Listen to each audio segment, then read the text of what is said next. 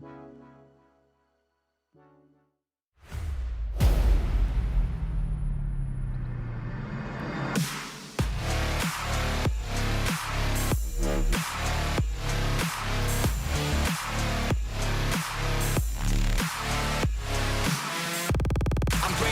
and I'm wilding out. Throw my elbows up and my money out. Cause I came to get down, so let's run it up. I'ma keep it going till there ain't nothing left.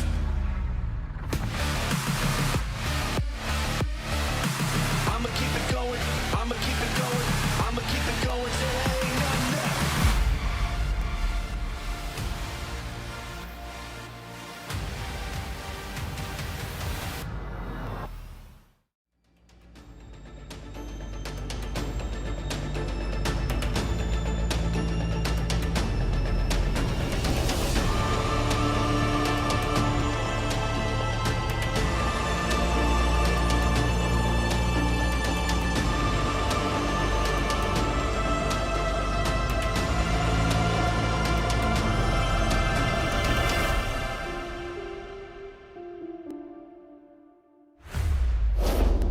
Welcome to the second day of EML Kickoff, where all our teams will play for the second time today, except for G2 and Falcons. They will play for the first time with their new lineups, and we are very excited to see them for the first time. My name is Anne, I'll be your host for today, and joining me in the studio, we have Alfama and Fresh. Now, Alfama, you in particular, you had an interesting way today to warm up for the broadcast. I mean, you know me, I love Siege, so I felt like it was just due time to go play ranked, and I did not have to wait for the G2 match to go and see Shaiko, because I actually faced Shaiko in ranked, and I won't disclose if he stole my elo or if I did it. All I will say is that... You gotta say, you gotta. We won the game. We won the game. Okay, he was in solo queue. I was in a stack. It's not even fair. No, he was actually super excited. He was warming up for the game. He was teasing his teammates for not playing ranked with him. He was feeling great about the game against VP today, so I cannot wait to see him. Great way to warm up into the day. I took a slightly different approach to warm up, you know, Leo. I was watching a North American pro tear apart your North American player tier list, which was also very entertaining. Just no response from Leo. I love that. Yeah, no, totally understandable. Well, whilst NA kicks off tomorrow, we've already had one day of our kickoff here. We can have a look at the standings so far to see where we find ourselves with these teams, while most of them having played that first game. Once again, a repeat of the format. We are working with two different groups, best of one round robins in the group stage. The bottom team will eventually drop out, and we will move into our double elimination bracket to eventually send 4 teams over the pond to the Salt Lake City Major. And looking at this Group A, G2 in the middle, having not played that first game yet, but especially for Group B, Jack, I think that is the most exciting one, because I feel like that one could come really close at the end. Yeah, I think so. I think obviously we've not seen Falcons in this group yet, but certainly the game from Twisted Minds against Secret yesterday really put the cat amongst the pigeons. I think that shows that there's going to be 3 very, very strong teams in this group, and then Geekay and Rebels making their entrance into the league, I think will also be there fighting there and about. So I think it's going to be a very, very competitive group in Group B, and that's before we've even seen probably the best team on paper in that group even play. Yeah, and Rebels maybe already have won the most important match, which was against Geekay, which is probably the weakest team in that group if you look on paper. So if you look at this, Geekay already on the back foot already after only 1 play day, and that's just the beauty of this format. You know, we know that teams will fall really quickly, and one of them will have to be the 5th. And so far, it's looking like Geekay in Group B, because if you look at the other teams, it's gonna be rough to beat them. It will be, for sure. And then Secret, of course, having had that loss yesterday, while they don't play today, we can have a look at our schedule to see our 4 matches of the day. It is an off day for Shifters and Secret. We will not be seeing them in action today. And you look at those big matches later today. G2 versus Virtus.pro and Falcons versus Rebels. The first 2 times we'll see these rosters in action. Maybe the main course and the dessert for today. But then we're warming up with some games. And especially that first one, I feel like that one might end up being a really important one, Leo, in regards to the positioning in that group. Yeah, absolutely. I mean, if we look at Group A again, you know, you think of the teams that are in it, and you think that Fnatic and Heretics, they might be looking at each other right now and think, okay, wait, my weakest opponent is going to be Fnatic. My weakest opponent is going to be Heretics. Because look at the rest of the group. Shifters destroyed Heretics 7-1. They're in full force. VP won the first game convincingly as well. Who else is left to play? G2, with a new super team, with Shaiko, with Stompin, with Benja. I mean, at this point, if I'm Fnatic or Heretics, I'm putting it all onto this game. Jack, I think it is the most important one of their group.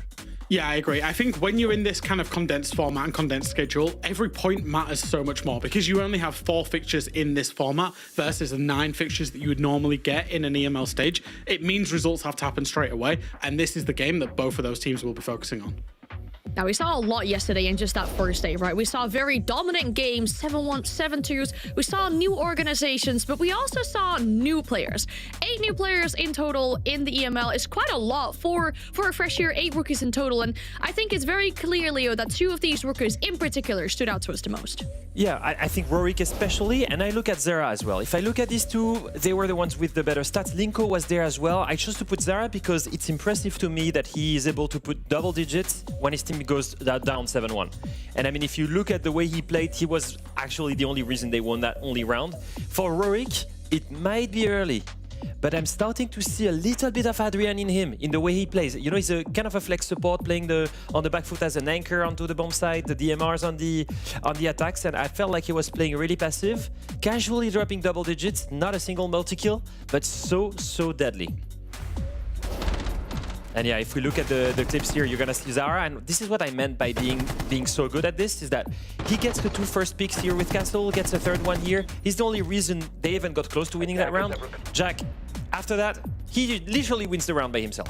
Yeah, I think so. And then this is what we became used to seeing from him in terms of the Challenger Series run that him and his team went on, was him and Riaz making these big double, triple, quadruple kill plays to win the round for his team. So he was the one that was trying to give his team a little bit of gusto and a little bit of fight, but it didn't quite pay off in the end. Yeah, now we're seeing VP and we're seeing Rorik play here around this team. I like the energy that I saw from this guy. I like to see him also win important gunfights, whether it was in the middle of the rounds, as a flex. You can see him here on the hard bridge. You know, he was playing all of the utility-based operators, but also always winning those important gunfights. This is what I meant. Maybe not the shiniest multi-kills, but the frags that matter, and consistently to drop double digits on his first ever pro debut. That's cool. It is a player that we definitely expected to be making the step up for a little while, though. On the side of Heretics, they'll be playing again in that first game here of the day against Fnatic. We talked about that one a little bit, and especially the importance of it, because with Group A, right, you expect G2 to be making it through, but apart from that, it could almost be anybody's game or anybody's play, rather, who misses out on that very final 5th spot. I think the issue with the schedule that we have, Jeff, we talked about that, is if you snooze, you end up really losing because you only play 4 games in this format. Yeah, I think in reality, we had questions before the day started yesterday. Would shifters show consistency? Would their new pickup work? Same with VP. Had they blend those teams in? They're the other 2 teams in Group A, aside from G2, the Heretics and Fnatic have got to play against. Both of those teams came out with statement yesterday, came out with statement victories, and now look really strong. So what that means realistically for Fnatic and Heretics is this might be the game that decides whether they're in 4th or 5th place because of the relative performances that they put out yesterday. And therefore, it means those points are extra important in today's game. Yeah, and honestly, if you look at this from the standpoint of Fnatic, also I think they need a bounce back just in terms of experience. If you look at that roster, you know, they had a consistent core of 3 players. They added also two new players to the lineup, but those are experienced as well. You know, Deadshot especially had played for a long time. They're expected to use that experience, made the game a little bit closer than Heretics did. They should be the favorite here. If they cannot beat a team like Heretics, who just jumped, who has got 2 new rookies in there, including one that didn't get a single kill yesterday, I mean, they need a weaker opponent to start off the kickoff a better way. And I think this is maybe like a comeback story for this roster, because they do need that little bit of confidence to maybe start the engine. And I don't see, you know, I don't see any other better chances than against a team like this.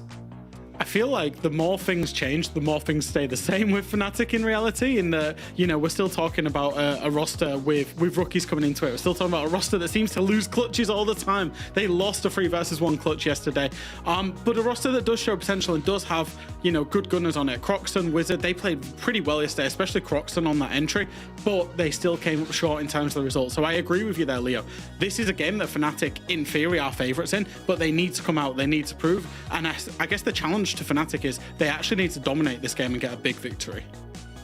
They should, especially if round count will start mattering at the end as well. I think something we noticed with this roster yesterday was that there is maybe a bit of a lack of direction when it comes to Fnatic, right? Knowing that there maybe isn't always that clear voice to guide them in a specific direction. And when we look at their opponents, there was something clear that was lacking as well. In regards to the side of Team Heretics, Leo, it seemed like when they played Bank, a map that we've seen so much from them, they really lacked some adaptation there. Yeah, that's the big issue to me. I mean, if you keep on losing, if you lose 6-0, you go through a full rotation of bomb site, 3 different ones, and you do that twice, and you don't see the adaptation. They run the same strategies. Where is the adaptation there? Come on, you've just been ruined for 3 rounds in a row. Halfway through the defense, this is when you start throwing the normal strats out of the window, and you come up with something new. I did not see that from that team. I don't know who needs to step up. Maybe it's between the core of the older players. Maybe someone like Dora, who was the support that was carrying Match Co last season. Maybe it needs to come from the rookies. And I don't know who else. But at some point, it's not only about the fragging. It's about finding ways in the theory or in the strategy to counter their opponents. And I just did not see that yesterday. Where was the reaction? Yeah, it was quite poignant too. It was quite blatant to see that Shifters was just very easily counter-stratting these guys. I think maybe the map veto will play into it. Can they get on a map that they've not shown? But I think a big performance is needed. Obviously, we just showed Zara where he was able to get a couple of rounds, a couple of big plays, but the rest of the team steps up. The guy on your screen, Akwi there, played a lot of shields in Challenger Series. Didn't really see that yesterday, so maybe seeing a little bit more out of him from that. You're talking map veto. I'd love to see where we're going. Is there potential for another Bank? Is there another Fortress maybe? No, Leo, we're going to Lair. All right, that's an interesting one, because if I look at Fnatic's record, they actually did not play the map much in EML last stage. In fact, the last time they played it was during the SI Quals. And they played against tier 3 teams that they beat 7-0 on it, and then they played Twisted Mind. And it was extremely close. They barely beat them 8-7. They barely lost it 7-8 against Twisted Minds. Goes to show that it's not a map that they play very often, but they know how to play it. Exact same story for Heretics. Back as GGOT, they were playing it in the Challenger Series, played it 3 times, barely beat Turks Elephant on it 8-7 as well. Very close. It seems like a very average match for the two, but the main thing for me is Heretics did not show that many strategies on it. There was not many VODs that Fnatic could anticipate. There is no more maybe counter-stratting. That is something that is secured compared to playing Bank yesterday. Makes me a little bit worried, to be honest, if you say that it's kind of an average map for these two teams when we need a statement victory from either of them if they want to keep themselves alive in this group. It is early days, but this map will matter for sure. The first game is ready, so we'll head to our casters, Fluke and Demo. Thank you very much, Desk, and we are back together, Demo. I am no longer joined by the salty tones of Tim. Instead, we get to have a joyous day of EML. How are you feeling? I'm good. I seen you hopped on a cast with old Tim because Des was out of commission. But I hope you enjoyed that. I was watching from the sidelines, and I think day one is always, the kind of what's going to happen day, because we really don't know with the new rosters, and especially this stage of all. I mean, the rosters, like the roster mania that happened. I mean, that's an all-timer in my books. So certainly coming into the first play of all the changes, we really did not know how it was going to pan out with the new players. And look, there's still teams that will play later on tonight we still haven't seen. There's quite a big one in particular that I have no idea what you're talking about. I have no idea what you're talking about. Obviously Falcons, Oh, yeah. And G2, yeah. Okay. Sorry, I didn't think we knew about that. Anyway, you were saying. No, it was just, we didn't know where we were going to go. And certainly I think for both of these sides, we've seen them yesterday. Heretics, I think it's probably a first play day to forget in many instances because they did not look great at all. Whereas we're kind of with Fnatic, similar to kind of what Jack said. You can take different players out the team, but the team's still playing the same way. Doesn't matter how many players they come in. And that's always kind of been the issue with Fnatic. Whatever it is, the culture at the club, it's just the same thing over and over again that we've seen throughout the past stages. And look, there's still time to kind of turn it around. But like the desk was mentioning, a very limited amount of days that you get here, with Kickoff, where it is only going to be 5 play days. So I think overall for Fnatic, they need to come in here and have a big win up against Heretics, who should be right for the picking based on how they did yesterday. Well, we get to go on towards Lair. Obviously, we did not have this yesterday, but it's a map that is pretty familiar. And as was sort of highlighted by the desk before, it's going to be a bit of a statement game from either of these two teams, right? We actually had the perfect slew of games yesterday. It went 7-1, 7-2, 7-3, 7-4. Maybe this will be a 7-5. That would be... I don't know what I would do. Is there... Can I put channel points on that? And then next game 6-6. Then it's a 6-2. Don't do anything more. Just get the point. If we do that, we've completed Rainbow Six Siege Esports. There we go. We have to then move on towards a different game. Both electrics banned, so instead get aggressive outside. Mirrors on the board. They've got the keepers. They can just extend here, Demo. Yeah, a really interesting point that Leo made in the desk was Heretics not really going with shields, which a little bit of surprise because we know that they've got shields in the locker. We've seen them play out throughout tier 2. But to not see them implement into their game whenever shields are kind in the meta is a bit of a tough one. Deepak, open things up. The outside mirror window, opening up the breach just to play a little bit more of an aggressive position, because don't forget, this isn't a mirror window that you can simply walk up and punch. You have to go into the crevice. So really, if you don't have an Ashe or the kind of ranged hard breach that you'd like to have, it's a bit of a nightmare. And look at who's been able to pick off the ace. So that mirror window is going to stay put. It's not going to go anywhere anytime soon. It feels a little bit like a lack of preparation there. Obviously, we didn't really see the engagement. We didn't see the position that he took, but that was something Deepak was actively sort of swinging in. He wanted that fight. He wanted this to be a pressure position, and, you know, not having a second person just sort of keeping a keen eye and not sort of dedicating it and whatever. Could just be a first round sort of shake, but a first round shake was the big problem for Heretics yesterday, right? And you do wonder, well, how many rounds do we get into this where it starts to be this, oh no, oh no, oh no, things are happening again.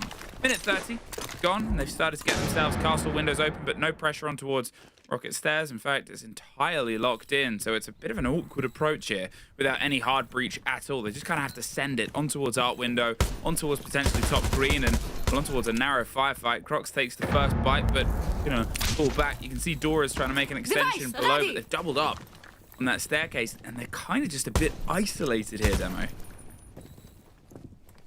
Yeah, because he's reinforced both the bathroom walls that lead in towards Rocket Stairs. It's just a single doorway that Riaz essentially has to go in towards, and it's a tricky one to try and manage. So I think for Heretics, obviously trying to play off the idea of just use the guns, but you can see the patience from Fnatic is working out really well for them, not giving Heretics any form of momentum. They're stalling the round out. I think that's it, right? As soon as they lost, well, they lost the opener, but then they're able to get one back. But there's Deadshot, trading back and forth. They just have to send it. They just have to see if they can try and get themselves dug in. There's Riaz, gets himself a kill in the first round. Maybe a sign of better things, but Deadshot is the sign of the times, and the times are sort of saying there's only 20 seconds left. You need to try and put the pressure on towards the site itself. Destruction on towards the Keeper barricade. Snake's just going to see if he can get the ping. Yep, you are being watched from the opposition either side, and swings out, gets one. A 2 versus 2, going to see if they can tuck the plant. Crocs and Wizard, all that's left. They've got to try and swing for the engagement themselves, and over the top, round the side. Where's the rotate? There's the drop. There's the second. Akwi gets himself locked in. How have they done it, Demo? Oh my. I mean, Heretics really did not have a great opener. They lose the hard breach. No walls are going to get opened up. You also kind of seen the setup from Heretics. It was kind of spread out across the map. Just these kind of entries looking for those picks, trying to scatter throughout that top floor and find their engagements. I thought Fnatic did a really good job of just kind of closing down the clock. Maybe it's that kind of DNA that maybe Fresh talked about with Fnatic, where, you know, they're in a winning position and then it just slips out of their hands. And you really don't know how that happens. I mean, Akwi with a quick switch to the pistol. I mean, the drop shot as well to cover. Wow, but I think Fnatic, they'll be kicking themselves. That's another round that you have to argue they probably should have won. You don't even have to argue. Like, okay, there's about 40-50 seconds left. It's 5 versus 4. Unfortunately, a game crash means we'll just quickly pop away. They don't have a hard breach. They're entirely spread out on the map. The positions that we had, that we could sort of see from the side of Heretics, there's one in operation, There was one, I think, approaching from Skybridge on the far side, whether they were on the windows, approaching the mirror, or they were on pushing green. I can't tell you. They eventually ended up in green. One in art window, and then one in the bathroom. Nothing was opened on towards the site that wasn't already opened. They'd used a lot of their utility and their flashes to get rid of castles and stuff, so they didn't really have anything to build on the swing. It just turned into a swing fight. And, I mean, fair play to them for being able to isolate it down the way that they did. But at the same time, oof. It's not an unknown part of Fnatic's playbook, unfortunately, is having things go away from them when they shouldn't. They got to see if they can try and just bring this one back together after a tech pause there. They are going to... We saw a brief taste of what the site is going to be on lab. Yeah, changing it up. Also seen that straight away for Heretics, noticing that it was going to be the basement, a shield comes into play, you know, and that's obviously something that I just mentioned. We didn't really see Heretics utilize shields compared to what we've seen obviously inside the tier 2 circuit, and they can play the shields. We know that they can. Shields are really, really good at the moment. Monty in particular we know is quite difficult to deal with, but look, so are the rest of them. So certainly I want to see how that shield kind of plays out. I'm curious to see how that happens, but again for Fnatic, it's just a kind of rinse your head underneath the tap. A little bit of a wake up, perhaps. But obviously for both teams, you know, a very important game in the grand scheme of things. Both teams losing yesterday, it's an opportunity for one another to kind of prey on your opponent's maybe morale, momentum, whatever you want to call it. Yeah, certainly a weird way to end round one. I like that Deepak has one of those little model figures that you used to like draw reference from, but it's just kind of like fallen over. There he is. It's a little bit sad. Can we stand him up? He's the puppet master. He's just a little guy. I mean, I see an R2, so I wonder, is that going to be C3PO one day? Oh, I'm making the connection there.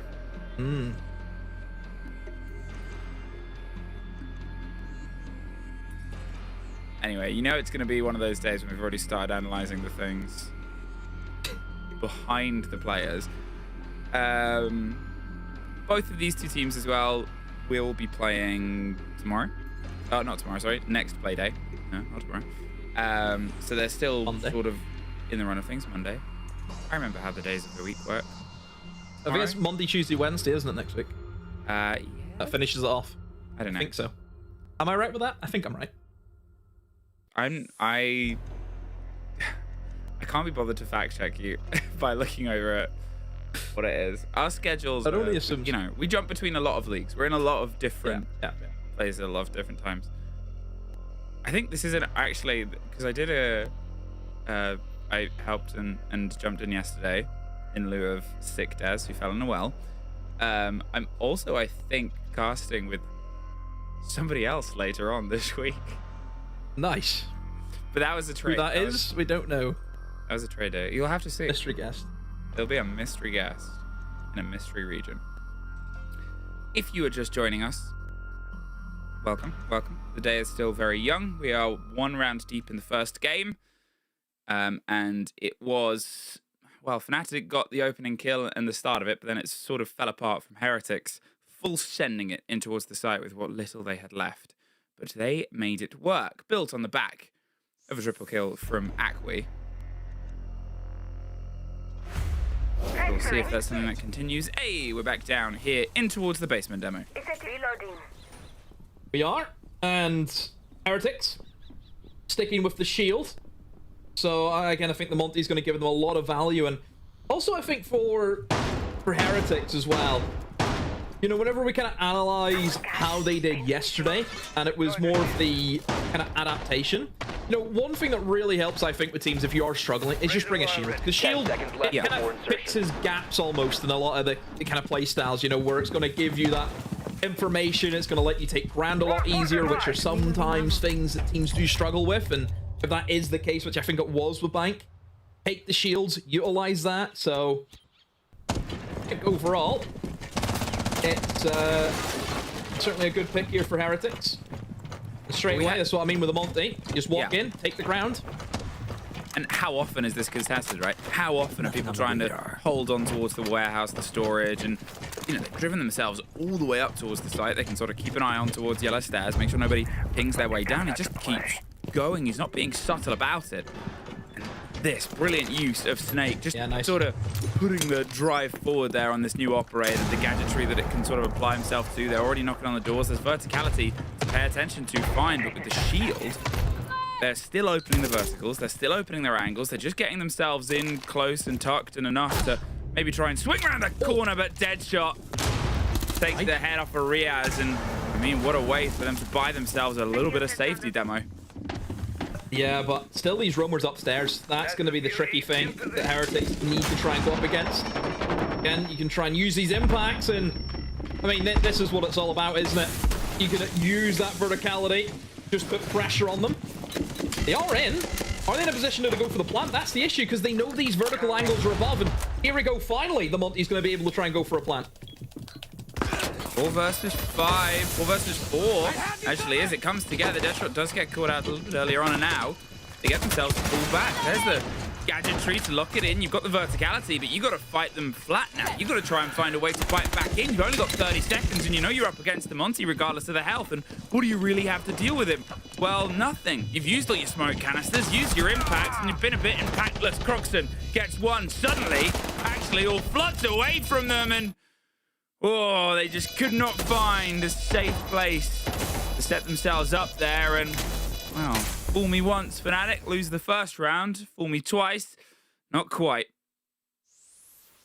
You can see the approach from Heretics. It was using the Monty and the Solid Snake. The reason why that combination is really good is as a Monty, as a shield, yes, you're great at taking the ground, but I always find if you're playing the shields, walking into a room that hasn't been droned is always a slight issue, because if you turn the wrong way at the wrong time and somebody swings that you maybe didn't check a corner, you're going to be dead. So certainly walking into a room with multiple crossfires is an issue for shields. So using the Solid Snake early on to ping and say, okay, nobody's in that room, you can just walk in. I think that was a really good heads-up play from Heretics to get the kind of foothold established, but not dealing with the roamers above. Sure, you can just try and run past them, but you look at the position that Heretics was forced into. They were all stuck in one room. You know, because those vertical angles were above, that eliminates kind of positions that Fnatic need to check on the retake. They're gonna know where they are because they've checked where they aren't. One apiece. All squared up here, and I'm curious what will sort of get us the development of bands, right? Because we've, when we've got this full spin, when we've got this dedication, I assume Mirror's going to go because Deepak's a good Mirror player. They use the extensions pretty well. They'll sort of get themselves the chance here of doubling down here before it gets pocketed away. But there is a slightly different approach in terms of what they're going to watch for. But otherwise, the approach from Heretics and the adaptation was that big conversation point, right? We didn't really see any of that yesterday. Different map, fine, you're on towards Bank, but it's still something where you have to have those procedural responses towards what goes ahead of you. Here, no problem getting the wall open. The benefit to the band that they put together, maybe an impact trick come through here or something. In fact, there was a second that looked like Wizard wanted to swing on, but that would be the biggest waste of a Tachanka. Yeah. Especially on this site, the Tachanka, we know how good he is, where he can deny that default plant coming in from the ops wall. So certainly keep that operator up is a key win condition here for Fnatic. You did touch upon, potential bans. The Mirror, yes, certainly going to be a consideration, but even the Azami too, we know how strong that operator is, just to try and control the flow of things in towards ops. Headshot, so he has to fall back from said position, and he goes straight in towards office, and again, can use those keeper barriers in behind the desk. Another strong position for the Azami that they can play in. Barrier is activated. At the moment, it's just really good prep work here from Heretics. You've done the basics right, you've got your walls opened up, you've still got plenty of util. Just depends on how you want to use that. Sure, it's got to be the Capitao over the top to try and clear in towards Rockets there. It's got to be. Well, we'll see if they can try and pinch this position, because last time they struggled to sort of get a wraparound and then just made it work. A bit of a heavy blow, talking of. There's some of the work done there by the Hibana. Themselves the angle, it's a possible route, and it's still just exchanging gadgetry, right? It's still just wasting, and the bolts look like they wanted to go exactly on what you called there. over the top towards this position, force Deadshot out, see if he gets caught as he goes for the rotate round. And he's used the Keeper to buy himself a little pocket of space, but he's not entirely out of the woods just yet. Instead, opts to swing the other way, and there's a lot of holding. It's almost that sort of Western showdown, waiting for the first person to make a move, and nobody is quite putting their head out at the same second as somebody else. And still, I believe there's at least a C4 underneath on Dora's position. So if they go towards the default plant here, there should be a bit of that pressure. There's the first. Akwi gets one, Deadshot gets Riaz right back on towards the bathroom window. There's still this rotate, and there's that position I talked about.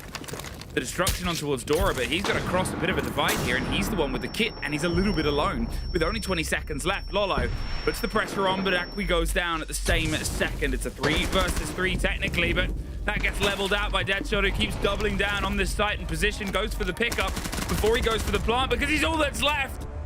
But he's not left alone very long. Yeah, Fnatic using the win con. No, they have plenty of flames. You've seen the Chanka go off. I think the Goyos too. They're really difficult for Heretics, who I think just maybe kind of stalled out in the mid round. You know, about a minute 30, they've done a good job. They got all the walls opened up, but they never really got to grips with starting to pressure, you know, the site utility. I just think they needed to move their pace a little bit quicker, start burning up those Tachankas, those Goyos, get rid of them, put pressure onto the defenders, but wasn't meant to be. I think for Fnatic, I think the game plans went pretty well for them.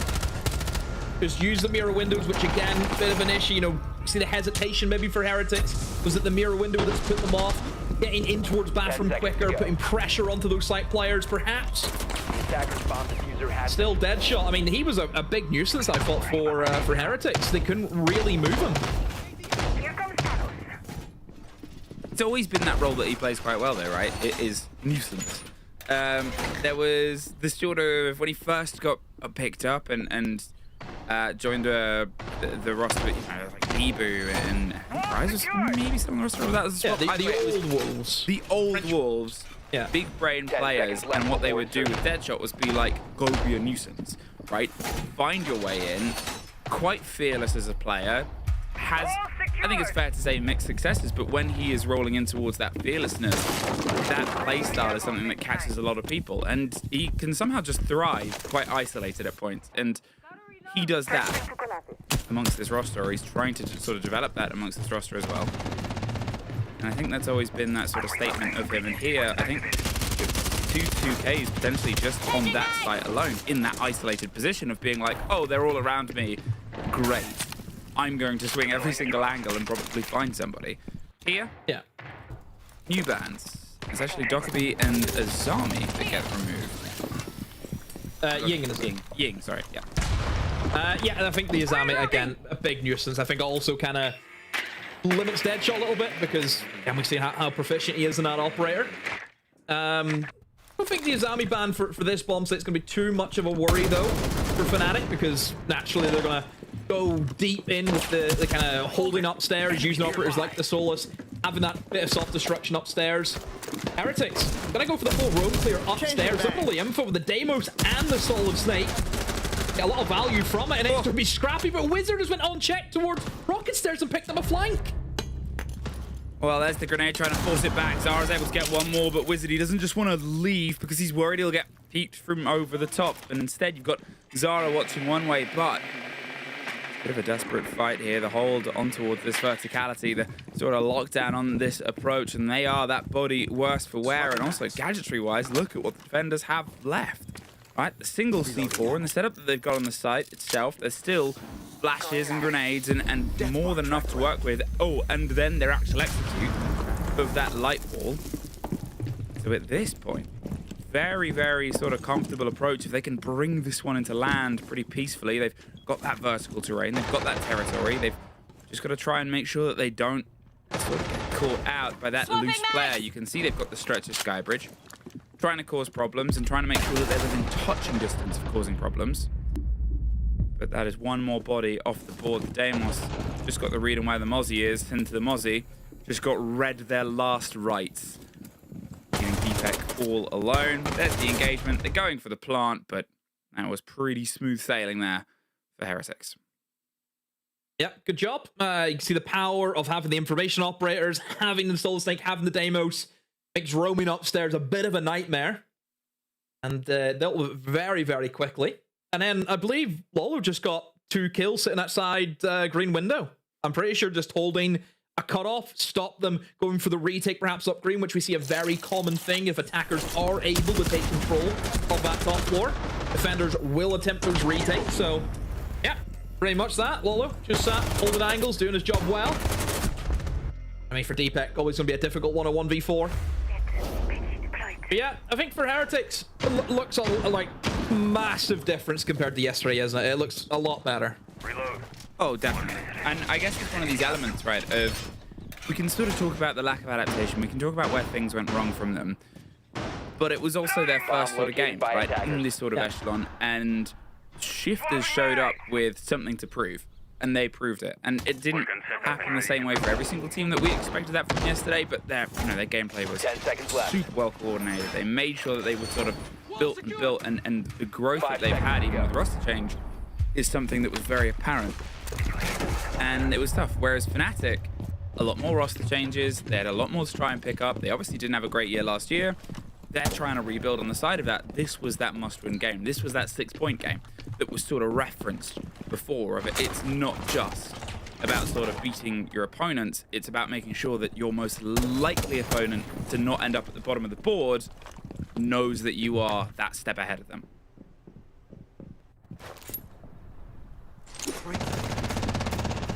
Rolling on out. Looking at Heretics, though. Reloading. And bringing in that shield. Wonder if they're going to maybe try and challenge upstairs just based on their position. It's not the same kind of instantaneous approach in towards Garage as last time. I think they are going to go for the roam hunt. And wow, Zarami. Quick work, dead shot off the board. Immediately whips out the scanner looking for more if he can. Waiting for the meantime, but still roamers to be found. I mean, Rock has walked all the way upstairs, and even Lolo, I think they're aware of this little angle he's holding, so definitely the information game from Heretics is pretty strong in this round. Yeah, there we go. Camera. Great bit of intel. They know exactly where he is. You can see the shield, and Riaz is sort of aware of that.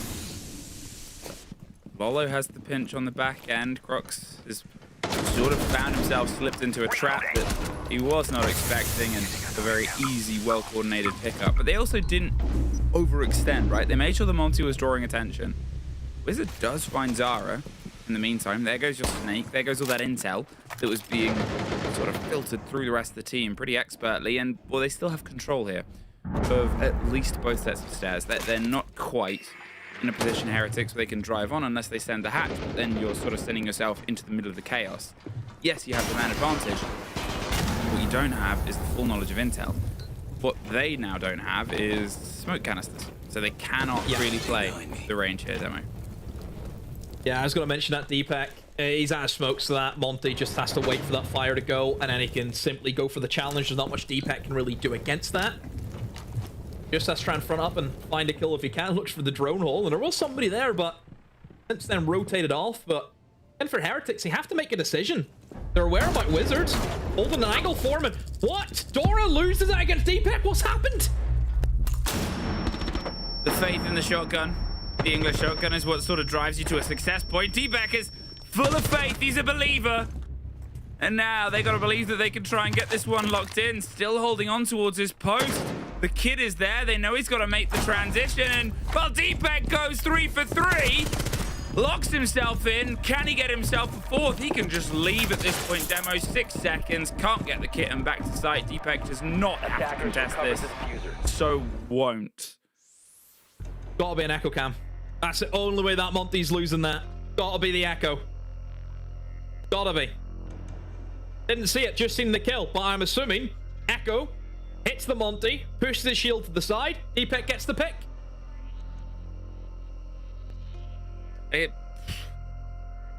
It's the belief of the shotgun. You don't need anything else. If you believe the English shotgun will kill your opponent, it will. That's just part of the frame. It's in the code, Sam. I mean, again for Heretics, opening up really strong. You know, certainly the roam game, I think, has been obliterated. It was the echo. There we go. Yeah. The roam game, really, you know, good roam clear from Heretics, but just fades away in that mid round. You know, similar to what we've seen in towards that top floor bomb site too, where things look really good and then it kind of falls flat. If Heretics can get themselves that 3 apiece though, I mean, they're not a million miles away from it. They get themselves on towards defense. They get themselves a bit more sort of calm and in control and a bit more confident across this. It's already exceptional growth from what they had yesterday, because what they had yesterday was, well, not a single sort of win on their defense. They got on towards the attack and then got one and then pulled itself away. So it's still a little bit of an untested idea, but Fnatic on towards their side of things, they got one attack against VP's defense. They could not get things rolling on that side. And yeah, okay, it's Fortress. It's a new map. It's a map that takes time to sort of build and learn and get yourself into. You're always going to have more success on the other side, but still, it's almost this entirely untruly tested element on the other half. And if Heretics can get themselves off to the 3-3 here, they could be in a really nice spot to push this one over at the end. I know, what was it? We were on a 7-5. Is that the? That was it. To continue the run. Look at this. Wow. Disgusting. Cheeky. I mean, the fact that they went for that, a lot of confidence that nobody's going to be on that rooftop, Yeah. I'll tell you. But still, you have to, you know, what do I always say? To there is to do. Well, to throw 4 traps is to not get anything, as they quickly dispatch them with the Twitch drone. Get themselves moving on. The pressure of the position, though, is Deadshot. Okay. Deadshot now has gotten another kill on towards this site from this position. All of his kills have come from this site whilst holding onto the back and forth, I'm pretty sure. Oh, no, there was a rehost. Okay, maybe not all of his kills, because he got 2 in the first round, and then we had a rehost, so his stats maybe refresh. Probably did refresh. Either way, it's his bad position, right? It's a place where he's more than happy and comfortable to play here. They're getting themselves the breach on. We've seen them inside the site close to a plant, but at this point, this is the furthest away I think we've had them across the board. Just aggressively peeking there, trying to thread the needle back on. Yeah. Rainbow Six and DMRs. Honestly, they I think they need a painkiller. Deadshot is like a bad headache at the moment. Finally, they get rid of him, but yeah, I mean, he's done his job. Look at the time he's wasted. Yep. And certainly with 40 seconds to go, staring down a clash. This is so tragic for Heretics. There's just not a lot they can do against that operator. Deepek finds an easy one them to Lolo. And yeah, just look at this clash. I mean, Dora is in the thick of it. Tries to go for the legs, but nah, just absolutely shredded down. And Akwe, a 1v4. It's not going to work for him. I mean, Fnatic, they hid the clash really well, and it's worked for them. Yeah, I think that was the thing, right? Hiding the clash brought a great element, but it becomes that other side of things of what do you do when you reach a hurdle you don't expect? We had that in the very first round, where they lost their hard breach, they lost their only hard breach, and they had to try and come up with plan B, and plan B was to get in and kill. Okay, well, there's the sort of response here from the other side of Fnatic of like, well, let's prepare for those sort of elements. Let's bring clash. Let's make sure that there's a movable problem. Let's make sure that when they go for this wide approach, which they've done every single time, it was the same approach pretty much every single time of let's get some ops, let's get some pressure on towards bathroom. We'll go for a bit of a breach, but they never really applied pressure on the breach. We'll have the studio talk about it. Thank you very much. I'm glad we get to jump in just a little bit as the players get 2 minutes to discuss some mid-game tactics as well. As we can see here, Fnatic, a better start than yesterday, but still, I feel like, Jack, so many of these rounds are coming down to the very last second. Yeah, we were a little bit worried in the very first, weren't we? Because the more things change, the more they stay the same. Fnatic ending up losing it to another post-plant clutch, but it was quite good from the side of Heretics, Akwe in particular. This is what we wanted to see from Akwe and Riaz, managing to get the late round, managing to get the plant down, but once again, Fnatic lose another post-plant where they've got man advantage. However, Leo, their reaction to that was actually pretty good.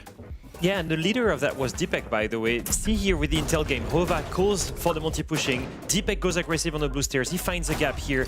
That was a 5v3, by the way, that Deepek wins almost single-handedly by getting a triple kill on those blue stairs and then going to fall away. And the last round is the same thing. They keep the composure. They play to the late round. They know how Heretics are playing, and they peel off slowly and slowly. Great reactions from Fnatic so far. I will say this from the two teams, though, in the attack, Jack. They do seem to offer a lot of gaps, and that's way too many opportunities for the opposing team to punish them. When they're in the lead, when they're in control, they need better discipline, and I speak for both teams here when I say that. They need this because that's what's making them the weakest so far.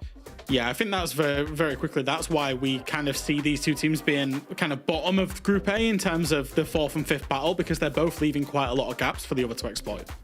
As we said, the weight is heavy on this matchup, though. Can Fnatic get their first points? All the Heretics come back. It's time for the second half. And here we go. Back in towards the second half demo. And I mean, they were just saying the same stuff that I sort of said, but better and with more verbose words, I guess. No, I disagree. You did it better than they did. Yay! No, it's nice, though. Yours came more from the heart. That felt like a script, what they were doing. They could have just read that off a prompt, you know? It could have been the teleprompter. We don't know. I think Leo walks around with a telestrator and uses it in a stage day. He'll go to like the shops and he'll try and buy like a pint of milk and he'll show it on the telestrator. He just pulls it out of his pocket. Pulls out. Yeah, it's portable. If you are new towards the season, we get extended mid-round breaks, or halftime breaks even. They do not eat into anyone's tactical pause. The coaches can talk to the players, and it gives them more time to have a talk. And then we throw it over to analysts. We throw it over to them lot to break it down, which is nice for two reasons. One, it means that we get to hear their opinions. We get to hear their big brain smarts. We get to hear their amazing team. And two, they have to watch the games now, and they have to listen to casters. So who's the real winner here? It's just like half time, isn't it? Everyone go in, grab a bottle of water, out you go again for the second half. Alex Ferguson's there. Neil Warnock giving a great speech. Any given Sunday, lads, any given Sunday. Anyway, we are back in, and Monty has been removed. None of that. Reloading. Cover me. Yep. Slow and steady.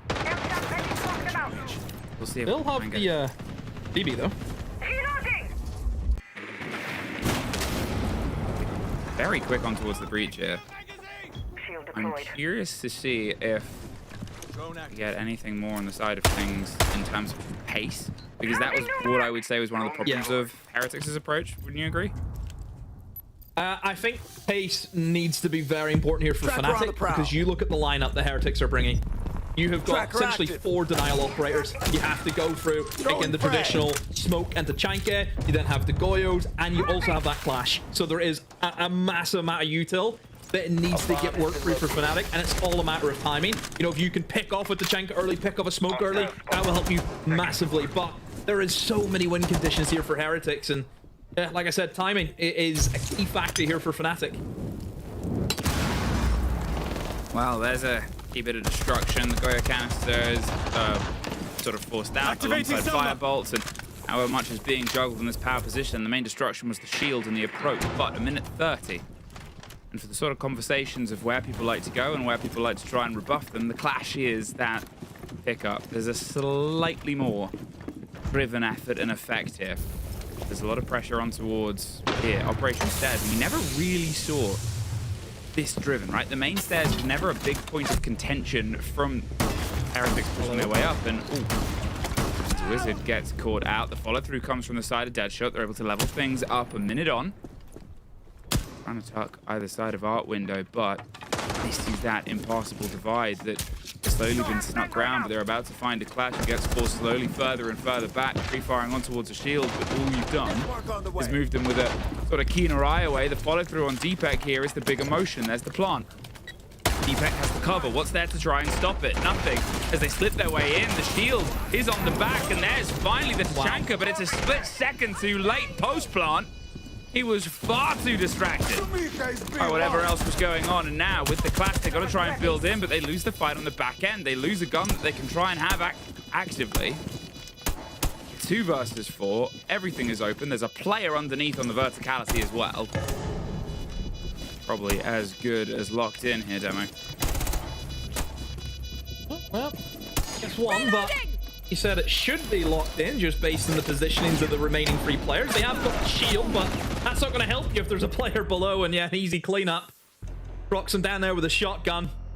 I mean, it was all about pace, wasn't it? And you could see the way that they moved through ops. They moved in towards rocket stairs. They got control of Mez really early on. They burned through the util.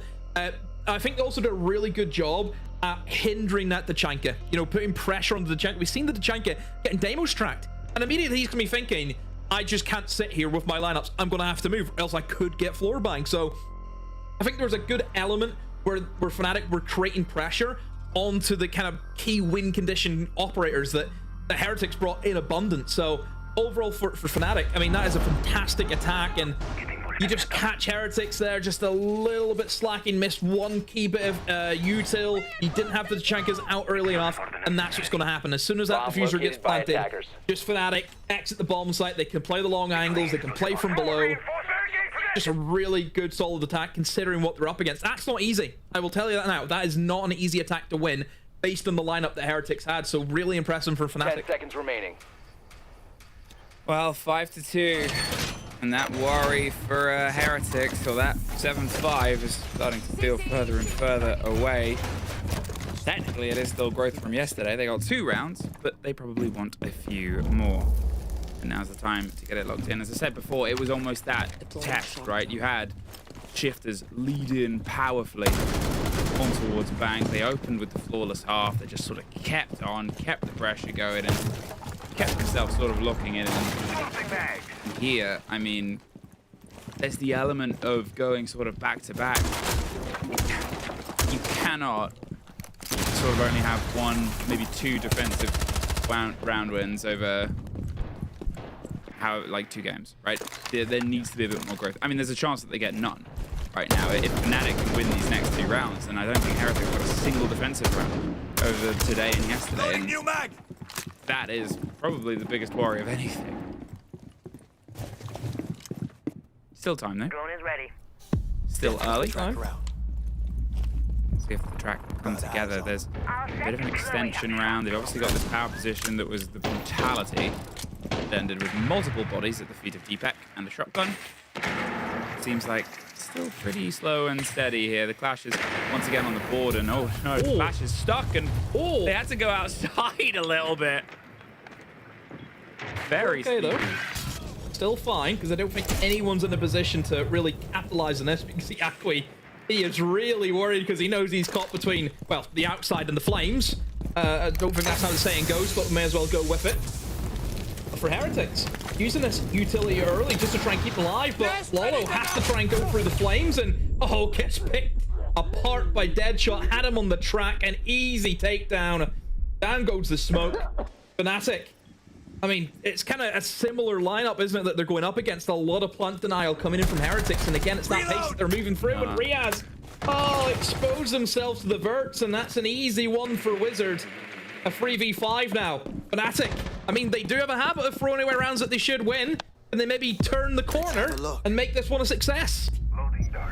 Hostile. I mean, they have to try and find some secret right now, because otherwise it is all just mysteries of how this is being pulled away from them. Fnatic, time to get themselves rotated round, time to put the pressure on towards lockers in the back of sight. There goes Akwi, caught out by Halver.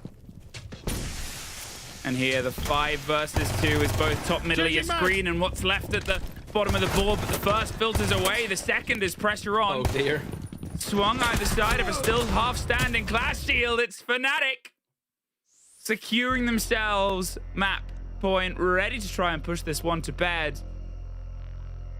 And I mean, what can you do here, Demo?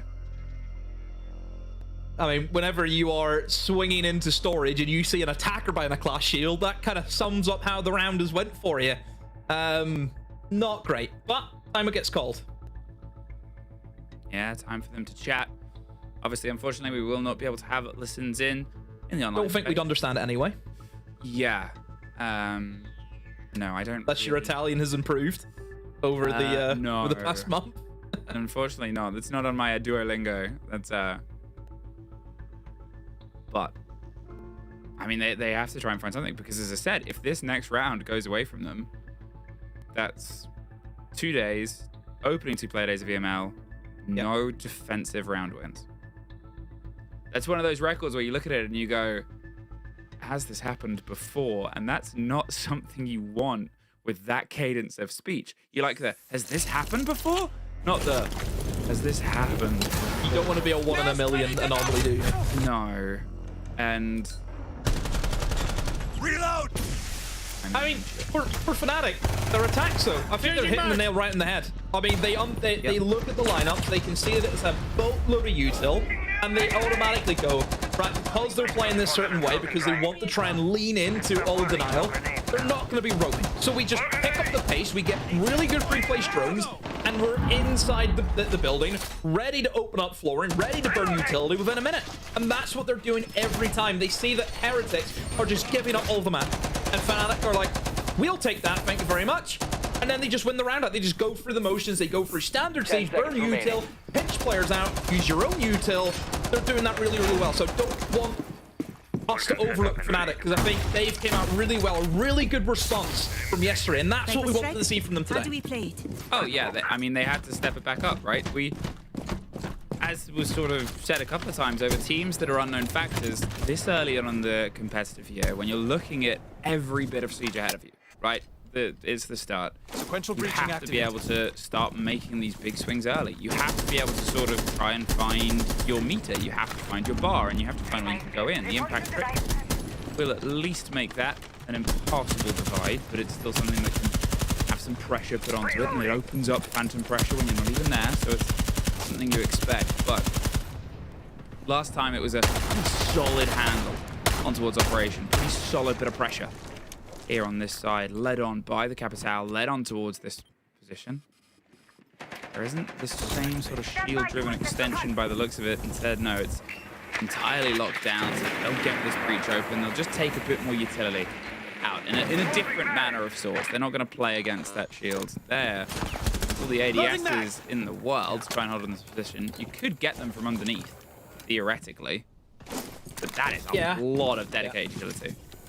It is. I think switching out the Clash, having ADS is obviously going to be there to catch, in particular, the Capitals. You know, that's what they're aiming for, because we know that Deepak can just flame out top of the stairs, and there's not a lot you can really do against that, apart from bringing in the denial. So I don't mind the adaptation from Akwi, but in comes the burns. Is it going to be enough, though? He uses a Goyo to try and keep that player on the staircase at bay, but he himself's going to get flamed out, and yeah, just has to get forced away. So good util dump.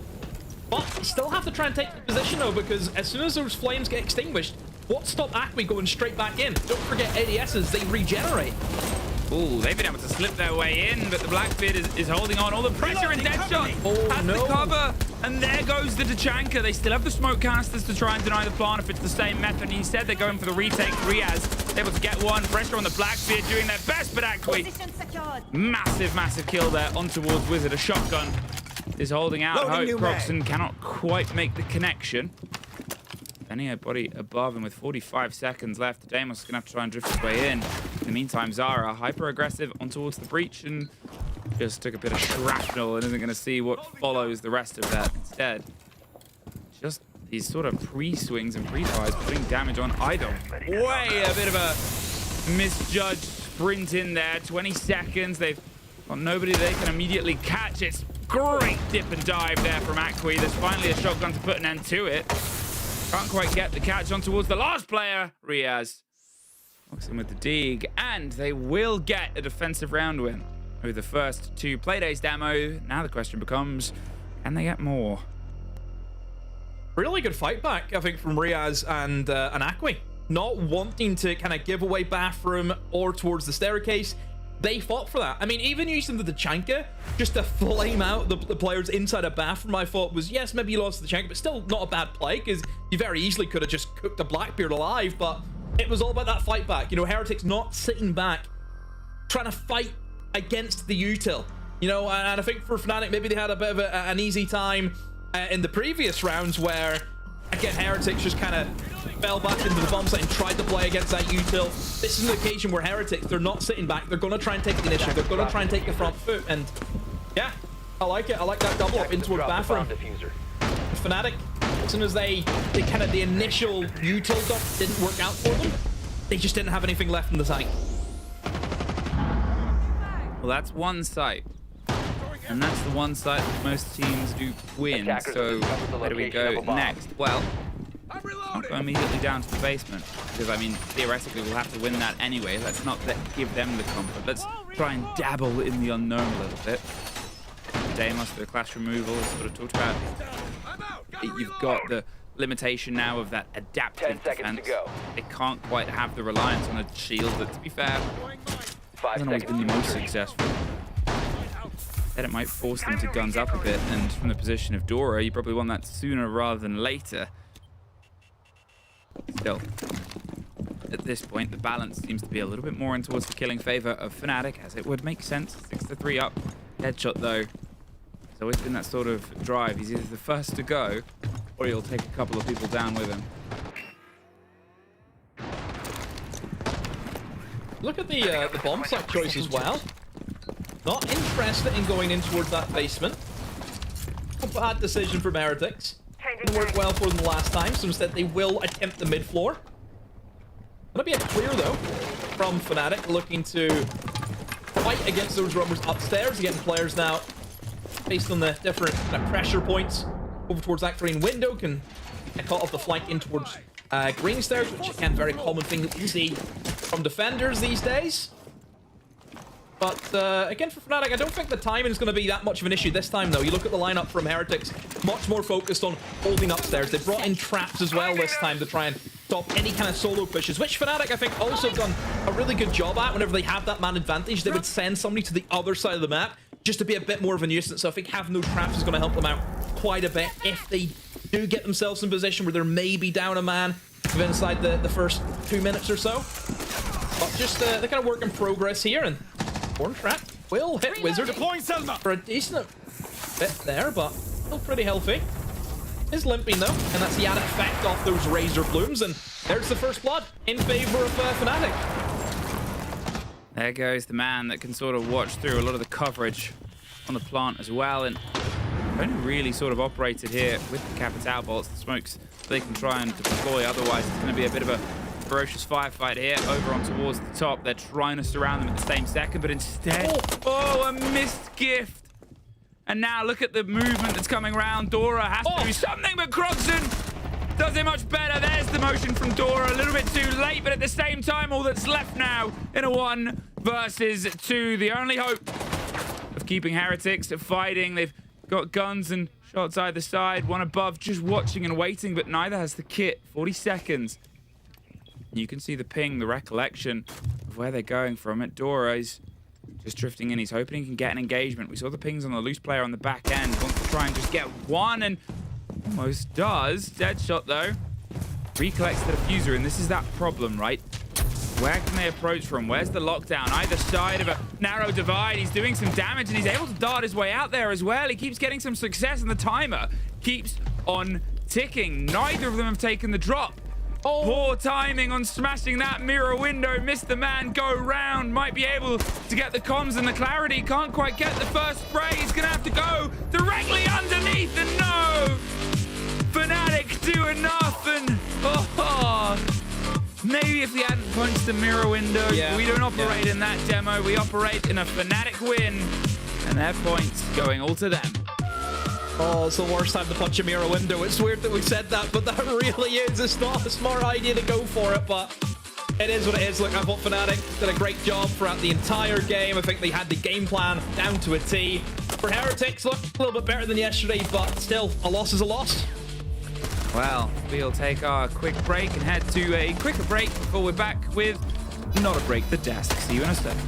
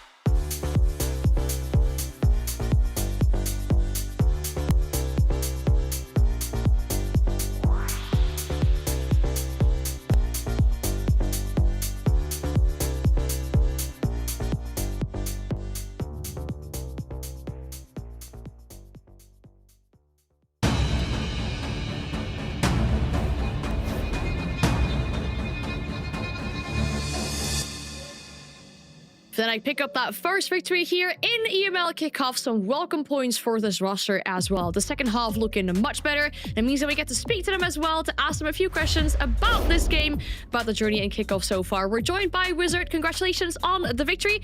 Wizard, big improvement from yesterday. What do you think was the main key to victory? Thank you. Also, I think it's just a bit of confidence, more like we weren't like exactly as nervous as we were yesterday. It's more confidence, and we kind of read them better than we did yesterday. Yeah, I think we saw the problem solving and the coordination was much better than yesterday. I think of many usage of the Capitao bolts, for example. You jumping in that bathroom window with the Blackbeard didn't always go the right way, but I think you were creating space for the rest of the team. Not happy about that one. Yeah, no, I mean, you were doing your part, you know, and that's the main thing, is that I felt like I was watching a team today, whereas yesterday was a bit more disjointed. I'm wondering who's really taking the charge in terms of calls, because I know that was an issue last year. Is that something you guys have been trying to fix with having like one clear voice that calls the shots? Yeah, well, it's supposed to be me, but today everyone decided to wake up a bit in the comms, and like Krakenhalver, Deepeg, everyone was calling really well today, to be honest. But we have tried a bit more with me. Okay, so you have the responsibility now to take the decision. Once all the shot calls are made, you basically take the decision of where the team goes. I mean, I guess, but normally we just trust whoever wants to say something, you know? Okay. What was the reason that you went to Lair today? And then I suppose the same for Fortress yesterday as well, because these are maps that we've not typically seen Fnatic play. Well, we've been practicing Fortress a lot in scrims, and we were quite confident on it. Didn't go well yesterday, but we still think we're pretty good at it. And Lair, I feel like Lair's been in our map pool the whole time I've been on Fnatic. Just, I guess, no one took us to it, or we never got the chance to play it. But that's how it happens, you know. I think maybe today we found out why that is the case, because it was a successful day on Lair for you guys here. Thank you for your time, Wizard, and good luck with your next games. Thank you, thank you. Looking back at that Lair game here, and especially that second half for Fnatic, right? Because we had a bit of a chance to chat in between at halftime there for 40 attacks. We talked about it, the clear voice seems to be more there today, but the problem solving, Leo, on the side of Fnatic was much better on their attack than it was yesterday. Yeah, I think there are two reasons for that. I think that first and foremost, yes, Fnatic is playing better. I also think that the game plan on the defense side for Heretics was so obvious. I want you to pay attention to the operator lineup as soon as we change sides here. Look at the operator lineup. Clash, Goyo, Tachenka, Smoke. What's the next round? Clash, Smoke, Echo, Goyo. Yeah. What's the next round? Tachenka, Goyo again. They never adapted. Except for that one round, they actually brought traps and tried to play a bit more aggressive. And even then, they were doing a turtle upstairs. My worry here, Jack, was, yes, you wanted to play and burn time. The biggest problem, it was a battle of the supports. Who won it? Deepeg by a large margin. Literally, if the only win condition for you is to burn enough time for your support to win the end of the round, it's just not gonna work. They gave way too much space to Fnatic. It was easy to problem solve. Yeah, I think so. I think even though the way of summarizing it would be a weak defense was put up by Heretics in terms of their game plan. We've seen Fnatic kind of struggle with extended roams, people being a little bit unpredictable and clearing those positions. But Heretics didn't really show that today. They were just playing, as you say, for the late round. But I was quite impressed with Fnatic's utility usage when they did need to clear out positions. We saw the Capitao be used a lot. Fire, flashes, grenades, all at the same time. Like you say, other than Wiz jumping in the bathroom window with a Blackbeard, that didn't go well. Literally only that round that didn't go well. Every other attack round, they controlled the pace of really well. So I think for Fnatic, we asked them to make a statement victory. They did. They, more or less, that was a 7-1 victory other than losing a clutch.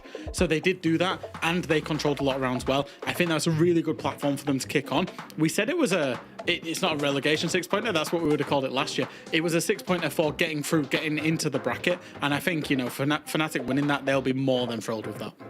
They will be, because their next game is against Shifters, whereas if we look at the side of Heretics, their next game is against G2. They then play Virtus Pro, and then that's them done for the EML Kickoff. So they need to sit out that final game, or that final day rather, and hopefully see nobody overtake them, should they still be around that last position when the final play day comes around. So work to do for Heretics. Going back to the drawing board, there were 2 rough losses in this first week to try and regain that momentum going into the second week. That was our first game for the A group. We're jumping into the B group right now for our second game of the day. After the break, we'll have Geekay and Twisted Minds.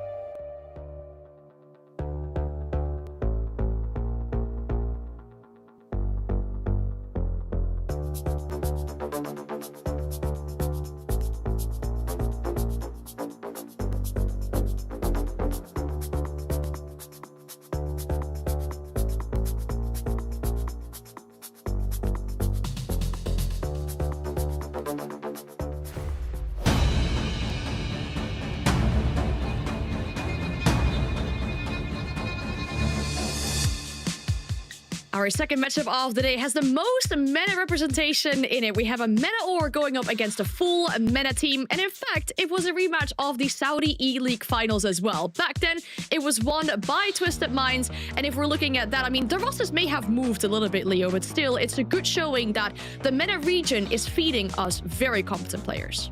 Yeah, because if you look at that BO5 all the way back then, 7 out of the 10 players that were playing that grand final in the Saudi E-League finals, they're actually in tier 1 right now. And, you know, Hungry was playing it, Rexon was playing it, and all 5 players on the side of Twisted Minds were playing it as well. And Rorik as well, who was playing on the side of Geekay back then, is also in the EML thanks to Virtus Pro. So goes to show that the talent in the region is there. Yeah, I think so. I think looking at the GK roster, obviously, it didn't go too well for them yesterday. They had a pretty tricky result. But what I will say is right after the EML playday, they were playing ranked as a 5-tag. They were getting those reps in, playing together, just absolutely destroying everybody they came across. So I think they know that it will be a process. And yes, they do have a unique style, but you would expect it to improve today. I want to talk about that unique style a little bit more, right? Because it seems like it's really high stakes, high reward for this team as well. Leo, we have a clip to display that too. Yeah, it was I think the 3rd round on border. If you just wanted one example as to how they play, look at this Amaru rush all the way in Armory, and then just gonna go and get really aggressive towards Armory here, get the pick. That Sark's going super aggressive, and then the rest of the team plays around it. Deimos, Blitz, that explosive, chaotic playstyle, Jack.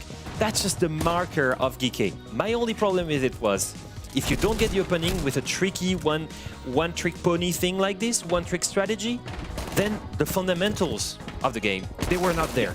As soon as they stopped doing this kind of stuff, or when it stopped working, they had no fallback strategy. The defaults didn't work. And that's the biggest ceiling I see with these guys. Yeah, I think it's all well and good having bespoke strategies that you create and these weird and wonderful, fun, creative stuff, but you need the fundamentals to fall back on when that doesn't work. You know, the fundamentals teach to outthink just to outperform the opposition. I believe given these two teams, we will have an aggressive matchup because, Jack, when we look at the playstyle of Twisted Minds, it's kind of similar what they do.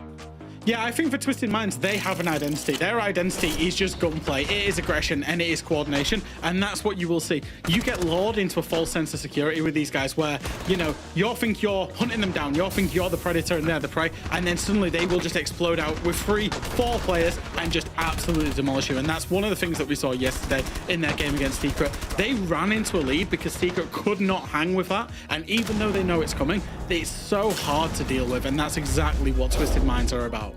That poor alone buckle away at the end, getting thrown in packs and C4s. And that must be how it feels. When I was talking to other pro players when they were screaming Twisted Minds, they always said, oh, they're so annoying to play. They're annoying to play not only because they're individually skilled, but because they aggress collectively. And that's the beauty of that roster. We said chaotic playstyles like the one of Geekay can be annoying. but they're also inconsistent. When that roster of Twisted Minds plays chaotic, they do it together. That's what's making them consistent. And if there are two guys on that roster that make it especially consistent, especially after yesterday, it's Hashom and Trix. If we look at these two players and their performance yesterday, look at those statistics, by the way. The KD is great, the cost as well. They were the ones getting aggressive and trading each other. That's the beauty of a roster that has everything in it, between the coordination and also the skill set to get aggressive.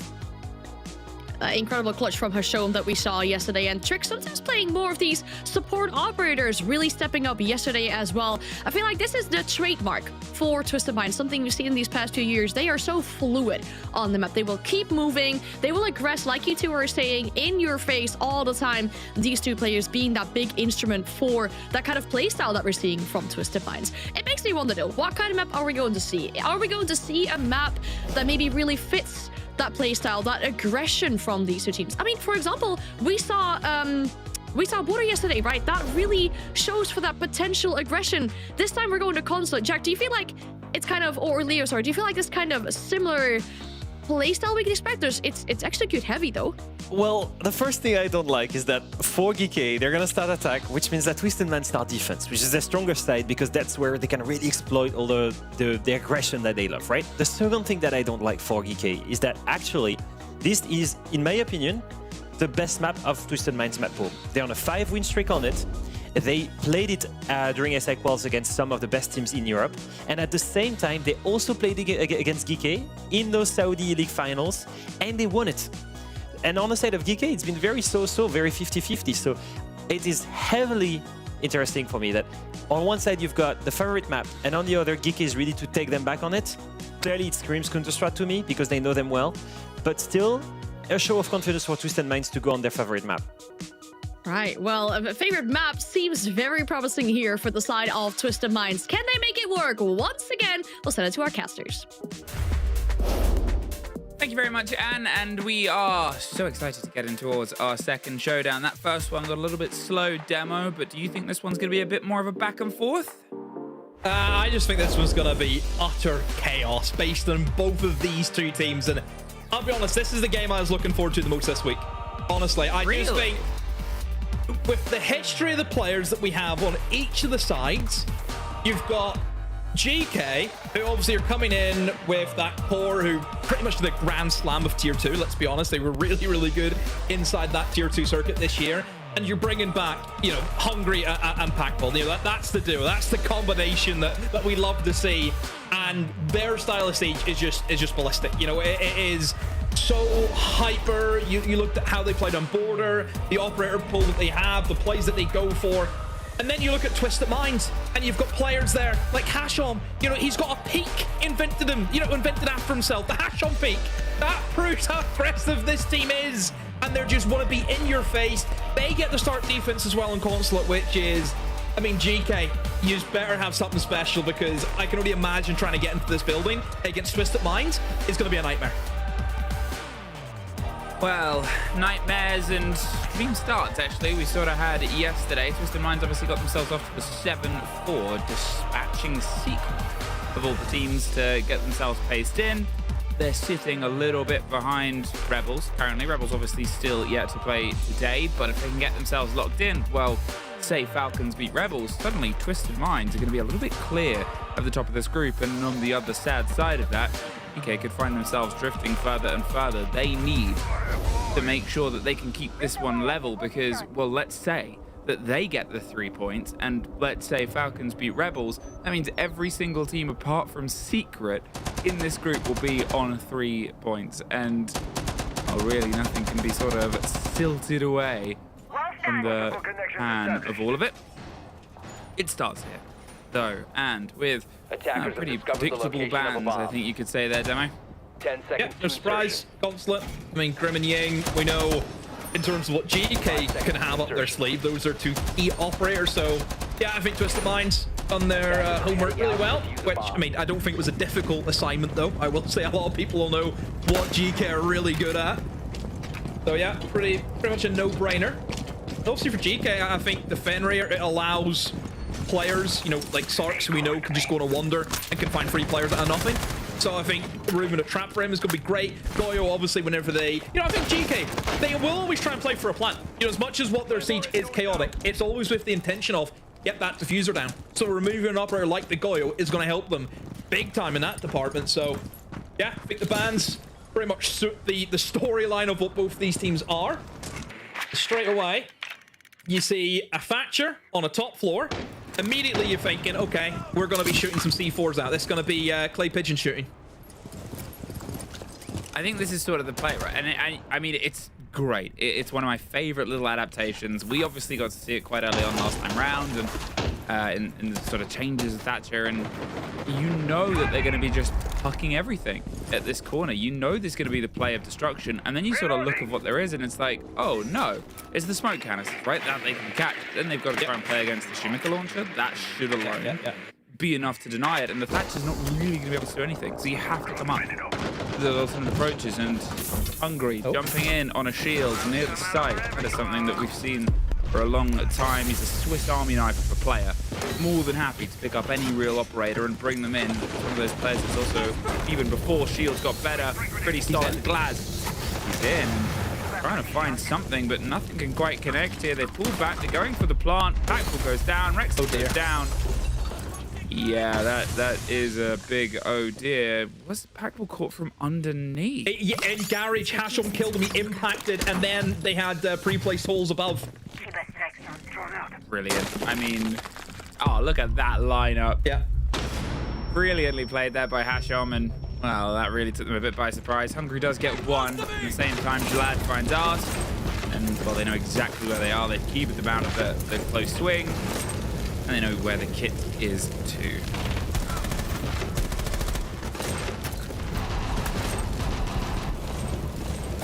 Hang on a minute. All of a sudden, Hungry just find one. I was thinking, well, it's going to take a while for them to flame out. Are you kidding? A 1v1 now. Hasham against Hungry. I mean, this is it. This is cinema. Goes for the recollection of the kit. 20 seconds, though. And, well, here's the bit of the motion. And the Solace will know entirely when he's planting. He's going to go underneath. Pulls off just the last second, but now look how far he's going away. Has an impact. There it is, the second play, the second place. He's waiting, he's holding, he knows he can play against it. Has he waited too long? Yes! A post-plant demo. A post-plant with a Monty. He can't really go that way. The laser grid means that he'll go down pretty quickly instead. Buys himself the safety, buys himself a back line. Hasham, from the brilliance of his first stop, might have missed the moment here. Goes for the long arm. Tucked in round in the corner. Hungry's got to make a move. He gets himself in close and he gets the execute. I said it was over. Demo, I was wrong. He's back. He's back, everyone. Hungry somehow wins it. I don't know how he's been able to win it. Against a Solus on a bomb site which is entirely destructible from below, and he has an impact, but he never went for it. I mean, it's a strange one from Hasham. But even still, I mean, how are they winning it from the 2v4? That's what I want to know. It shouldn't have really come to it's a funny old game, isn't it? This Siege. Funny old game. I guess it's always the element, right? Because we can sort of sit here and you know, we get the vision, and often it'll come with the tagline of, we don't really know what they know. We don't know what they can play at. But you're playing the Solus underneath. Had the read. I think we got it out 3 times to sort of check and recheck. And maybe at some point during the middle of that, there was a miscomm or a missed call or a missed idea of that he'd come off the plant and gone back on the plant and wanted to bait out utility, and that's why he held on. But nerves of steel, 7 seconds, held on for the plant. It was also great from Hungry as well, because he had the immediate knowledge of, oh, he's gone underneath, he's going to try and get this position. Just took off somewhere else, took off to a position where he wasn't going to get caught, and took off to a place where they still had to be a bit of run and a bit of motion. And well,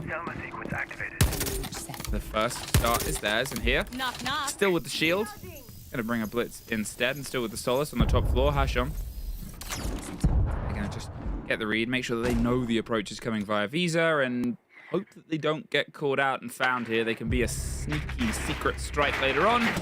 Well, the first is on half of the hard breach. There goes Packball. A good opening pick for Twisted Minds.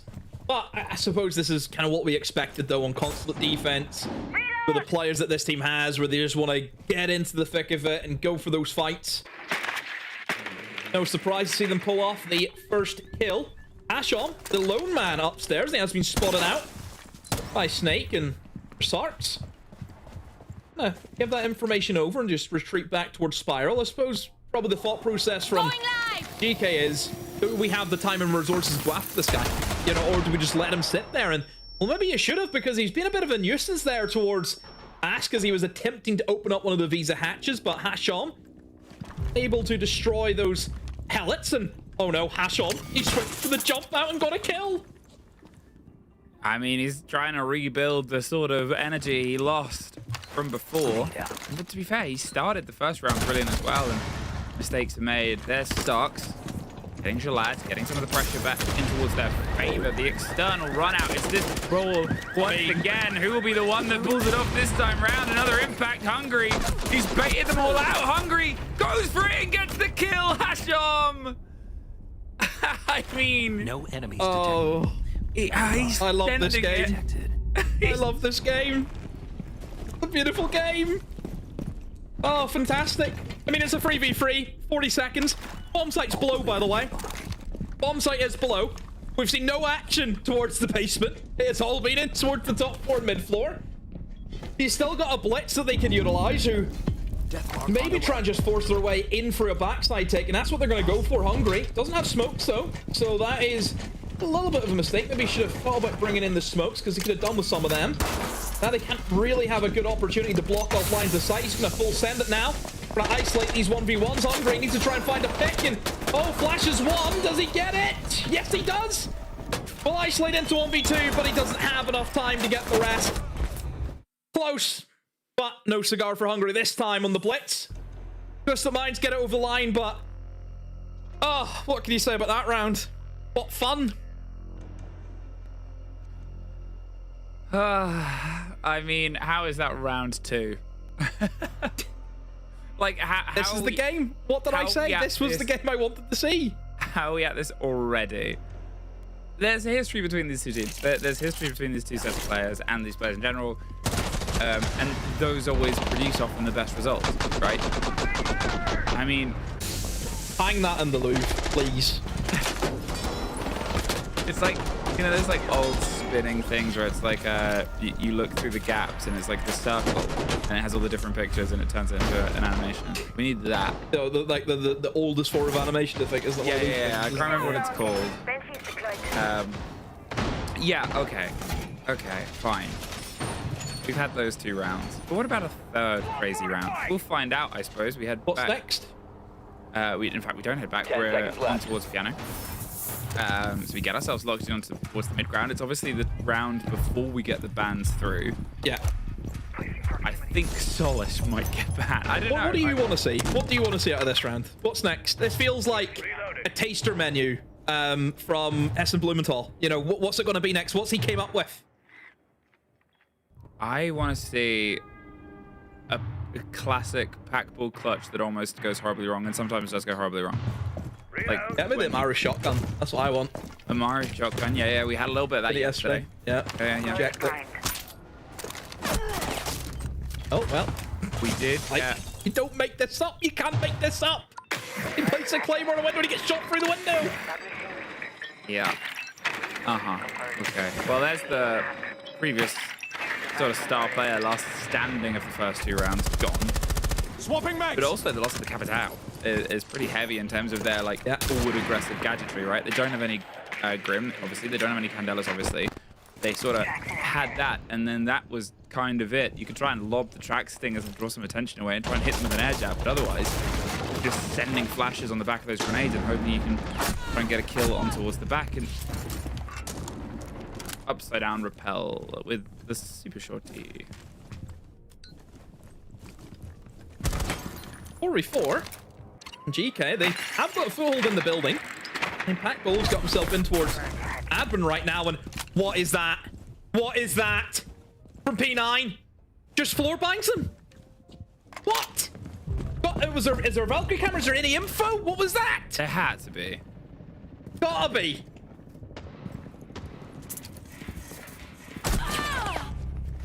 Well, it hasn't quite ended.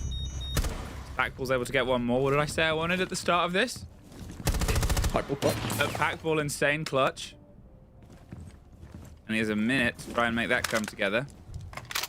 He was an early removal in the first 2 rounds. In fact, he was the first removal in the first 2 rounds. The entry death both times. Now he is all that is left of trying to get themselves the lead back onto this after what was a pretty chaotic start. Caught by the Banshee, hit on the pre-fire and sprays on, but Dover's able to get that drop. No clutch just yet, but as weird as it is to say, probably the sanest end of a round that we've had so far. Fixing his hair. Use the camera. I mean, it's just aggression, isn't it, from Twisted Minds? And I mean, 2 kills coming from just wall bangs and floor bangs. What can you say about that if you're GK? I will make a point though. You look at the ban that GK went for. They went for the Goyo.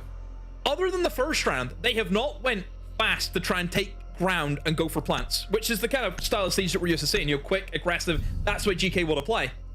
Then they've also banned the Fenrir. That would help them with the backstabs as people are going in for those fast, aggressive, quick plant plays. They're not playing to their bans at the moment, I can see from GK. It almost feels they're trying to go a little bit slow and almost try and say, okay, they're going to be really aggressive. Let's try and sit back and let them peek us, let us swing that. That's not working for them. I would rather just see them headbutt against Twisted Minds and just play their style of siege, because that's what kind of worked for them the first round. Remember, they went for just sneaking a glass in through the front office rappel. They have the Monty pressure in towards yellow. That's the style of play that worked for GK in that first round. So I want to see more than that. 10 seconds You know, Twisted Minds, they're not going to change their playstyle. Like, the operators have been, you know, a little bit of mix with the solos, with the traps, maybe a little bit of denial here and there, but for the most part, it's pretty much the same for Twisted Minds every single time. And again, you look at the ban from GK. What have they also removed?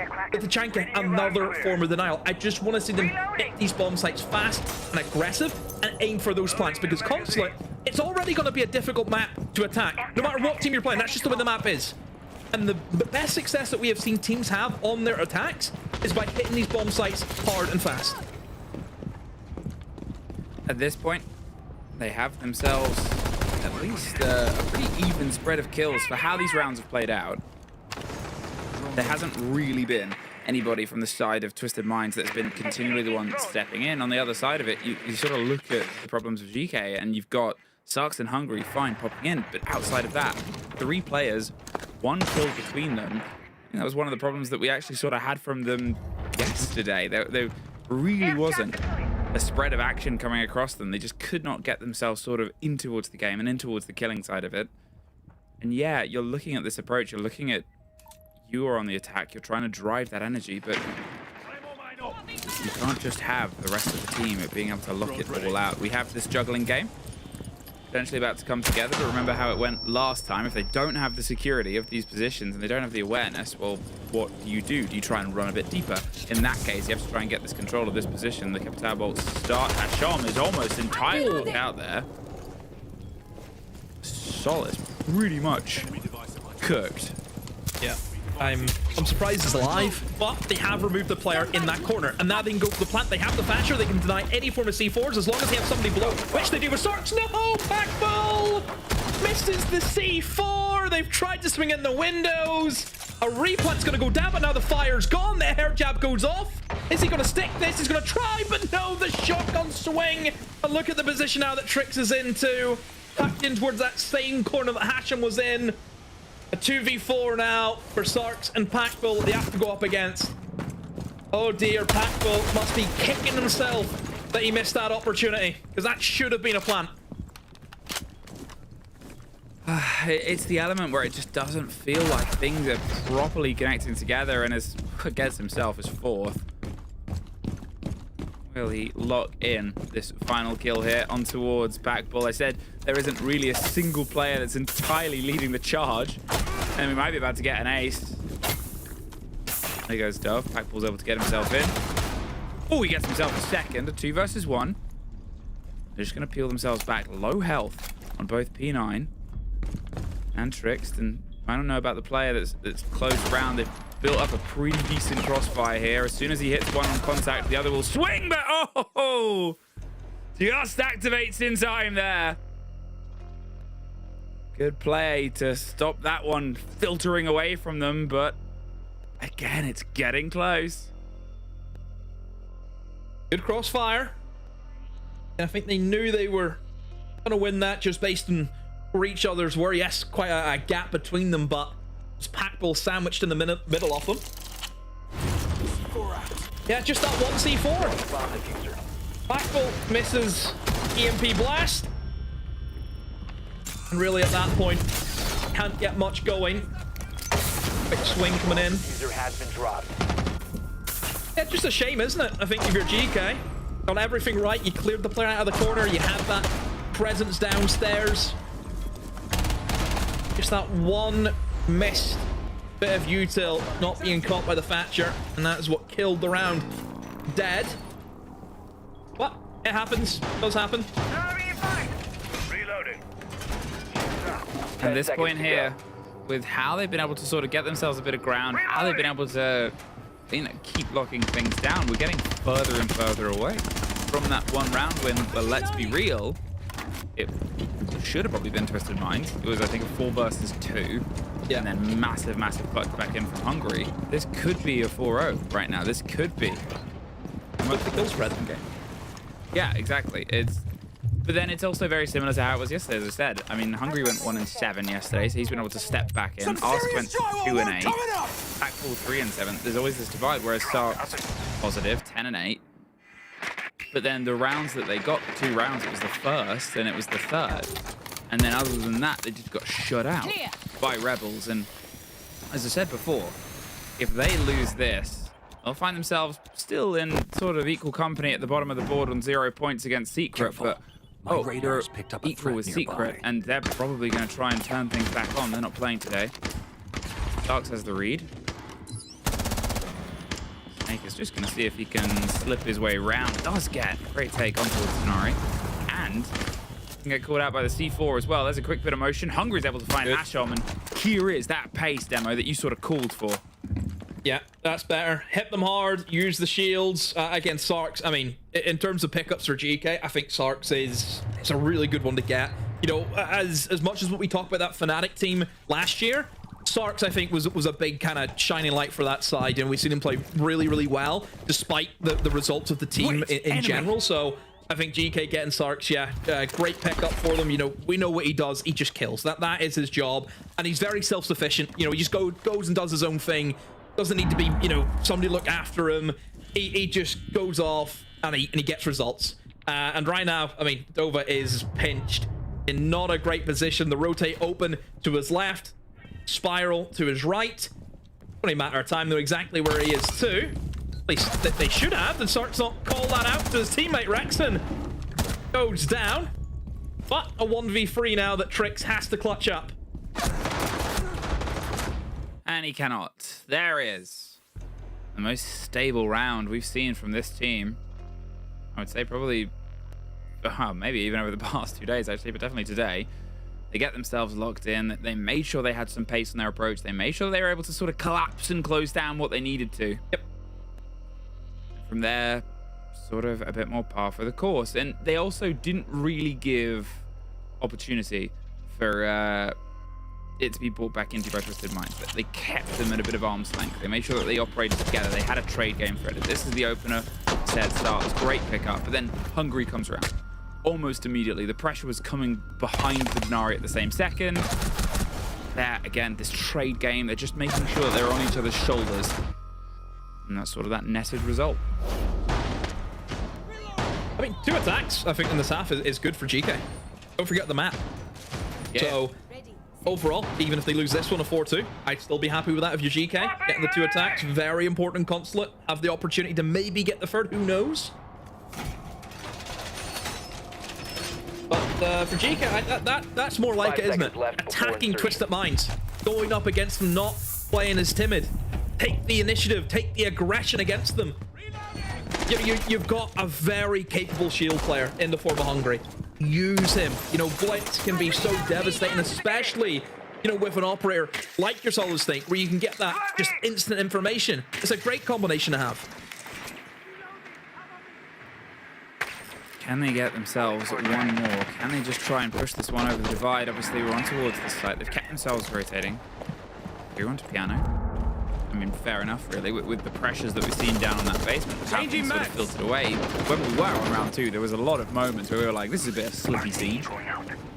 But it ultimately was that sort of back and forth, and they don't want to have that gamble when this site was a pretty solid hold, and it started with a swing out onto a player planting a claymore. It doesn't feel like Twisted Minds are going for that same sort of moment.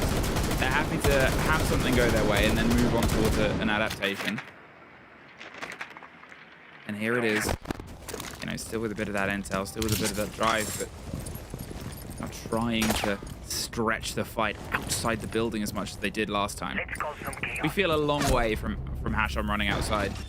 We don't feel a long way from Dover getting a kill like that. This will be fun. Yeah, a little bit more tame, isn't it? I think from Twisted Minds this round. Just looking to play a little bit more passive, and in goes Hungry with that shield. Has he checked his corners? No, he has not. And that's an easy one for Hashom. Goes up the Deagle too. Knows there's going to be one more following up behind. There's actually 2 towards Spiral. One actually, I believe, outside on the scaffolding. 2 towards Yellow now. Rexon. Try and go up against it, but I mean, just look at this from Twisted Minds. I mean, they're covering all the angles. However, Dova's went for a bit of a stroll towards Rexon. Nobody's backed him up, so it will be a missed opportunity for that trade. Hashom will be the lone man to try and hold Rexon. I mean, P9, a little bit of an off-the-piece position. Rexon goes down as well, gets cleaned up. Just almost gets. Oh! Cool. Woo! We went from one almost exciting sort of bang into the next. Now dropped into sight, 40 seconds. And a 4 versus 2 half. Let us obviously sort of look at how that grows in towards it with the comparisons, and in a second we'll be able to pass it over towards our wonderful desk for them to break that one down. But currently, I mean, as you said, 2 attack rounds, pretty decent handle, pretty decent setup, pretty decent lock-in. It just sort of grows in towards the idea of Consulate. It grows in, but we will go in towards our analyst desk. Thank you very much. Well, first half, we have just witnessed here absolutely chaos. I mean, we said that was going to happen during this game. Aggression, chaos, but we're watching a whole gunfight happening outside for multiple seconds. Jack, what is going on? Oh, let's roll the clip. This is the identity of both of these teams. Geekay in a 4 versus 3. They do not need to be doing this, but this is their identity. This is the fiber of their being. They want to have gunfights. They want to get the kills. It obviously didn't go well, but they will stick to it no matter what. When have we ever seen such a gunfight happen? In the end, they end up winning the round, but they take unnecessary risks, and that is what their identity is, Leo. I just felt like every round was just a repeat. Like, the first round is a 5v3, they lose it. The second round is another 5v3. No, it was a 4v2. They win it still, but they went back to a 2v2. Another 4v5 where Hashom is outside and gives back them an advantage. Every single round, they do the hardest part. They get aggressive. They hit nasty shots. Even on last round, by the way, Dove quick picks and just one-step Spabull on that yellow window. Beautiful play, right?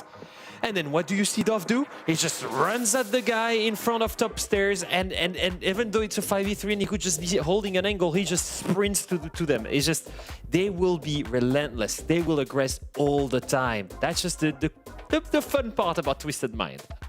I will say, though, for me, Ask really needs to step up. He had a pretty poor game yesterday. He's having a really poor game today as GK get onto their defenses. He was brought in for the experience from the South American League, so he's the one that needs to drag them through this.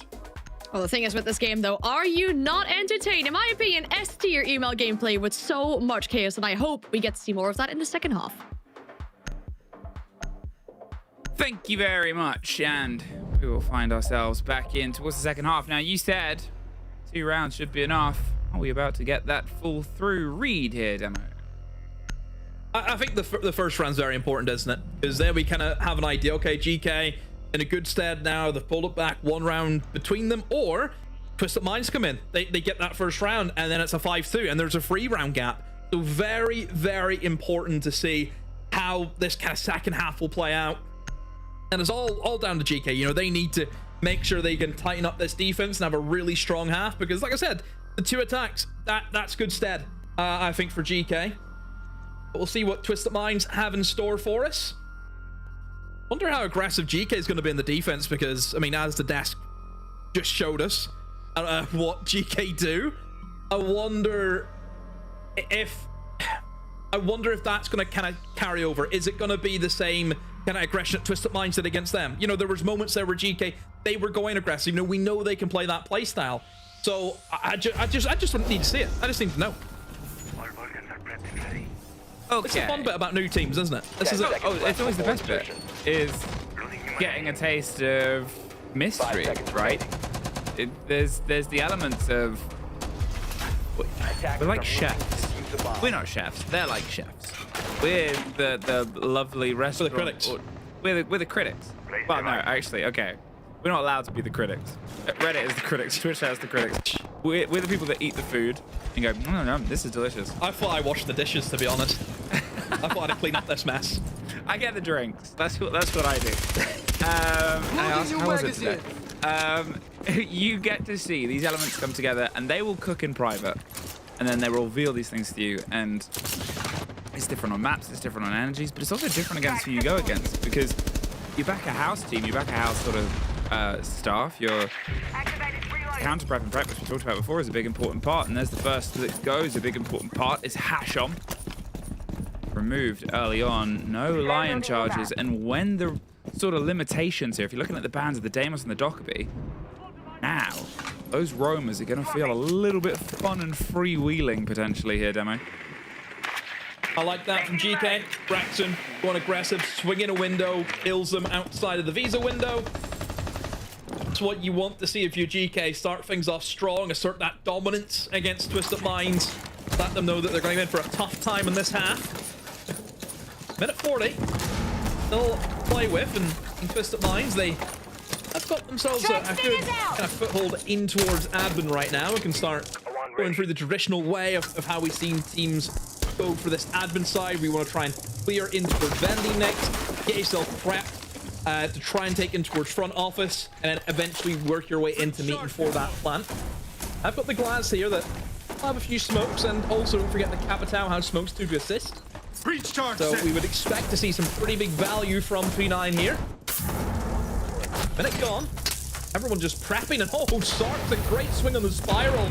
Takes down J-Lad, and really that backside pressure you would like to apply towards Spiral, it's gone now. So for Twisted Minds, they're going to have to try and pull off some miraculous kills, because all 3 of them are just grouped up together right now. They have no pressure coming anywhere else in the map. Well, here's just a swing through against the fire. Tries to find the fight either side of it, but you can see that, well, Rexton's the next to take damage, but otherwise, 30 seconds, you're in, fine. But how do you get this put down to a plant? How do you get the coverage? As you get set on fire and Rexton gets P9, you're probably not going to get anywhere. Safe Sarks for 3 and a flawless. As the opener up there. Strong, strong first defense there, or is it something where we're getting a bit of a tail on the attacks, Demo?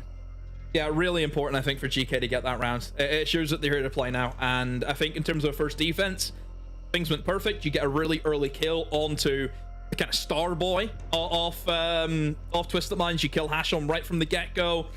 Then you're able to get a kill on the Spiral. You eliminate any of the backside. And then you just play the util. You know, you have that Tachanka. You've got that double man advantage. Really easy for GK just to sit in their hands at that point. So they can assess what's our win con. Oh, we just sit back and let the util do the work, and they did that. So overall from GK, great start. Twisted Minds, that's the top floor lockdown, which I suppose is good news, but you'll have to go back there again, don't forget.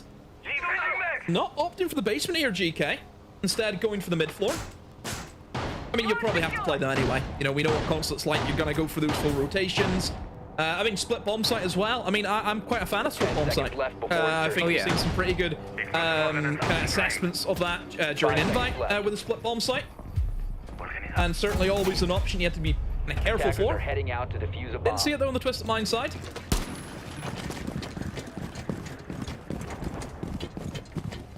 We've got the drive in. We've talked about Monty being the sort of man of exploration. See if they can try and maybe get a bit more control on this round, right? Not get themselves sort of picked apart on the approach piece by piece. Jackson obviously had a really sort of big lead through. He wasn't the loudest over yesterday and even the start of today. Since then, it's been a bit more of a pressure in, a bit more of a return. Here's the quick break. Just ready, get the work done. In case they go for something a bit cheeky, they're always possible, they're always likely. And again, it is that counter strat, it's that counter prep, but still steady approach. Twisted Minds, from all the sort of coordinated quick aggression that they're able to muster yesterday. Here it feels a little bit more subdued, a little bit more mathematical, just to ensure that any of the games that they know each other too well at is going to be locked in. Steady removal of utility, and now steady first steps inside. I think you summed up pretty well. Just nice and slow for Twisted Mind, nice and passive. They don't want to give that first pick away. Whenever you bring the Monty in, automatically you kind of get yourself in the mentality you want to take things slow. You want to use that shield to gain that information, play off the back of it. Stay behind me. Echo will be spotted out, so that should be fed through to J-Lad. He needs to be careful if there are echo cameras darted around the map. Need to take your time with it. You've already seen in the last game what an echo can do to a Monty, and oh dear, Hashom goes down. That's twice in a row now. He's going to be the opening death. A minute 10. Twisted Minds don't have any picks. They are starting to make a headway in towards the bomb site, but the issue is, Jeremy, they have to try and go for the guys above. I mean, they're going to try and go for a plant, but surely this should be held from upstairs. I mean, this is sort of it, right? You've still got all of this pressure. There's the attempt on the plant, and Echo Drone's just going to get its way in and cause some problems. There's the spray round. They get that Echo Drone, but it buys time, it buys pressure. There's the flashes over the top, but at this point, they're still going to go for a second plant. There's the swing round. They're just going to get around the back of the Monty. The Monty's been able to get the kit down, but stuck in a corner and hoping he can get a fight first, they can get themselves this whip. There's one more player that they're going to try and encircle here. Peels back, and oh my gosh, with the Monty as well, and the smoke. What else are they going to throw at him? More bullets as the handful goes either side. Fine, they got the plant, but we might be eyeing down the second flawless in a row. Oh, Demo, we are, and here we get ourselves tied right back up. Yeah, a flawless retake as well. They'll have to say it how it is. It's a fantastic 2 rounds for Geekay. You look at that round. Obviously, the passive, the slow approach was what Twisted Minds wanted to go for. They wanted to use the Monty. They almost just wanted to go directly into the bomb site. Just ignore the players upstairs. Now, I think that's fine if you have players who can pester the top floor. You can, again, try and go for the retake upstairs if you are successful with that plan. But you lose Hashon right from the get-go, someone who would have been great at that job. Obviously, the Echo was a big hindrance to J-Lad. As we know, it's always going to be if you're an Echo, the shields, you're gonna chew them up and spit them out. And you could see that there was never a moment where GK panicked. You know, they knew they had the information. They still got smokes there for denial. If he wants to jump on a plant, fine. We have the man advantage. We can play the retake because Hasham gave us that man advantage. We can play that retake. We've got that active information. We can use the Echo cameras. Very impressive stuff from GK. I mean, those 2 defensive rounds, that's exactly what you're after. Just to get your way kind of on that road, just try and sweep this half, which at the moment, it could be doable. I mean, we've seen 2 flawless rounds. What about a third? I think it's very different to the pace that we had at the start of this game. When it was the other way around, there was multiple showdowns and multiple brawls. Here, I guess there's almost this element on the other side of it where, you know, maybe there's some elements towards this map. Maybe it's going to play a bit more traditional, but here we saw exactly the same play there on towards the top of the hatch. Just get rid of that utility. Play with the Solace in a similar manner, but forces the clear Hashom in on the top, and again, the line is all that they really have to try and control these looser players, right? And it seems like that is a bit of a mystery for them. That is slowing them down. That is giving them food for thought. Alongside what is the mute jammers, alongside the limitation of their sort of heavy drone info, they're trying to move a bit blind at points. And talking of blind, does he know about the second player on Coffin? Oh, it doesn't matter, Demo! Double down for Dove. What a way to sort of rinse the top of this floor. Did you see the finger stim as well amidst that? That would have helped out quite a bit for the Blitz. And surely that's got to be round done. I mean, you lose 2 roamers right from the rip so early on. The Blitz is still alive, still trying to push through. He's going to be frozen out. Oh! Shoots out the C4 as well. Back goal. A dog to run away with a tail between his legs. And hang on a minute, Aska's somehow appeared upstairs now as well. What is going on? He misses opportunity. GK know there's another player upstairs that they can try and hunt. Hungry, look where he is. He's towards main door. Is anyone in the bomb site? I mean, if they can find results, then they might need to be, but there's a time to drop down, gets the drop on towards the Blitz, but bit of an awkward position here. As the pressure starts to circle around onto the site, they've got themselves above. There's one on the door itself. He's hoping he can get one more lucky, but as more and more avenues open up, just caught, ready, and executed. So hungry. It's all about hungry, isn't it? He has to make the play. At this point, 30 seconds, a 4 versus 2. Do they know that Hungary's tucked all the way around? Oh, they seem pretty aware. And they get that one locked in now. Surely should be the end. There's 20 seconds and it just takes one moment, but didn't expect the double drop. Send enough bodies at the problem, you can solve it, and they've solved this sort of setup. Got themselves at least one of the 3. Both teams having great success with an early Blitz going for the roamers. And I mean, moments like that, your Blitz picks up 2 opening kills within a minute. It's pretty easy just to play the man advantage at that stage. And yeah, I think Twisted Minds did that really well. And you can see GK, because they knew that they kind of made that blunder upstairs. Yes, you had roamers. If they die, sure, but they need to be getting kills. They need to be trading kills back to at least give the players in sight a bit of an advantage. But if you don't get them, you could see that GK were really desperate to try and get those kills back. That's why Ask, you know, kind of went for that retake. That's why he went upstairs, was to try and catch them by surprise.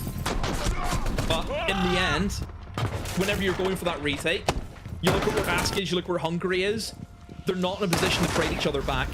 I am shocked that they knew Hungary was there.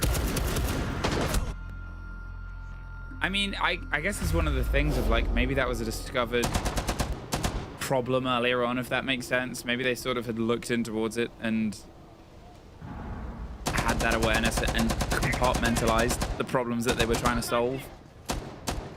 It was a full risk and hope for reward though strategy, right? If you lose 2 roamers that early, what do you do at that point? You either go down and turtle, and then that gives a team... And yeah, exactly, right. And especially against the team that you're up against, because you know Twisted Minds, they're being very thorough right now. That's not their weakness. And you'll just give them that advantage. So, double up, see if you can try and get lucky. They almost did. But again, that thoroughness came back to haunt them. 5 versus 4. And now, with the Blitz gone, is the follow through alongside the Warden. A little bit more of a change of pace. They can try and bring the Ying, double down with the Snake and the Grim and the Lion demo. This is a very aggressive front foot forward and hope we can find them line up. Okay. I don't know. What, yeah, like, we got that, J-Lad. We did get that. Don't worry. We caught that on camera. Yeah. Wow. I mean, if I do that, I die. Like, what? Like, give me a break. Oh, dear. I think, yeah, listen. Sometimes you just gotta let them. It was surprised by the audacity, you know? It's like, he wouldn't go for this, would he? Oh, he can. Certainly, whenever you look at this from Twisted Minds, it just seems to be a little bit more, okay, where's the gap? Or where can we kind of explode with this util that we have? You've got that Ying, you've got that Grim, you've got those traditional operators that we're used to seeing have great success rate in towards this top floor. Swapping mags. At the moment for Twisted Minds, a little bit of a shotgun shell scattered around the map. Just everyone kind of everywhere, pressuring all entrances in towards this top floor.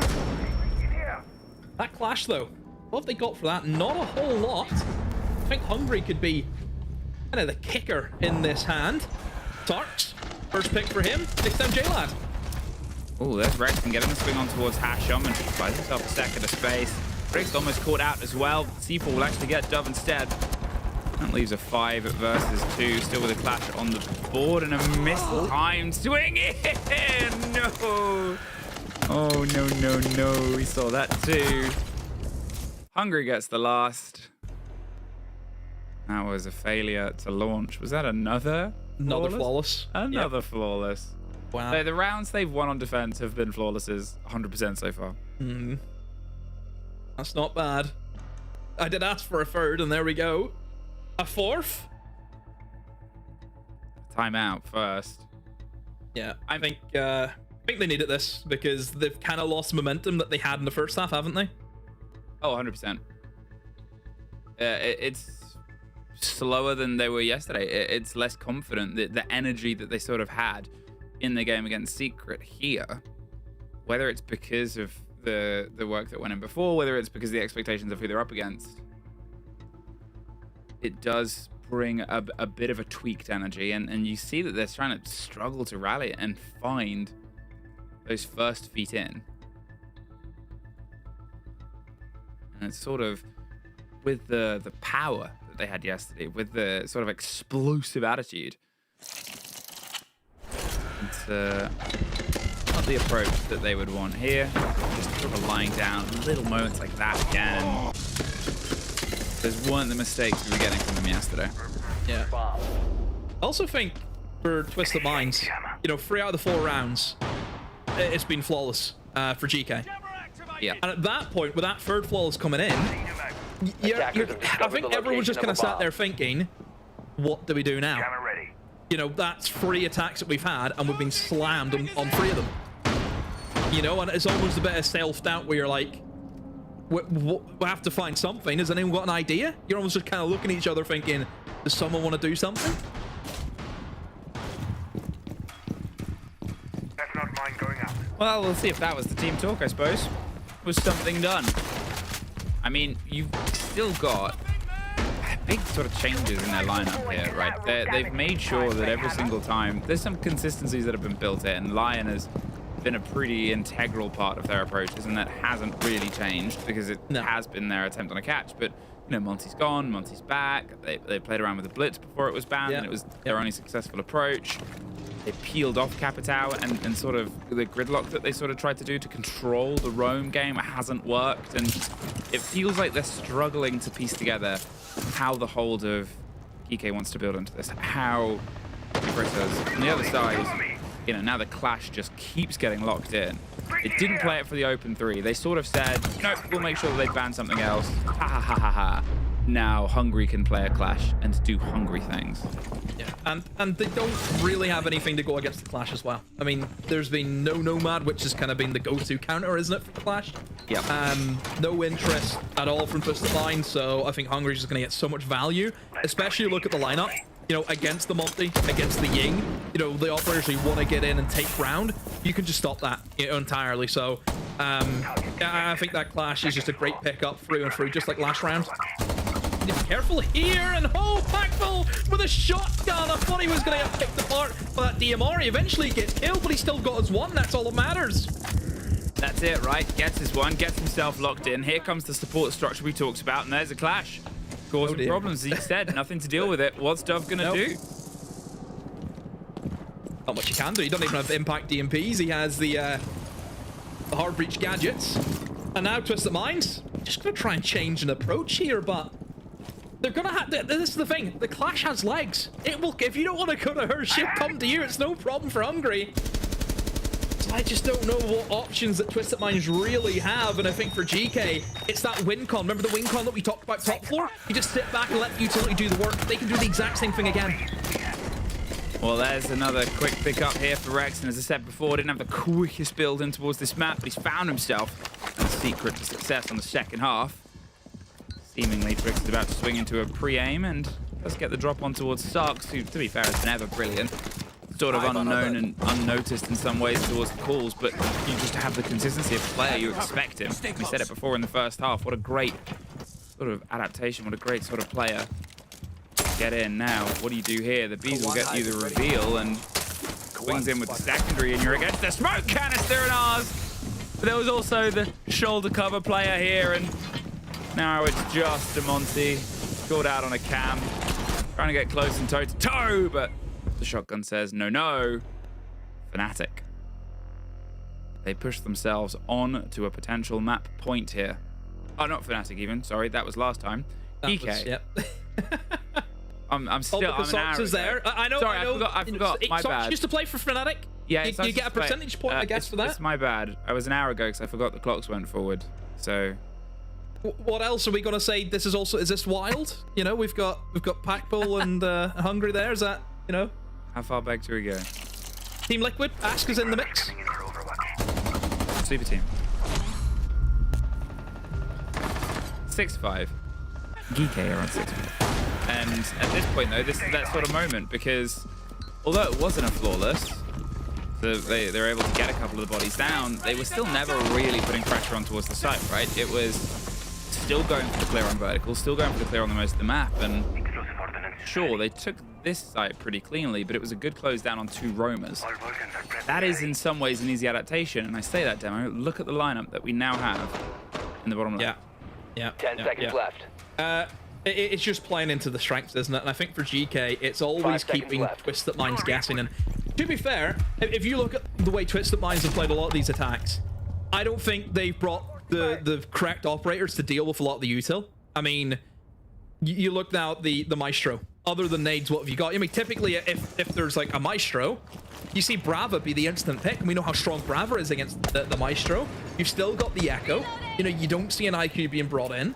And in terms of nades as well, it's not like they have like a metric load just sat there. They only have 3 nades, and there's still Goyos that they have to get rid of.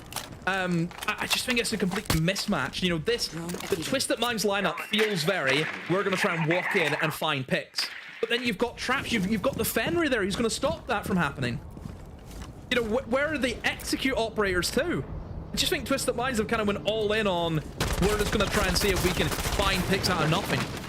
But with the way that GK have been playing, I don't think they're going to allow that. Quick tracks here from the top, go for this clear, and there's nobody to find, but they're making sure that they keep themselves pacey. They've already got a lot of pressure here on towards the top 2 floors. They know that there was probably going to be this approach. They know that there's probably going to not be those 2 roamers. We're not going to get that same gift, so we have to make sure that we play into that game with the expectation of, well, let's get the clear. And here is very quick. Grenade and root utility on the bottom of the yellow door, but it's actually popped. We're on the other side. Steady work, steady route, and it's almost going to feel like a bit of a placement bank in a second where all of the fighting is going to explode on towards the plant pot itself. Get themselves the route on surface. Get themselves every possible option. Nothing to really deny the plant outside on the wall itself, so you assume Garage Wall has also been got, but they're playing from a bit of range, right? They've got the Echo, they've got the Maestro, and now they've got P9.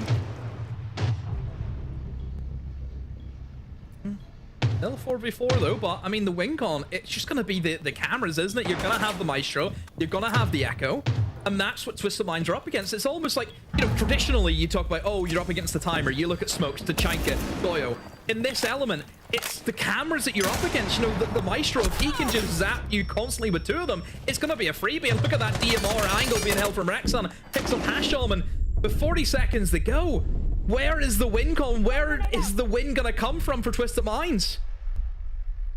At this point, the 4 versus 3. Trix takes the next little sliver of damage. They're trying to push their way over the top, but Rexon pushes right back. What a drive! And what a dive either side, but it's not enough. This time, this one, Geekay's way, and what a return to form after what happened yesterday. After what fell apart for them, Demo. Today is their chance to regain some favor and pulled themselves level with Twisted Minds points-wise. Yeah, great game from GK. The idea of coming in, playing that passive playstyle, let Twisted Minds just keep on headbutting a brick wall. We'll win off our utility, and that's what they did. The util game was so strong for GK today. Well, what's strong is also our wonderful desk team. Back after this break.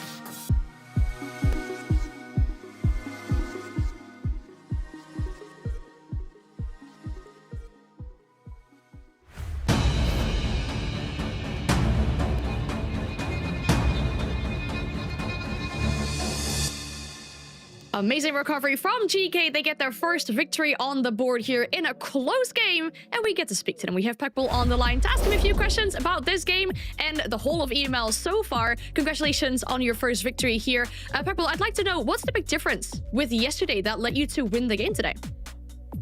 To be honest, I think yesterday we just didn't play like ourselves. You know, it was our first game like as a whole team together, first official, and I think nerves got us a little bit. We didn't, you know, play the way we wanted to, basically. So today we more, you know, had a solid plan of what we wanted to do. We stuck to it, and it seemed to work. Welcome back, Pac, first and foremost. And then I just thought I'd ask you about Twisted Minds playing against them. Obviously, it's an opponent that you've played against before, but they've got a super unique and aggressive playstyle. So how did you actually prepare against playing against them?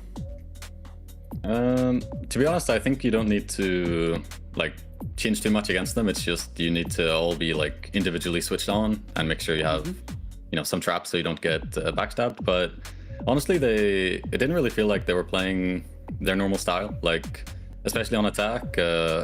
Every round on CEO, for example, I was like proning top yellow, waiting for the flank, and like no flank ever came. Like they were basically doing like pretty default attacks, which is kind of surprising, you know, because you're expecting them to always be lurking and backstabbing. So a little bit of a surprise. What were the comms like from Hungary when he was outside as Blitz, and there was a solace in his face outside on the Vita side?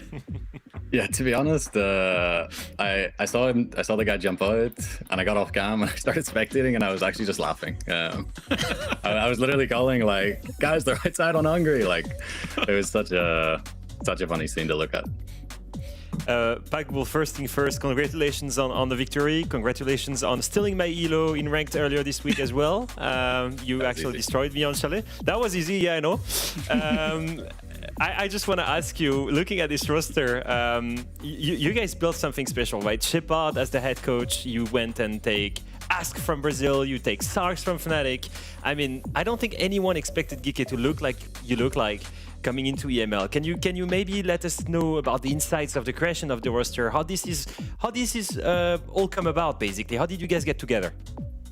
Well, so we were forced to make some changes because Rorik got the VP offer, and you know, we didn't want to hold him in contract deal. You know, it was his dream to play in VP, so he went to VP. Skipper we lost a few months before, and Krex didn't work out with him, so we were kind of forced into making 2 changes in the team.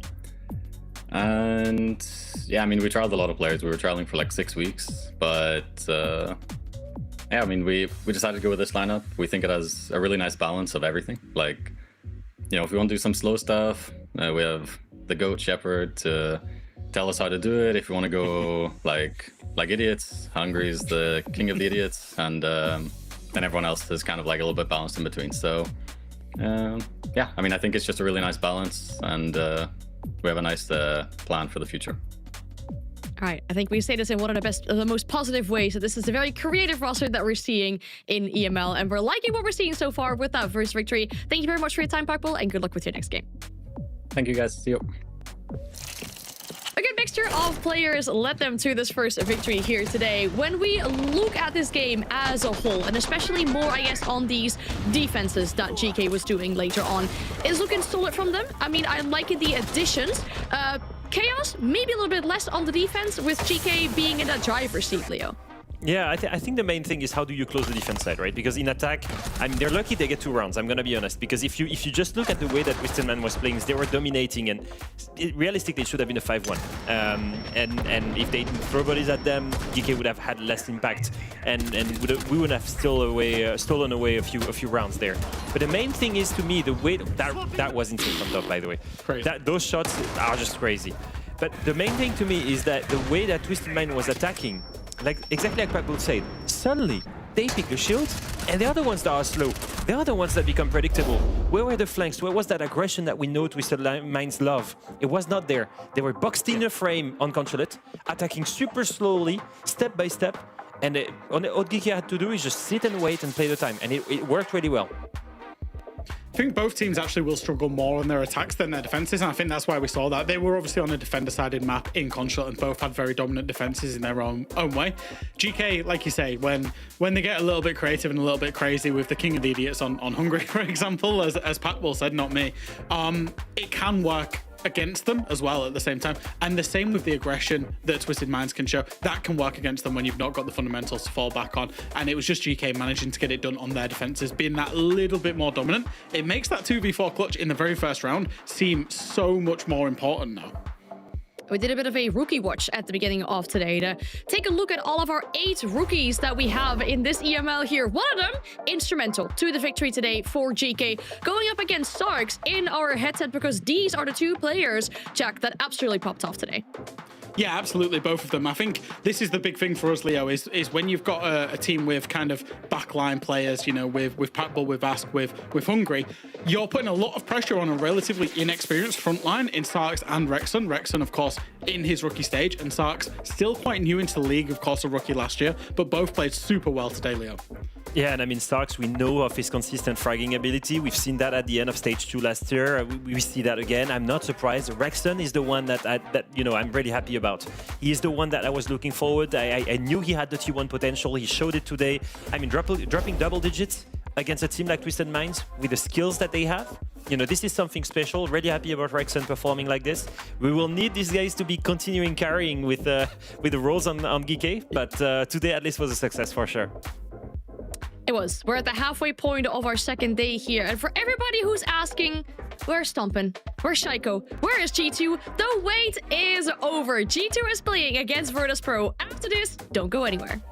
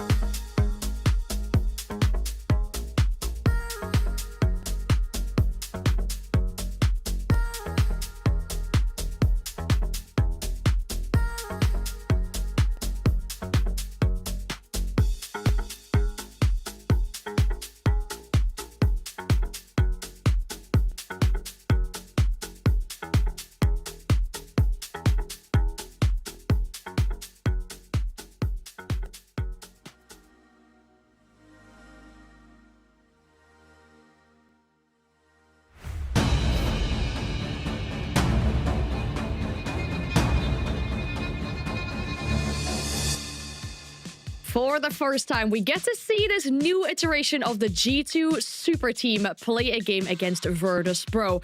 G2, a lot of talks about this team, about that roster, because in the roster transfer window, they absolutely cooked. Maybe the best roster change we've seen this season, maybe the best one we've seen in a very long time. It is safe to say, Leo, this might be some of the best talent we ever see together in one roster. I mean, they wanted a super team. They got a super team. What do we do? What do we do when we lose? We bring in the big guns, and that's been the strategy of G2 forever. You bring in the big guns, and you bring Benja, Stompen, Shaiko, all three together. On the back, you have Doki, you have Alemao. I mean, now you look at this lineup, and everybody is like, what is going on here? It is an absolute super team. Will it work in terms of chemistry? Will it work in terms of synergy? This is something, I guess, that we'll have to wait and see today. The first time we see all these guys together. Jack, I'm so hyped because it's such a big name. Shaiko representing another roster. That feels special to me. Let's just take you back about 6 years ago. Would you have ever dreamed in 2019, 2020 that Shaiko would have ended up on G2? No, not a cat in hell's chance. But here he is, obviously departing Falcons. He's joined G2. And I think this roster on paper has so much unbelievably raw talent that it is almost too big to fail in terms of the amount of talent on this roster. Of course, the core on the left-hand side of your screen, we know, we've seen them. Stompen's, really good on the breach, really good on the backline. They've got Doki. They've now got Shaiko. Like, there's so much firepower. And the last time Benja was on this roster, they won a 6 Invitational as well. Like, I would anticipate with the amount of raw talent they've got, they will absolutely fly through the European League. I think the test really will come when we get to Salt Lake, when we get to the international. Can they go deep? Can they go far for G2? Yeah, that's fair to say. Very exciting stuff for this roster, though. Finally getting to see them in action. They're not the only roster who really changed a lot during that off period, because Virtus.pro, they have a completely new look as well. In fact, they have a new language, right? Speaking a new language with that team, with that roster, and it allows for one player in particular, Jack, to really shine, the rookie they picked up, Rorik. Absolutely, yeah, Rorik. Packbull in that last interview just said that his dream was to play for Virtus.pro, and I think it's been a long time coming. I think a lot of people have been asking why hasn't it happened earlier with this roster, in all honesty, because he's been doing so well inside of tier 2, tier 3 siege for a long time. Anybody who's watched any of the national competitions knows this guy. So he was waiting for his debut, he was waiting for his chance for this team, and yesterday he absolutely shined. He looked so comfortable inside this new Virtus.pro roster, and he was having a lot of fun, playing a lot of difficult roles, playing around the team. You said earlier, Leo, that he reminded you of kind of Adrian-esque style of play, and I think he looks so comfortable in it. Yeah, absolutely. Playing this anchor role, playing the Fex role, you're seeing here on Capitao, you're seeing him on the hard bridge with the Maverick. You also saw him playing the SMG11 on the mute. He plays all of the difficult positions in a passive way and still gets away with it. Double digits, slowly, stealthily, deadly player, and already in his first pro debut. I love it. I want to see him now perform against a full super team like G2. This is, for him, a huge test. But if we zoom out and we look at the roster itself, yesterday was a big reveal. Because yesterday they played Fortress, a new map in a map pool. Yes, because Virtus.pro has changed completely the way they play, because Neiko is SGLing now. And this is the biggest thing for me, is you're maximizing the firepower, I guess, on the side of Pasha, Rorik, and Dan, and then you've got Neiko, able to play the shields, able to make a bigger map pool, able to play a modern way of playing Siege. And so that's something that I want to see tested against the big guns, and today that happens again. It's always the maps that is a conversation point when we talk about Virtus.pro. So I'm really curious to see where this series will be taking us to. Will we get to see yet another new-ish map? No, we're going back to Consulate. And just again, Leo, it seems like we'll be heading back to this map. Yeah, honestly, I'm not surprised. I mean, Jack, we've seen G2 absolutely love that map for ages. And for the side of VP, it used to be a favorite. In fact, no one wanted to take them there. But that was with the old roster, when they were playing slow and methodical. And now, with Neiko, we don't know what they're going to look like. Their entire map pool has been changed. The strategies have been changed as well. A new coach leading the vision in dark. I don't know what to expect from this roster on that map. But for G2, Jack, I think that's still good news. Yeah, I think so. I think Consulate's a map that G2, when it first came back into the map pool, G2 really tried to pride themselves on being the best team in the world at Consulate. They learned it, they theory crafted it very, very hard at that point, and they've been solid on it since. I think they've played it only 7 times across the last year in terms of this core, in terms of LMR IGLing, but they won it 5 times out of the 7, you know? They went on quite a long win streak. Only actually lost it recently was to Team Secret at the 6th Invitational. So realistically, it is absolutely one of their favorite maps, and they'll go on it against anyone. Like you say, when you're up against a team like Virtus Pro, where you might have scrimmed them, and G2 and VP probably have scrimmed each other at some point with all the Rostermania and the changes going on, if you've practiced against them, you might know that they play it, but you won't know exactly what's coming. So I think for G2, it's about focusing on internally what's the best map possible we can get on, and that's exactly what they've done. They've got themselves back to Consulate. Now, there's a lot of changes to both these rosters, right? Chemistry will be a big question mark for both these. We already saw that from Virtus Pro, working out well for them. But Leo, for the likes of G2 as well, I mean, the fans have already been enjoying a little bit of their gameplay. They've been playing so much ranked together. Yeah, and I've been streaming consistently outside of practice times, after streams, at night. You see Shaiko streams with Alemao and Benja in ranked, Stompen joining it as well, Doki joining it as well. I like what I see because I feel like I see old enemies, old rivals joining back again and basically becoming brothers in arms. I like the atmosphere on this roster. I want it to work. It's just the question, is it going to work? That's the big question for me. And I like it as well, Leo, because I think it's a very, very deliberate effort and an appreciation from G2 that they know that they've just signed the top talent without necessarily knowing how they will band together in terms of chemistry, in terms of that brotherhood. I think it was Doki who said, actually, he put out a bit of a bait tweet right before they started back for practice saying that there was new changes.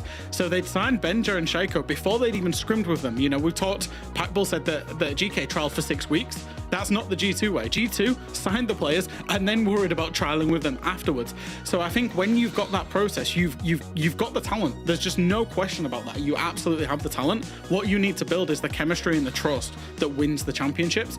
And I think that's why it's important that these players and the coaching staff and the G2 roster realize that they have to put in extra outside of practice, including, you know, like you say, playing ranked. And I think that's really good from them. Practice is just a lead up to this game. It's about to go down. G2 and Virtus Pro. Fluke and Demo, take it away. Well, no more waiting, Demo. We get into the third game that probably a lot of people all over the world of Siege are excited to see, and that very much includes me. How will this team hit heads with others? We're about to find out. Well, I mean, first of all, I want to say, from a G2 perspective, with the changes that have happened this stage, I think it can be considered a bit of a bittersweet, because you have to remember the 2 players that have went through the exit door. You know, I think Blaz and Loira on great service at the club. I mean, Loira was, you know, one of my favorites. I think that's pretty apparent. And you think, okay, that's happened. Who are they going to get?